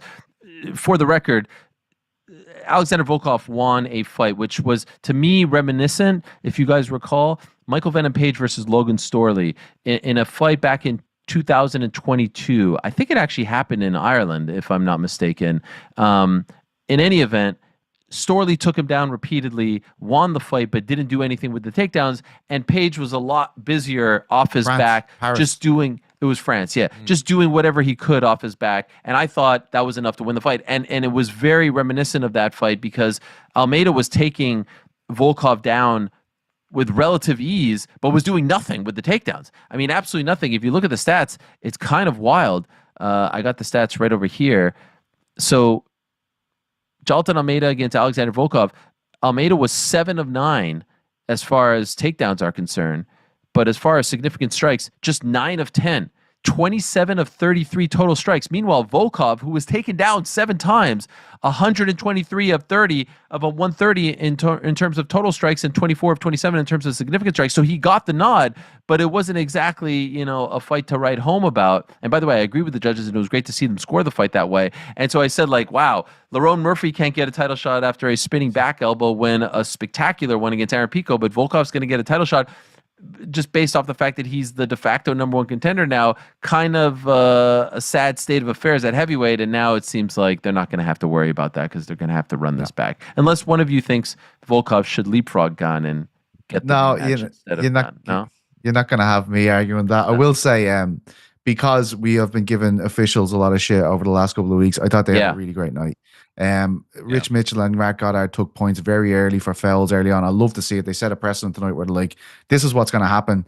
and I thought they were really good. You mentioned the judge's decision with Volkov. I thought there was a few fights that were very difficult to score, and I think they came away and they did a great job with the cards. Wood Delgado very early on was kind of like that. Mitch Raposo and Muxum, from very difficult fights to score. But I think they did a great job today. And I just feel like we need to say that because I think we've been a bit, you know, 100%. But I thought we were fair. I thought we were fair. And by the way, if you listen to Jason Herzog talk to Gane's, I think he was talking to him specifically, but maybe someone close to you could hear it, but you couldn't see it. He said, "I know it wasn't intentional, but it's still foul." Did you hear that? Yeah. That suggests to me that he was going to take a point away, right? If in fact the fight resumed, correct? And I feel like they heard the criticism from last week, and you saw here, and Andy Foster even alluded this to me, like they need to stop with the warnings and just penalize, right? And so I'll ask you guys this. I'll ask you this, Chuck. If he was on the verge of taking a point away, shouldn't that be a DQ? If he was going to reprimand him for the foul, that's a great point. Look at you. This is you fall right into these gray areas, right? Like that there's no definitive protocol on this sort of thing, really. Like it's still based on judgment, and that's why I've heard you talking about this before. There is a point in time when you're like, it has to just be a foul or not a foul. It's just like if you're watching any other sport, and yes, there's some subjectivity to what a foul is, but if it's a foul, like if they blow the whistle, right, it's a foul. It's just that's what it is. Or if a guy goes to the ground, there's contact, it's a foul. You're not allowed to like slap a guy's arm, right? Like you just know you're not supposed to do that. So if you poke a guy in the eye and you're leading your attack with your fingers out, it should just be a foul. I mean, at some point it has to be, right? Like this feels like, I remember you saying like sometimes we're in the leather helmet days, you know, on certain aspects of the sport, and this seems to me to be one of those aspects. Like we keep going around and around without resolution as to what to do about it. It's a foul or it's not a foul. I'm seeing a tweet here from our good friend New York Rick. Oh, I can't wait to talk to New York Rick about this on Monday. I mean, he might be able to chime in right now. I don't even know if he's there. Frankie, is Rick there right now? He's not in the room with us. No, he's not. I just saw. Where's he tweeting this from? Where's he tweeting this from? The cafeteria over there, or the takes about. What's he doing? Listen to this. The takes about the first round of Tom Aspinall versus Ciryl Gane are getting wild. Okay. All right. We all haven't seen them. I haven't seen. Yeah. Reminds me of Leon Edwards versus Bilal Muhammad and the tales being spun about it being a foregone conclusion of who was going to win before the eye poke stopped it. I'm sorry. Leon was winning that fight very, very clearly. What are we talking about here? Yeah. No. Don't suggest for a second. This is not the same. I'm here. Go on, Rick. Hold on. Andy's got to get me on cam, but let me. Awful. Don't even compare the two. It's a perfect take. I'm so happy that you said I came in just to hear this nonsense about like, Leon Edwards was on the way to smoking this guy. He was smoking. It was he one was smoking. round of action and then an eye poke. It was nothing. Smoking. It was a nothing first round. Smoking. And by the way, it was a round and a half. It was a round and a half. It wasn't. It happened 18 seconds into round two. A round plus. This was sub one round. Okay. So it's the difference of the 40 seconds is what makes it. I got it. It was a huge 18 happen. seconds, Rick. Huge 40 seconds there. It's the exact same scenario. These fantasies that are being spun right now about how Ciryl Gane was about to dominate this fight because he had a successful first round. You're 100%. See, we agree on that. Nonsense. We agree on that. I just don't agree on the Leon Bilal fight. Yeah, we agree on this. Same thing. All right, lads, let's talk about the fight that happened today, okay? Come on. Rick, you're cooking. Go, Rick. I know, I am. All right, have a good show. That's it. That's all you had to say. But no, he is right about the first part. The only narrative, unless you're sane-minded people like us who will be called glazers, who will be called biased, the only narrative that you will hear from people is that Gane was winning that fight and he was looking for a way out. Guess what? That's gonna sell a lot of pay-per-views, but it ain't, because this fight ain't happening in 2025. No, that's a great point. It's gonna sell a lot of subs. Yeah, subs. People are gonna sign up. Actually, it might be on pay-per-view at TNT. Platform. Was this a pay-per-view in Europe on TNT? So there you go. It's going to be a pay for the first time ever. It's going to be a pay-per-view for you guys and not for us, right? Yeah, my dad's watching. He's like, we fucking paid 30 quid for this, did you? Know yourself, old man. Yeah, know yourself. What do you think, Chuck? Pereira's next fight, is it a heavyweight? as a result? Does this change your opinion on what's going on? Oh, Chuck knows something right here. What does Chuck know about his neighbor? Don't, man. Oh, okay. I haven't. All right. You talked to him more than I do. His neighbor? No. I do think so, though. I think that he wants that fight, and that's that. I feel like John Jones, the red carpet's out for that fight now, right? Like they just rolled it out for that to happen. Well, So- you don't think? Is there any part of you that think John says, "Okay, you know what? I'll take this fight now. I'll take this Tom fight." Because if I would, maybe I'm wrong, but if John calls up Dana right now and says, "I'll take it, give it to me," do you think they say, "Hey, Ciryl"? They just push Broom nice, right out. But we've given you 3 I title don't think fights. they can. I don't think they Yeah. can. I don't know. Yeah, they I can do don't whatever think they want, man. They're giving Diego Lopez another title fight after he just true. lost the belt. He won 1 fight. But if Tom were smoking him, if Tom were lighting him up, and then this happened, I'd be like, yes, of course that's gonna. But I just think that he put on enough of a performance, that bloody aspect too, just the bloody nose and everything. It was enough of a performance where you're like, I don't know if you can just push him aside here. Yeah. Which is crazy because we thought he was the interloper in like all these wild scenarios, and now all of a sudden we're saying, no, it's got to be gone. Well, can you let it play out to a degree, lads? Like, can you let this Pereira Jones thing play out because they have to do Aspinall and Gane again, Right. and then you just got to hope to God that Jones doesn't just win and decide, you know what, actually, I'm okay for another couple of years again. But do you guys think that? I mean, in all seriousness, PC, we talked about this. I was like, maybe Aspinall tries to look a little vulnerable in there to entice, But I know he did not do that. But like, does it have that effect though? Does Jones now say like, Yeah, you know what? I see something that I think I Oh, can 100%. do. This. He's going to weigh in. He's 100% going to weigh in, and I think this is going to make him a little bit more interested. Be like, oh, this guy was beatable. Listen, John Jones, wherever he may be right now, is thinking, I should have taken that 30 million. There's no doubt about that. I should have taken that fight, and I would have won that fight. That's what he's telling himself right now. There's no doubt about it. You know this because the moment he retired, he announced his comeback. So he already had buyer's remorse, so to speak, and now it's worse. The question is, though, do they run it back with Ciryl? Do they try to do I don't think it's. I think it's what they should do. I think it's the right thing to do, but I don't think it's fait accompli. I think there's too many. There's too many Pereira and Jones options the bigger right now. fight anyway. That's Jones the and other Pereira question. is the biggest fight. So, like, is that not the priority over this? So that Yeah. it makes perfect sense to let that play out. And you know what, Ariel? I hope Jones is thinking that. I really do. I think that is the best outcome for us fight people who love fights. That For John sure. Jones comes back. Like, I would love to see him come back. I'd love to see him fight Pereira. I'd love to see him fight Aspinall. But I need to see Aspinall fight Gane. I need to see that now. Yeah. That's important. You just cannot. I know it's going to say no I'd contest love to on see paper. that fight. It was whatever, such a good fight. It was such a good fight. Yeah, we all much got to more see it. interest. It was in left on a cliffhanger, essentially. Yeah. Like you don't know what was going Guys, to happen there. Dana White is addressing the media in Abu Dhabi right now. Here are some highlights, courtesy of our friend Aaron Bronstetter, who I don't think is there, but is watching the stream. He writes, White thought it was a great showing for Gane, but obviously a terrible ending. Thought the fight was heading for being a good fight based on what we saw. Okay, they plan on rebooking the fight. Nice. That is what Dana White is saying. Okay. White also says that Tom Aspinall is on his way to the hospital to get his eye checked out. And he says that no matter what the UFC tries to do with the gloves, eye pokes are going to happen. So they introduced those new gloves. They got rid of them for whatever reason. And KO's going down, wasn't it? yeah, what a weird time that was, right? That was You know what? We're going back to the old ones. Yeah. What a weird time. Okay, let's quickly talk about some other results because we've been talking about this for a minute here. Mackenzie Durn is the new UFC strawweight champion. Chuck, your thoughts on the fight and her being the champ now at 115? It was a pretty, we were talking about this fight going in, and I think Ben Folks had mentioned that she's a little unpredictable. Like sometimes you think that she's gotten better in a certain area. She shows up the next time looking raw again. This particular time, she was really dialed in. I mean, I felt like her striking looked really good. She had some really good combos in there from the early portions. I think she knew like she was going to get taken down. She mentioned that she thought that she would end up on her back in these situations, but you could tell that she was pretty comfortable there. She was landing shots. She was still being offensive from her back.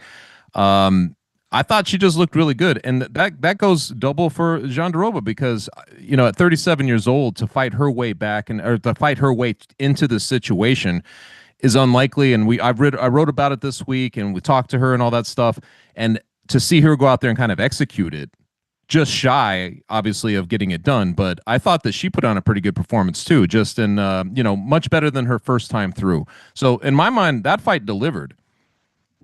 Yeah, and there was an interesting little thing about this fight. We were talking about the Volkov Almeida fight, Pete.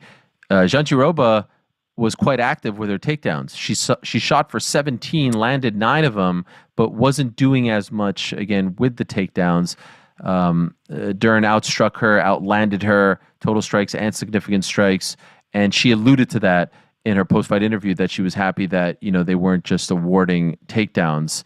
Dern is a very popular fighter in the UFC. This is probably the best case scenario for them, and very impressed with how far she's come. Remember, this is a fighter who was having a lot of trouble making weight in her early days.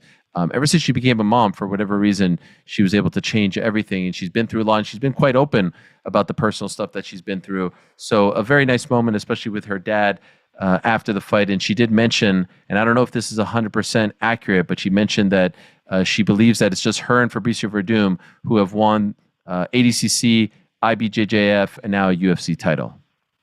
Yeah, it's incredible. And you know what the most impressive thing about it is, like, she didn't look like a jiu-jitsu player in there. She looked like an MMA fighter. And even when she was taken down, I think earlier in her career, she would have just relied on her guard. She has such a brilliant guard. But I think she recognized going into this fight before it even started, like, I can't do that with Virna. She's too good in top position. She will take me down. So I think that's why you saw her kind of, she didn't spend as much time trying to set up submissions. She just went straight away to strikes. And she was landing some really, really nasty elbows from bottom position. On the feet, I think Jason Perillo will be so happy with what he saw. She was landing 1-2 so well. She really marked up Virna's face really early on, like showing that like she's having a real impact here. But I thought it was a great performance. And look, she's been through a lot of shit.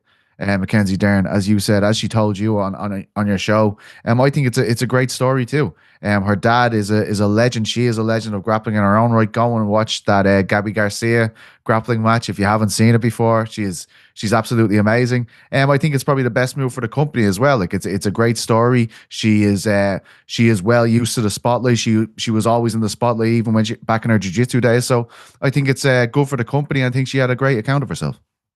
As far as who might be next for her, I think it's hard to say right now, because if Zhang loses to Valentina, yes, I suspect she goes back down to 115, and that would be the fight to make, right? If she wins and stays at 125, then it's kind of, I don't know. Then there's no real layup as far as a number one contender there. Like, Virna is one, Tatiana Suarez is one. I don't think Tatiana's getting another crack at the belt. What two title fights today, and we're more confused about the divisions than we've ever been. Both of them, well, which is pretty incredible. Looking for this closure, right? We just Zhang, at least she fights next. Like, what is it, like 3-4 weeks? It's like she's coming up quickly. The timing is okay to wait it out and see, if she wins that fight. I would love to see that fight, by the way. Yeah, Zhang versus Mackenzie Durn. That version we just saw of Dern. Knowing what we know of Weili, would you think that would have been competitive? Like, because I was pretty impressed with her, but like that's a big step, man. That is Zhang is the best female fighter in the world right now. Yeah, I'm saying no. Yeah, I'm saying. Yeah, I mean the Zhang that we saw against Suarez. Yeah, I don't think anyone touches her. Yeah. I think I don't know. Yeah, I don't even know what the odds are, but I consider her the favorite going into the Shevchenko fight, despite the fact that she's moving up. I think she's going to win. Yeah. Yep, I agree with that. What are the odds? UFC 322 odds. Zhang, Chevy. So the grappling exchanges were crazy in that fight. Jandiroba and Dern. Like, they were like constantly sweeping each other. Like, once they just rolling across. There's a couple times where they both just collided. Like, their offensive momentum did just collide in the middle and kind of almost butt heads. It was crazy. Zhang a slight favorite, guys. Minus 120. Shevchenko minus 105. Umar Nurmagomedov with the unanimous decision win against Mario Batista. All three judges, guys, had it 30-27 for Umar. I thought that Batista won the second round with the knee that dropped him. Doesn't really matter. Here's the scorecard, but it really doesn't matter because Umar won that fight fair and square. He beats a guy who was on a very impressive winning streak, who had some hard-fought wins over some, top competition. Obviously, the Aldo fight, much talked about. The Patchy Mix fight, much talked about. All that stuff and more. And And can I just say, here's the thing that kind of irks me. Can I just say this? Here are the things that kind of irks me. So Umar Nurmagomedov beat Corey Sandhagen and he got a title shot, right? Corey Sandhagen was the only ranked guy that he had ever beaten. Amazing winning streak. He was 18-0 after that fight. He gets a title shot. He loses that title shot, right? He loses that title fight fair and square. He loses to Merab in January. So what is it? 9 months ago. He's won one fight since then. Right. And it's like this entitlement that like, yeah, I'm next. You were the contender. You beat one guy in the top 15. One guy. You got a title shot. You've now just beaten one guy. Why are you next? I don't understand. Why are you next? And I look at a guy like Ayman Zahabi, who's won 7 in a row, who hasn't gotten a crack. Why does he deserve it more than him? I don't get that. Did someone explain this to me? Well, I mean, I agree with you. And, like going back to you mentioned the Sandhagen fight. Remember they kind of expedited this whole thing and put him on ABC? It was like an ABC fight. And you were like, we're only doing this. They're literally doing this because I think the name Nurmagomedov, they're like, we want to put this back into the center of attention. So you could kind of understand it in that respect, but if you compare what just happened, right, like in this year, going back to January, where Merab has been, what he's done, and like you mentioned, other people within the division, what they're doing, versus Umar, it doesn't automatically warrant anything. The only reason is because I think there's a certain amount of people, fans, and media who think that Umar is the only guy who presents a real threat to him, right? I feel like that's probably where it comes from. But if you talk to Umar, and I did this week, that entitlement is like ingrained in him. Like he fully believes that he's, one good showing and he's in there. But you're absolutely right, because he'd only had a handful of fights the first time as he went into that ABC card against Sandhagen. He only had a handful of UFC fights. So for him to be kind of in that royalty position where you're like, okay, this guy, if he wins one, he's back. It seems a little strange to me. I'm with you on that. I think it's just the name, and it's the expectation that he brings like a graver sort of doubt to the situation. Can't help. I don't like. PC, I just want to say, I don't like when someone loses a title fight as a challenger, wins one fight, and gets another crack. That makes it seem like you wanted that guy to win, and you're trying to even things out. You know what I mean? Yeah, but I will say, seemed like the old team Nurmagomedov was singing a completely different tune when it came to a man called Paul Hughes. And, wow. That's a good call, man. I just a bit of hypocrisy there, guys. You know what I'm saying? I thought you couldn't do this. You need to beat 4 or 5 guys. Brother. Suddenly, but I will say he's a hell of a fighter, isn't he? And also I'd like to say Batista goes up in my estimation too. He had some great moments. They showed the rolling toe hold he hit in the first grappling exchange. What a dog. A guy who's very difficult to like do anything against. He had some moments. You know what I mean? Like that knee too. For just a minute, you're like, oh shit, this could steer the whole thing. He's a nightmare, dude. That guy, for anyone else in the division, he's a nightmare. I think Umar's class, and I subscribe to the thought that Chuck had there. Like, if Merab continues to be the champion here, he at least took 2 rounds off him. Now I know the 3, 4, and 5 were exceptionally dominant by Merab after that point, but at least we saw like this guy gave him trouble for 2 rounds. Pete, what was he going to do? His hand was compromised. I know, exactly, right? Like we got to see what happens in round 6, 7, and 8 now. I think he's brilliant, and I found it quite endearing at the end when they said like DC was asking about Khabib, and he's like, I keep trying to be like Khabib, but I just can't. And I was like, yeah, fair enough. Dude, his takedown, his entries, it's like he shot out of a cannon, some of those. Like that picture it's like they're animated. Showed.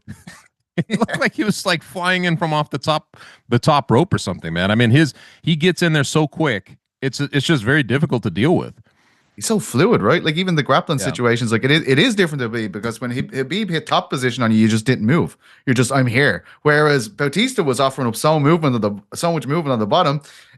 Umar was constantly flowing off him, like mixing positions. It's ridiculous. Oh, incredible. And I think that was a scramble as well. I don't think they settled there. I think they kept rolling through like 2 little mini tornadoes. It was an incredible watch. It was an incredible watch, that fight. Brilliant. By the way, I need to upgrade my situation here, because I use my phone as my camera because I've had problems with other cameras, and DC is calling me, and I don't know if he wants to come on the show, but I'm getting a notification that he's calling me from Abu Dhabi. I wonder what Rick, he thinks. Text him there. Rick, let's see if we can get him in. He's a guy who knows a thing or two about getting poked in the eye, and he was right there, front and center. By the way, in case you're wondering, and God help us if this goes haywire as well, the Big Ooze Joseph Parker is making the walk right now at the O2 against Fabio Wardley. It's about to kick off on DAZN pay-per-view. What happened to them getting rid of the pay-per-views over there? What happened to that?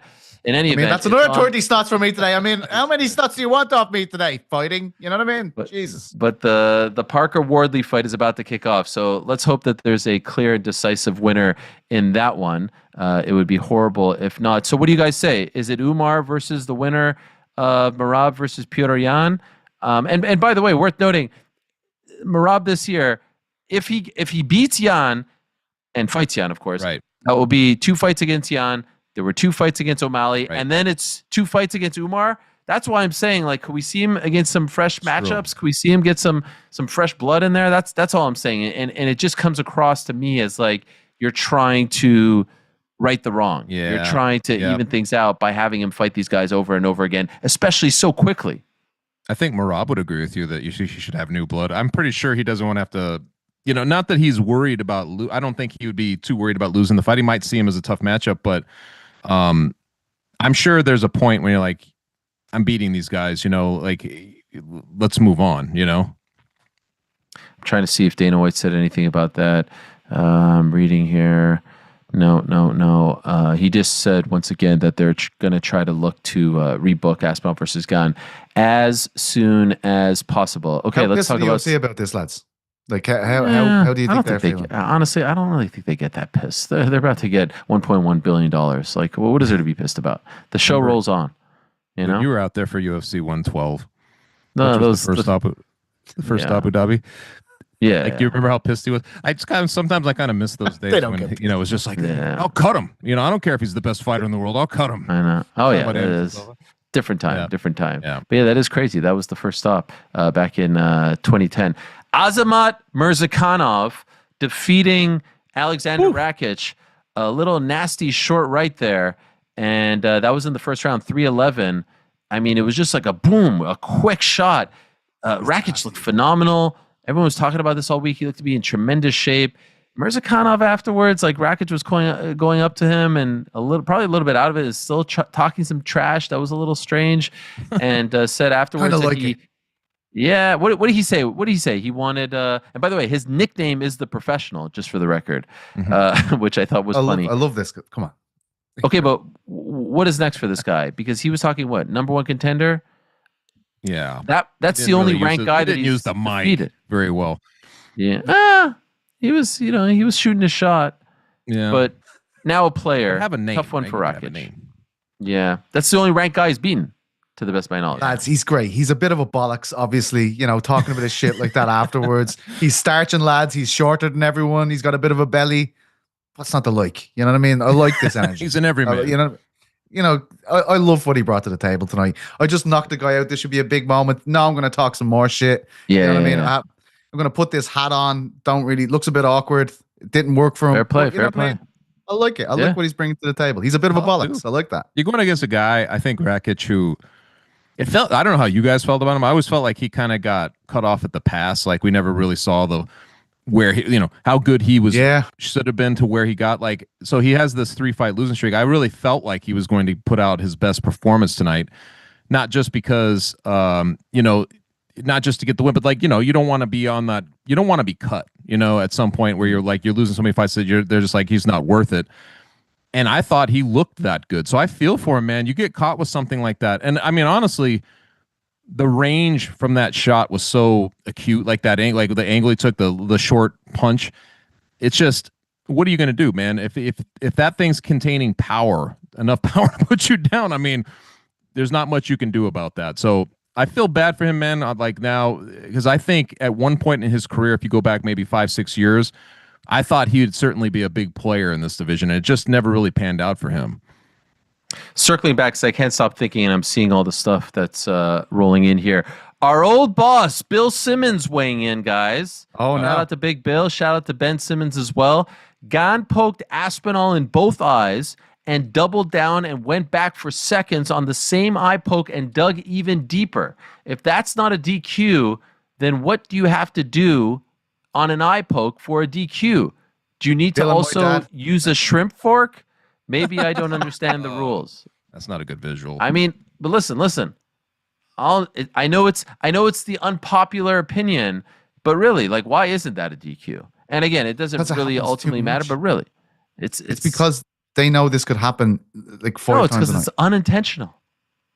I know, it was in his like, brain. if the eye poke thing, if they made a protocol like that, it could cost you a lot of fights on any given night. You know. Great quote here. Great quote here, guys. Dana White asked about how to improve intentional/unintentional eye pokes, or how to prove if they're intentional or unintentional. Quote, "Who the fuck knows? Who gives a shit? What are you gonna do?"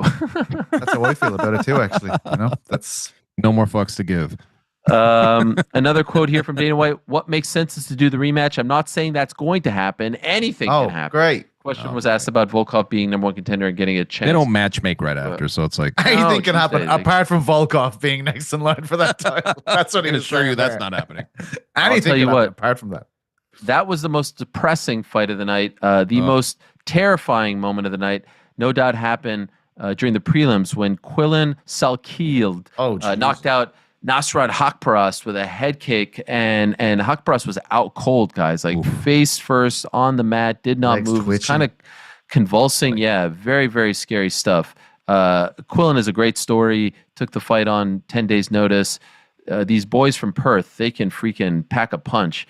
And I guess a kick as well. But I mean the power and just the technique was beautiful. It was just kind of shocking to see Haqparast out cold on the mat. But he had a great showing, great post-fight interview. Again, took the fight on short notice, cut a whole bunch of weight to make this fight, to accept it on short notice. And we were happy to see Haqparast eventually sit up, and then stand up and seem to be okay. But that was scary stuff, Chuck. Man, you remember was it Terry Edom, the fight where he got like erased with that wheel kick? What was it again? It was Edson Barboza. Edson Barboza. Barboza. How could I forget that? Like the way he fell, it was like his whole body went limp, like a corpse, right? And that was what this reminded me of, because his body just shut down. You didn't see any movement, even as he fell down. It was just timber to the ground, face down, and to see anybody face planted like you're looking at him here is always scary, right? Especially because they move the cameras pretty fast. I don't think they want you concentrating on the whoever just got conquered there, but like you could see him twitching, and it's just it's always such a scary moment, because the UFC specifically has dodged any real problems this way. And like, I don't know how you guys feel, but I'm always like, you see something like is this the time? Is this the one? And you don't want that, right? Like your thoughts go to your thoughts go to that guy in his corner and everybody, and you just want to make sure they're okay. So it's always like a relief. They don't really focus on the guy, but it's always a relief when you catch a glimpse of him sitting up. 100%. No, I mean, I tweeted about the Alex Pereira knockout of Thomas Powell in 2020. That's probably the most terrifying knockout that I've ever seen. But when these guys are out like that, it's so scary, and it also reminds you of like how lucky we've been just as a MMA fan base community, the sport, to not see anything worse, because this is just, it's crazy stuff that we're witnessing. By the way, Murzakanov did not win a performance bonus, somewhat surprisingly, but he did tie Alex Pereira and Carlos Ulberg for most light heavyweight knockouts since 2022 with 5.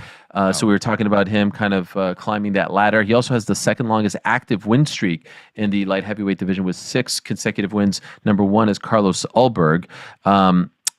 Salkield did win a bonus for his big victory. Ikram Aliskerov defeated fan favorite Ju-Young Park via unanimous decision. Ludovic Klein and Matteas Rebecki, they fought to a great one, a majority decision. By the way, they won the fight of the night. Yeah. So shout out to them. Who just said that? I'm looking at too much stuff here. Was that PT who said it was a great fight? Brilliant fight. Yeah. Brilliant fight. Tell us about it. You see, they call Renbecki, I believe is how you call the name. They call him Rombex. They have a wild way of pronouncing that name. Rebecki? They call him Rungbecki on the broadcast. And I just texted a lad who speaks Polish today, and I said, please tell me how to say his name. And he said it was Renbecki. James Cejudo. That's how he said it. But incredible fight. I felt like Klein was battering him for the first 2 rounds. And then Rebecki comes out of nowhere in the 3rd round and just starts caving him in. And I thought he was nearly going to stop the fight. I think one of the judges had it a draw. Crazy fight to score, but absolutely brilliant. In the final exchange, Rebecki is landing horrific blows on Klein, who's on the ground. The fight stops. Rebecki gets up, shaking his head as if, I don't think I've done enough. Klein stays on the ground. He can't get up. So when they're reading out the decision, they have Rebecki beside Goddard here, and over on the other side is Klein on a chair who just lifts his hands when they announce him the winner. It was absolutely spectacular. Brilliant fight. Did you see? Brilliant fight. And by the way, Klein won via majority decision. Yes, Chuck. I was just gonna say, like, I mean, that was a funny visual, but like for DC to go over there and like talk to him, like, let's take a look with this big smile on his face at the ankle right here. Like being I was like, what kind of sadistic shit is this, man? He throws to the truck. Let's talk to the truck about this. You know, that was good theater. And speaking of sadistic, what about Valter Walker? 4 straight heel hooks now. 4 straight. He ties Rousimar Palhares for the most heel hook submissions in UFC history. But Palhares didn't have them 4 in a row. 4 in a row at heavyweight. He's also tied now for the longest active finish streak in the UFC with 4 straight. I mean, he has the longest active winning streak in the heavyweight division with 4 straight. I saw them say that, and I'm like, oh, Tom may, tie that later tonight. Well, no, actually not. You jinxed him. Valter Walker. No, I didn't say it. I just thought it, all right? I just thought it. Valter Walker sits alone with a nut. I mean, the guy is like a pro wrestler. He's like an old school pro wrestler where he has a finishing move and he's going to try to hit it, and it's undeniable and inevitable. You know how crazy that is? A heavyweight. Like heavyweight, not to say like, I was a bit of a leg lock guy myself back in the day, but when you're going underneath there, you're going to get your head caved in. And these lads are like the biggest guys in the world. And you're basically exposing yourself to be like, go ahead, smash my fucking face in. And this lad's just like, no problem, I'll do it anyway. It's amazing, honestly. Felt like he carried a chip on his shoulder, man, because he was supposed to fight a couple weeks ago in Brazil. And that was he was going to have this home game, and now he's going across the globe, to fight this. I felt like he was carrying a chip on his shoulder in this fight. It was fun to see. It's very fun. He's a very fun character. I mean, his brother is as well. But that was incredible. He did that to Louis Sutherland, by the way. And just, it's mesmerizing to watch a heavyweight do that now 4 straight times. Unbelievable. He, by the way, won the final performance bonus. Nathaniel Wood with a hard-fought unanimous decision victory over Jose Delgado. Hamdi Abdelwahab could be next for Valter Walker. They seem to have some kind of beef, and Dana White said that they actually want to fight each other in Qatar. I like that. In exactly a month's time. Abdelwahabi went the distance with Chris Barnett. Valter Walker just fought for like 90 seconds, 84 to be exact. But Abdelwahabi gets the win, improving to 5-1. Mitch Raposo with a win over Azat Maksum, unanimous decision win. And the returning Mizuki Inoue gets the unanimous decision win over Jacqueline Amorim. Big underdog. Great win. Yeah. So there you have it, gents. As of right this moment, we are headed to the second round at the O2. Joseph Parker and Fabio Wardley. Parker seemed to have rocked Wardley in the first round in an exchange. Big fight for Parker as he tries to get that Alexander Usyk undisputed title fight. I do believe the second round is about to start. Yes, it is about to start. Is this the second round? Yes, 2 of 12 right here. And that, of course, sets the table very nicely, Chuck, right? Doesn't that set the table very nicely? It sets it very nicely. Chuck has no idea what I'm talking about. I don't know what you're talking about. I was wearing my blue jeans here. I was gonna bring it. Yeah, start spreading the news. Wait, what is this? This says start spreading the news, bitches. Start spreading the news, bitches. Boy, this is weird with that language. Of John Schneider, children, my friends at Breaking T. Yeah, up 1-0. About it. The B word, really? The B word, really? We doing this now? There's nothing sacred anymore. His love of the Blue Jays matches my hatred of the Dodgers. So this is perfect, man. This is perfect. Let's just keep it rolling. And Lord knows I hate baseball. Yeah, you hate baseball. Come on, PT. I would support for you. I'm trying to get it. I watched the Knicks. I watched the Knicks yesterday. You guys see it? Who can see it? How do you have like the craziest wardrobe? People always sending him shit, man. They just want me to wear shit. The Buffalo Bills just sent me another box of stuff. What do I do? I like to tell my kids sometimes, I'm like, every single thing that I'm wearing right now, I did not pay for. Guys, I just want to let you know, every single thing, head to toe, I did not pay for. It's like the brightest Roots of Fight t-shirt, just put away. Of course. And they point at their clothes and say, same here, Dad. What's that, Frank? What's that? And then they point at their clothes and say, same here, Dad. Same here. Oh, that's a good point. Yeah. That's a good point. No, listen, guys, only up 1-0, 9 runs in the 6th. First pinch hit grand slam in World Series history. Humble and hungry. And your Knicks beat the Celtics last night. And cloud 9. It's floating around. My wife is away. My wife is out of town, and it was me and my kids. It was a Friday night. We had the Knicks on the iPad, World Series on the TV. We had just had a nice Shabbos meal, and I said to them, guys, I don't think the vibes have ever been more immaculate in my entire life than right here, right now. If there was a Bills game happening to the right, then it would have been like peak. It would have been like my sports equinox, but it was pretty damn close. I'm not going to lie. Are you watching the Deitch era? Did something happen? Shit. Oh, no. Is Wardley beating him up? Wardley is putting hands on this man here. Oh, no. Should we do a little watch party here? Wait. Is that a knockdown? Andy Lee up on the mat. What's going on? This is going. No, I think it's gum shield. Yeah. My God, here I am going on and on about the Blue Jays and Parker's on the ropes. Mate, this fight is crazy. First round is all Parker, and then Wardley's like a beast towards the end of the second. Give us some play-by-play here right now, PT. Go for it. Wardley's still on him, man. We got 22 seconds left in this round. Parker's still biting back. He's not out of this fight whatsoever. But Wardley is very composed. He's standing in the pocket. Parker's coming at him though. Big haymakers thrown. No, they're just on the ropes. It's going to end. This round is going to end. We're going to the third round, ladies and gentlemen. And Parker smiling. Yes. Are you saying that Parker was on the ropes, the figurative and literal ropes? That's what I'm saying, but doesn't seem to be now. Peppering him with jabs here. This is crazy. Oh my gosh. Sounds like one heavyweight fight is living up to billing. Yeah, I mean, listen, by the way, Chuck, not for nothing. That fight was great, right?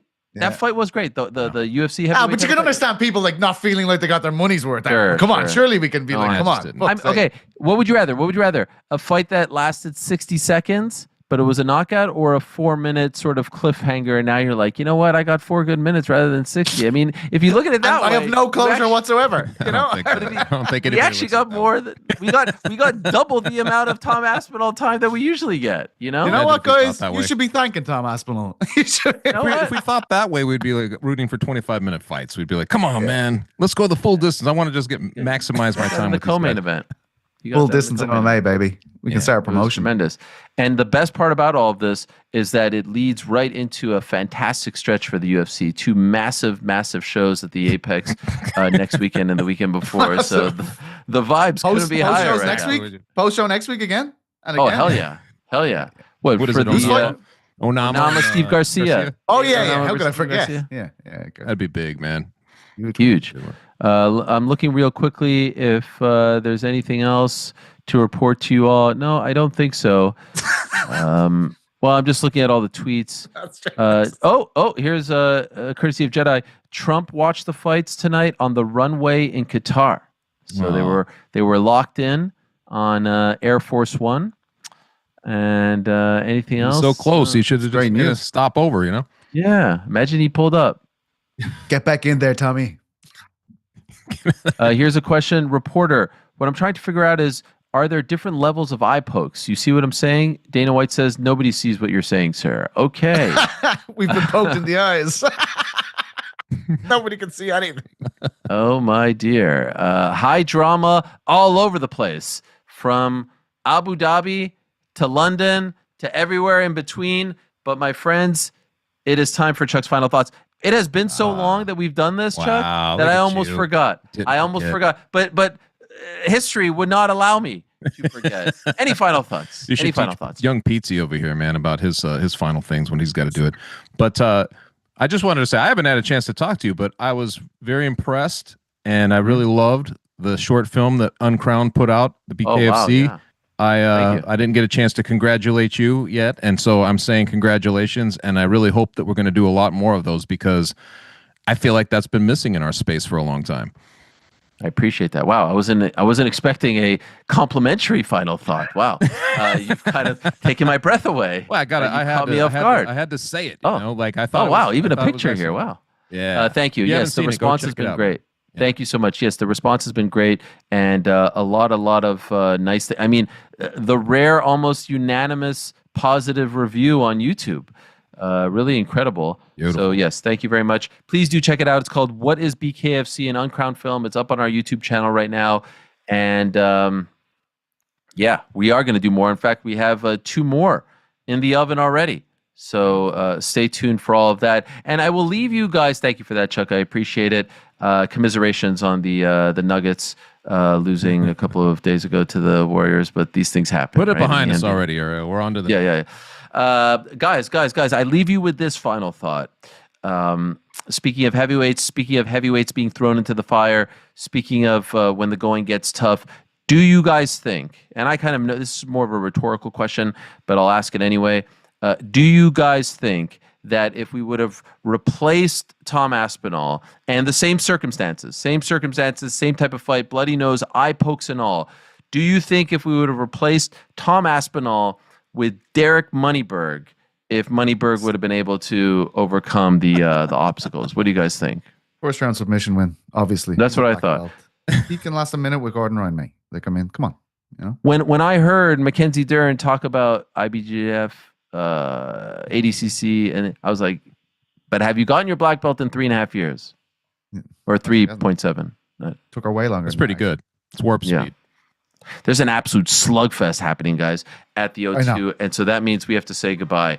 A bit of a crappy thing for the post show, but we're not going to sit here for another 9 rounds and do the play-by-play. We leave that type of commentary for GC and Rick. We're not equipped. We're not that talented to sit with you and do commentary as a live fight is going on. It would be very boring because I think Pete Chuck and I would just be like, ooh, oh, But high drama right now at the O2. Unfortunately, disappointing drama at Etihad Arena in Abu Dhabi. Tom Aspinall, if you're a Tom Aspinall fan, the good news is he is still the reigning defending UFC heavyweight champion. The bad news is his heart has been questioned.